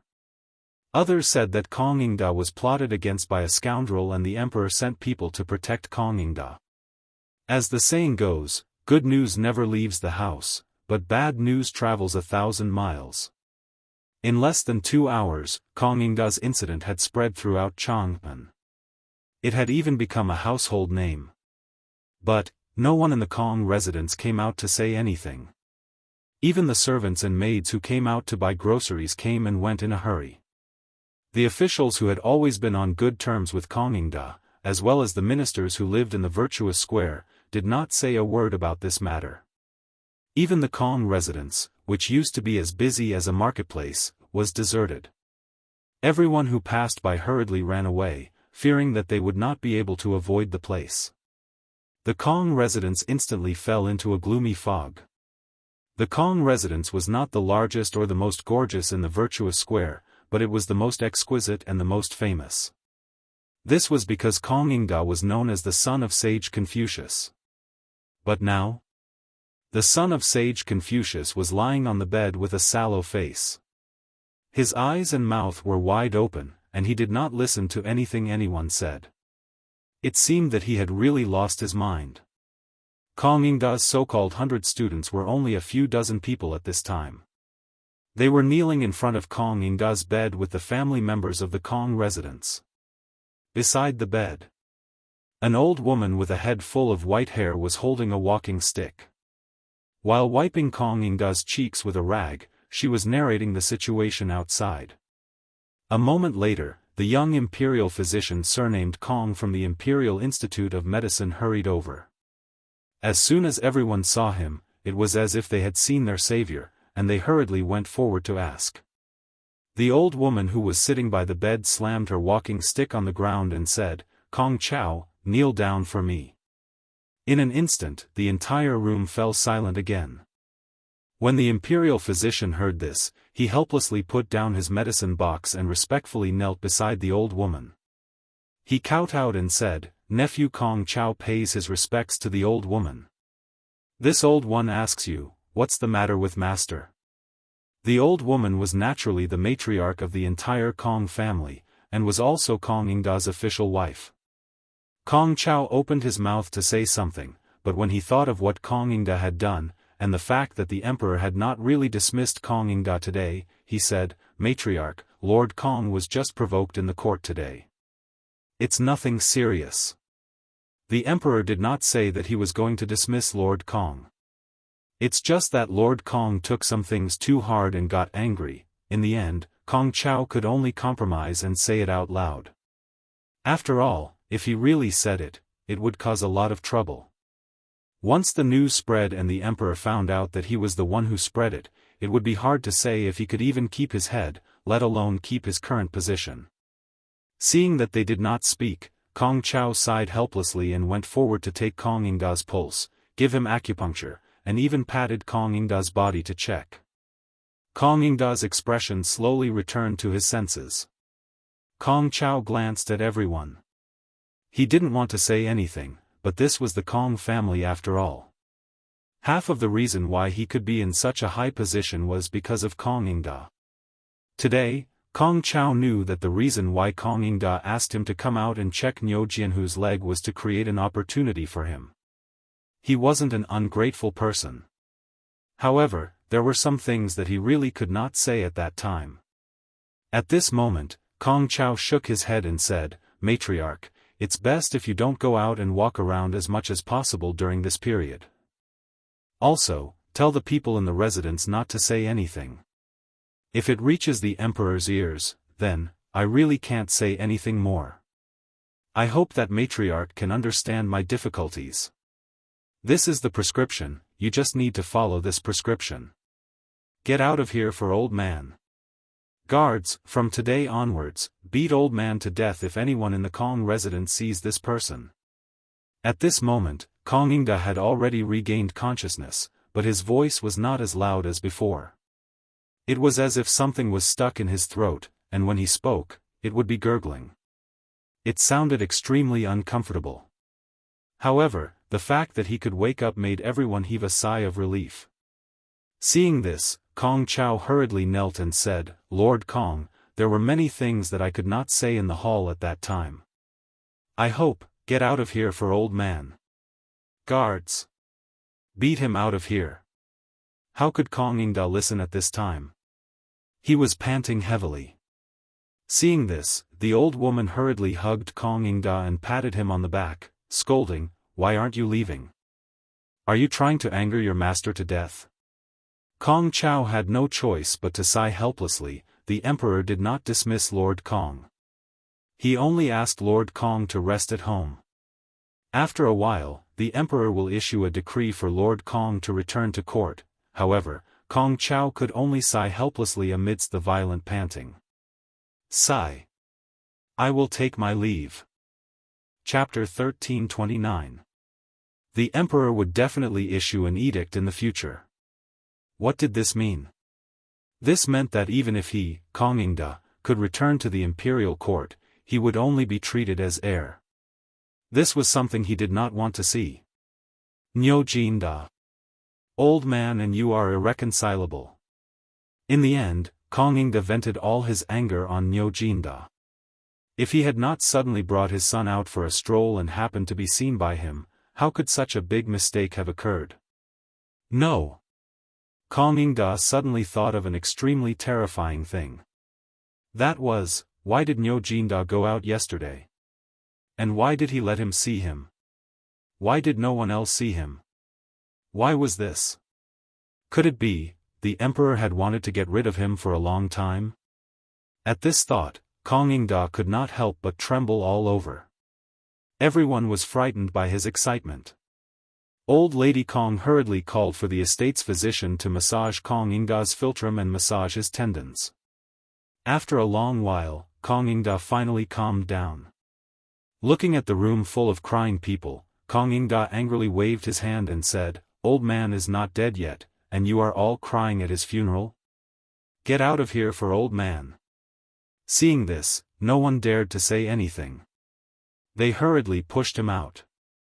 At this time, Kong Ingda finally asked about everything in the Kong estate. When he found out that there were imperial guards guarding the door, he was so angry that his body trembled all over again. This scared Madame Kong half to death. Has Niu Jindao returned to the estate? Madame Kong shook her head. No, I heard from the people in the estate that Cheng Yaojin, Yuqi Gong, Niu Jinda, Zhangsun Wuji, Du Ruhui, Fang Xianling, and the others have not left the palace yet. That's right. Kong Ingda trembled all over as he said, "This is old man they are performing at the emperor's place. Otherwise, why haven't they left the palace at this time? Quickly send someone to guard the entrance of the palace for the old man. Prepare a sedan. The old man will personally go to that old bastard Niu Jinda's residence to investigate. Old man, the old man has no enmity with you. Why do you want to harm the old man?" Madame Kong naturally knew a little about what happened to Niu Jinda yesterday. Seeing this, she recalled what Kong Chao had said just now in Kong Ingda's crazy words and thought of something, but what he couldn't figure out was, although Kong Ingda usually didn't have much interaction with these people, at least they weren't on opposite sides. Why did he have to do this today? Since Madame Kong was able to become Kong Ingda's first wife, she naturally came from a prestigious family. Furthermore, she had to take care of the endless stream of visitors every day, so she naturally knew some things. If he didn't have some skill, how could he run this huge Kong family so smoothly? But what he couldn't figure out was that this Niu Jinda, as well as all these things, seemed to revolve around an unknown but well-known person in Chang'an. Zhang Feng. At the thought of this, Madame Kong hurriedly comforted him, "Master, please don't be impatient. Let me arrange for someone to go to that deserted mountain to take a look. After we figure out the truth of this matter, we'll discuss further, okay?" Hearing this, Kong Ingda's eyes instantly burst with a touch of excitement. "Madam, you're really the old man's good wife. How come the old man didn't think of this?" While speaking, Kong Ingda didn't even put on his clothes. He was about to rush out of the door with his shriveled ribs naked. As he ran, he shouted, "Someone come, prepare a sedan. Quickly prepare a sedan for the old man." "Master." Madame Kong was also anxious. She hurriedly pulled him back and said, "Don't worry, take care of your body. At this time, there are still imperial guards outside the door. The emperor and everyone else are watching the mansion at this time. If you go out, then our Kong family will really be exterminated. Besides, the emperor is angry at this time. And since that damn Zhang Feng dared to do this at this time, what does it mean? It means that he has already made a plan. Think about it, Master Cui, think about it carefully." In an instant, Kong Ingda was stunned. As the most authoritative person in Shandong, he naturally knew a little about some of the things that happened around the emperor. Previously, the emperor targeted Guanlong, and suddenly seemed to have reached some kind of agreement with Guanlong's people. Then, the Wang clan's people suddenly ignited the iron ore supply, and all of these things. At this time, Shandong had already faintly sensed that a pair of invisible big hands were controlling everything. At this time, the emperor was tentatively trying to find that pair of big hands. At this time, Kong Ingda was so excited that he actually understood everything. But he never thought that the emperor and that guy named Zhang Feng's hands would actually touch here. Could it be that he's testing me? When he thought of this, Kong Ingda immediately calmed down. Madame Kong quietly sat on the chair. When she saw this, she breathed a sigh of relief. She quickly lit a cigarette for Kong Ingda and handed it to him. However, when Kong Ingda saw the cigarette, he was no longer as reluctant to part with it as before. Instead, he was extremely disgusted and hid the cigarette away. From now on, in the entire Kong family, everything related to that guy is not allowed to touch, or else you will be punished according to the family rules. Chapter 1330. As the sky slowly darkened, the sky slowly darkened. Kong Ingda was still seated in front of his desk, frantically looking through several things. In order to placate the people in the estate, old lady Kong had left Kong Ingda's room early on. In truth, Kong Ingda wasn't looking at anything. Instead, he was looking through all the information his spies had gathered. He even gathered all the small and large matters that had passed through his hands in the last year. Although Kong Ingda couldn't find anything useful, this was precisely what left him perplexed. Because he couldn't find any records on Zhang Feng in the Liang province residence. Although there really was a Zhang clan in Phoenix Ridge, and they had indeed been caught in a landslide and drowned in the Qinling Mountains, no one knew where that Zhang Feng had gone. He had once heard the crown prince mention this Zhang Feng to Hou Junji, and it seemed that someone had brought a portrait of Zhang Feng to the Liang province residence and Phoenix Ridge. Although he could roughly confirm Zhang Feng's identity, there was still one point that was suspicious. How had Zhang Feng managed to escape? Moreover, who was that esteemed teacher of Zhang Feng's? Who had seen him? Who knew his name? Why didn't anyone know about his strange abilities before? And why had no one ever mentioned them in any of the secret and unofficial records? This was especially true for the matter of setting bones, the white paper, the cigarettes, and the fine salt.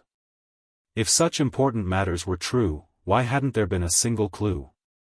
And even if they had come from another region, the Tang dynasty had been so prosperous, and there had been so many foreign merchants from the Han dynasty to the present. Why had no one brought these things to the Tang dynasty? Why did it have to be that brat Zhang Feng? This was the greatest question. Kong Ingda couldn't help but be even more curious about Zhang Feng's identity and why Zhang Feng had chosen to stay in Mount Shao. He felt that this brat had chosen to stay in Mount Shao for some reason, and who was that merchant called Lao Li? Why couldn't he find anything in such a small place like Chang'an City? Logically speaking, if he had such a close relationship with Zhangsun Wuji, there should be some clues. But why couldn't he find anything? Why didn't he collect money? Why did he gather more than 3,000 students on the mountain? What was he trying to do? Moreover, the crown prince and the others were willing to stay on the mountain. What exactly was he plotting? Kong Ingda could not help but break out in a cold sweat as he connected all the incidents together. Then, he thought about what he had encountered. Kong Ingda felt that there was a shocking conspiracy going on. After all, if there was no conspiracy, why would everything be so coincidental? Most importantly, Zhang Feng's teaching theory was completely different from the traditional teaching methods of the Shandong landowning households. Could it be that Zhang Feng, that bastard, was targeting him for these things?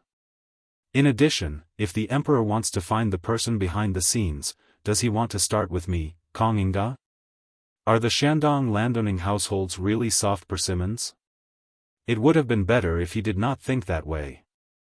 Now that he thought about it, Kong Ingda instantly felt that something was really wrong. Especially when he encountered such a thing at this time, Kong Ingda could not help but think of more things. After all, such a thing had happened at this time. At the thought of this, Kong Ingda really could not sit still anymore. He took a deep breath and looked at the sky that was gradually darkening outside the window. He quietly put on his clothes and went to the door to take a look. When he saw that the manservant was dozing off at the door, he called out softly, "Dumbo Kong, come in and talk." Dumbo Kong was Kong Ingda's page boy and also the manservant who was dozing off at the door. However, when he heard his master's call, he hurriedly wiped the saliva off his mouth and hurried into the study. "Master, shall I prepare some food for you?" Kong Ingda waved his hand and said, "There's no need. Quickly go and prepare some clothes for an old farmer and a mule for me. Dumbo Kong was instantly scared half to death and hurriedly said, Master, what are you? Kong Inga glared at him coldly. Why are you spouting so much nonsense when I'm asking you to do something? Don't spread this, or old man will break your legs. Dumbo Kong was so frightened that he hurriedly scrambled out.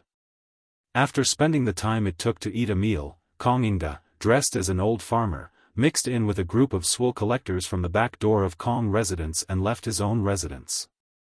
Kong Inga stared ruefully at the imperial guards at the gates, but his eyes were also filled with boundless rage and indignation. Since when did he have to enter and leave his own house in such humiliation?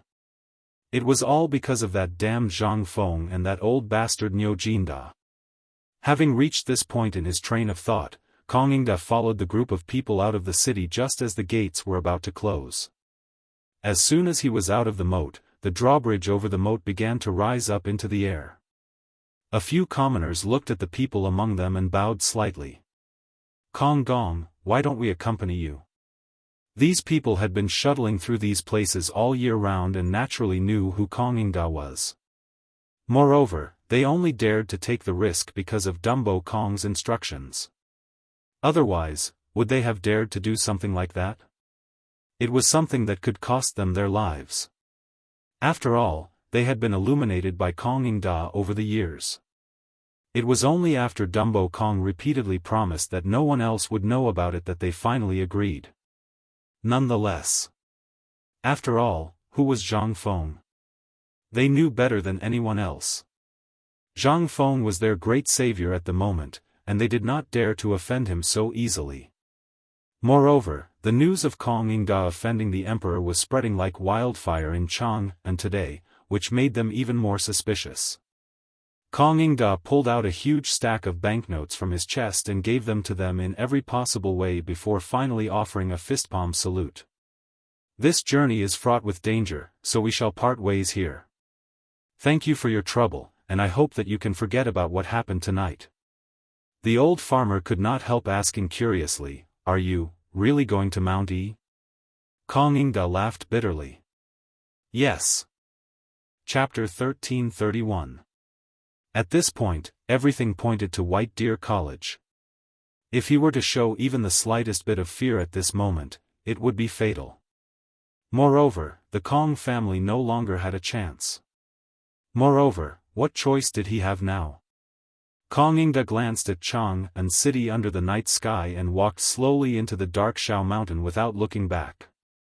At the same time, in the imperial study in Chang and city, Shao Gizi hurriedly whispered into Li Shimon's ear, who was bent over the table and reading memorials, Your Majesty, a spy just reported that Lord Kong has left Chang and city.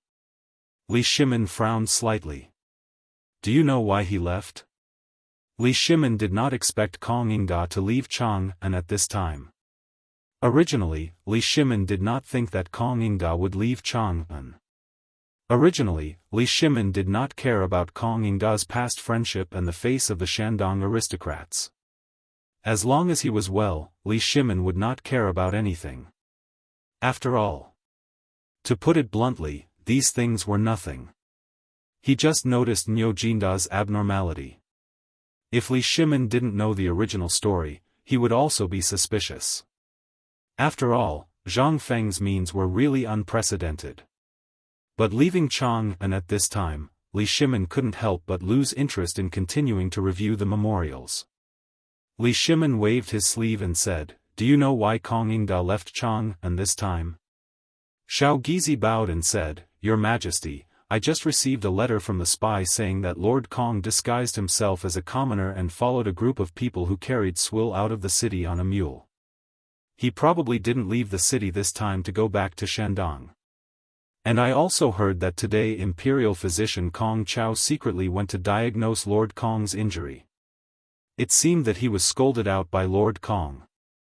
And Lord Kong has been scolding Niu Jinda in bed. Li Shimon lit a cigarette, but when the cigarette was half lit, his face suddenly changed. He thought of a bad result. Could it be that this old guy wanted to go up the mountain in the dark? Thinking of this, Li Shimin became more and more flustered. Was this old guy so stubborn? You can't even figure out such a trivial matter? He also knew that Zhang Feng had too many secrets. If it weren't for Kongmingda, Li Shimin really didn't want to expose Zhang Feng's matters so quickly, but this was also the limit. What he was worried about was that once he revealed his identity, all of the civil and military officials in the court would instantly point their spears at Zhang Feng. Moreover, the people of the 5 surnames and 7 clans, as well as the Shandong side and that huge hand behind them that had yet to appear, were all added together. When Li Shimin thought of this, he instantly thought of a very frightening thing. What if the phosphate fertilizer issue was a small matter? If it was exposed, so be it. If this kid didn't know how to keep his mouth shut, then, if Kong Yingda were to ask something, the consequences would be unimaginable. Now Li Shimin had been using the identity of Lao Li to cover up the matter of selecting seeds and increasing the phosphate fertilizer. Moreover, he was also thinking of finding a person who looked similar to him after putting on makeup to replace his Chun Zai. However, this was only one of his previous plans. At this time, if Kong Yingda had other purposes and directly exposed everyone's identity at this time, then the consequences. Li Shimin waved his hand and shouted, "Guards!" Seeing that the emperor was obviously angry at this time, little Gizi hurriedly knelt and said, "This servant is here. Quickly send out the Jianghu guards. Go out of the city tonight and send a message to the Chang and military camp, as well as Yuqi Gong and Chengyao Jin. Tell them to leave now and not let anyone go up Shao Mountain. Anyone who dares to violate this order will be beheaded. Send a message to capture that old man Kong Yingda for me. Only escort him to the prison." Little Gizi had never seen the emperor so decisive. Horrified, he hurriedly turned around and hurriedly went to make arrangements. Little Gizi knew better than anyone the importance of this matter. Once Zhang Feng's identity was exposed, it would cause a chain reaction that would affect the entire imperial court, and even the steel weapons that Prince Zhang made on the mountain would cause chaos in the world. Even if something went wrong and it was spread to the ears of the Tujue spies, then, it was conceivable that the Tujue would just watch Prince Zhang make this thing. Would the people of the 5 surnames and 7 clans watch? Would the people of the Guanlong noble clan and Tubo, who had just been urged, be quiet? After all, no one wanted to see a mountain on their head. Moreover, this mountain was covered with fatal poisonous thorns. Little Gizi didn't dare to delay and hurriedly went to make arrangements after leaving the imperial study. How could Li Shimin be in the mood at this time? After wandering around the imperial study for a long time, he waved his hand and said, "Send an imperial decree. Zhang Sun Wuji, Fang Xianling, Du Ruhui, and Wei Zheng are to come quickly." A moment later, in the brightly lit imperial palace, an extremely tense atmosphere instantly fell into an extremely tense atmosphere. The imperial guards and Jinwu guards of the entire imperial palace were also issued in all directions, shuttling back and forth in the imperial palace and the streets of Chang, and before disappearing into the imperial palace and the alleys. However, everything seemed to be a little too late. At this time, Kong Yingda had already taken a document that he had made up and entered an inn in Shao Mountain Market. After entering, Kong Yingda took off the bamboo hat on his head and, like an old man in the fields, patted the dirt off his body and shouted at the waiter who was dozing off at the counter. "Waiter, a good room and a pot of good wine." Chapter 1332. Although the market on Pyrolite Mountain was built in a wide area beneath the mountain wall that led to and from White Deer Academy. In the beginning, this place looked very spacious and desolate. However, after more than 2 months of construction and an endless stream of businessmen found business opportunities, the houses and other things in the market square became more prosperous in Niu Weili's hands. If one did not know better, they would have thought that it was Chang'an City. The cement road, which was originally wide enough for 3 carriages to drive side by side, was covered with a layer of rubber after the rubber factory moved to the mountain. Although it smelled a little unpleasant and sticky at first, it was very comfortable and soft to step on after it had dried. The houses on both sides of the street. Although Zhang Feng had renovated them twice, since Niu Weili came, the first row of shops, such as grain stores, pawn shops, restaurants, and other prosperous shops, were set up. Behind the 2 rows of shops, there were small paths like those in Chang'an City. Various snack stalls and markets were hidden in the small paths. On the side near the food factory, there were some exclusive markets for local businessmen in Chang'an and the Tang dynasty. On the right side near the paper mill, there were houses, shops, and stalls built entirely by foreign businessmen. The whole market looked quite messy, but it was full of exotic charm. In the market, there were all kinds of exotic snacks, drinks, and other things. Even Western region singers were wearing veils on the street, wriggling their red faces to attract businessmen. Although Zhang Feng had already ordered that no slave trading was allowed here, as well as the gambling house, they didn't dare to do so openly. They could only use this kind of dance to attract business. At this moment, Kong Yingda was chewing hard on a piece of naan in his hand. On one hand, he was wandering around the market. On the other hand, he was admiring the scenery. More importantly, he was looking for something to give to Zhang Feng. Evidence to convict Niu Jinda.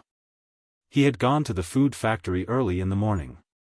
However, he was almost caught by the patrolling officers.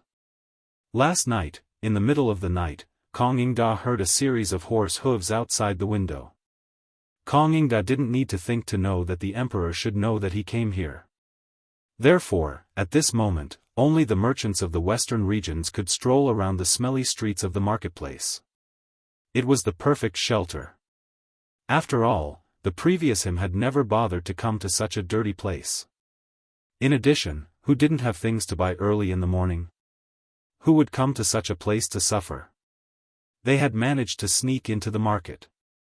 But if he wanted to go up the mountain, the only way was blocked. That was the gate of the academy. At this moment, Kong Yingda was looking at the words on the gate of the academy from afar, slightly lost in thought. He did agree with the admonitions, but shouldn't the statue in front of the admonition be Saint Shu Kong? Which person on the tree was this? No matter how one looked at him, he looked like an outsider instead of a statue of someone from the Tang dynasty. It was a disgrace for such a statue to appear here. Whether it was the statue's clothes, the short hair, or the thing on the eyes, which one of them was from the Tang dynasty? Which one of them looked like something from the Tang dynasty? Most importantly, this statue was very famous in this market. It was said that it was Zhang Feng's mentor. This made Kong Yingda even more certain that Zhang Feng must have done something shady on the mountain. After all, the clothes and the things made by Zhang Feng, which one of them looked like something from the Tang dynasty? This was simply an outsider. Did the emperor forget the ancient saying that those who are not of our race must have a different heart? Did Niu Jinda forget? And Fang Xianling, Wei Zheng? Did you all forget? But this was not the main point. The main point was that the security here was extremely tight. The guards here were all big and burly, and many of them had scars on their faces. Some of them even had injuries all over their bodies. With one look, one could tell that they had military backgrounds. How could such people be qualified to guard the door? This was simply too much. But at this moment, he was stuck in front of this checkpoint. The next step was White Deer College. At this time, Kong Yingda was sitting under a willow tree with a crooked neck, staring at the door in a daze. He didn't notice that behind him, an old man with a crutch was staring at him with narrowed eyes. The old man was the old village chief. Behind the old village chief were more than 10 students from the mountain. The one leading them was Qian Wanli. Each of them was carrying a large bundle of white paper. The old village chief's voice still attracted Kong Yingda's attention. The moment he turned his face, the 2 old men couldn't help but be stunned. Master Kong? You are elder son? Chapter 1333. The old village chief's surname was Sunday. He was called Sun de Quan. In his early years, he had been eating in Chang'an City. He had inadvertently gone to Kong Yingda's mansion to do some work. Because of his straightforward nature and the fact that he had accidentally bumped into Kong Yingda took pity on him and asked him to bring his letter to the Chang and local government. That was how he got his current position as the governor of Tonghui Lane. He was equivalent to the village chief of a small village. Although he didn't care much. He ran errands for the government and coordinated some trivial matters in the entire market. After all, he couldn't go to the county government for trivial matters, right? Wouldn't that tire the county magistrate to death? The monthly salary wasn't much, only 30 copper coins. However, this was considered a profitable business in Chang'an City. The key was that he didn't care about anything. He didn't have to pay taxes. The old village chief had always been grateful to Kong Yingda. Although the old village chief would send his son to Kong Yingda's mansion every year during festivals, but he wasn't liked even if he went. This was something that the old village chief had always been brooding about. But today, the old village chief didn't notice him at first. He just mistakenly thought that this old man was the father of a student who wanted to go up the mountain to see his son. He saw this kind of thing every day. At this time, the matters of Tonghui Lane were inherited by his son. But this Shao Mountain Market was basically his alone.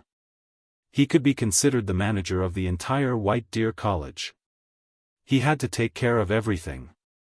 After all, in his opinion, this was the business of Feng Zi. If he didn't have someone to take care of it for him, with Zhang Feng's personality, it would have been over long ago. How could the old village chief not be surprised to see his old benefactor again? He hurriedly sized Kong Yingda up and said, "Kong Yingda, what do you mean?" What could Kong Yingda say?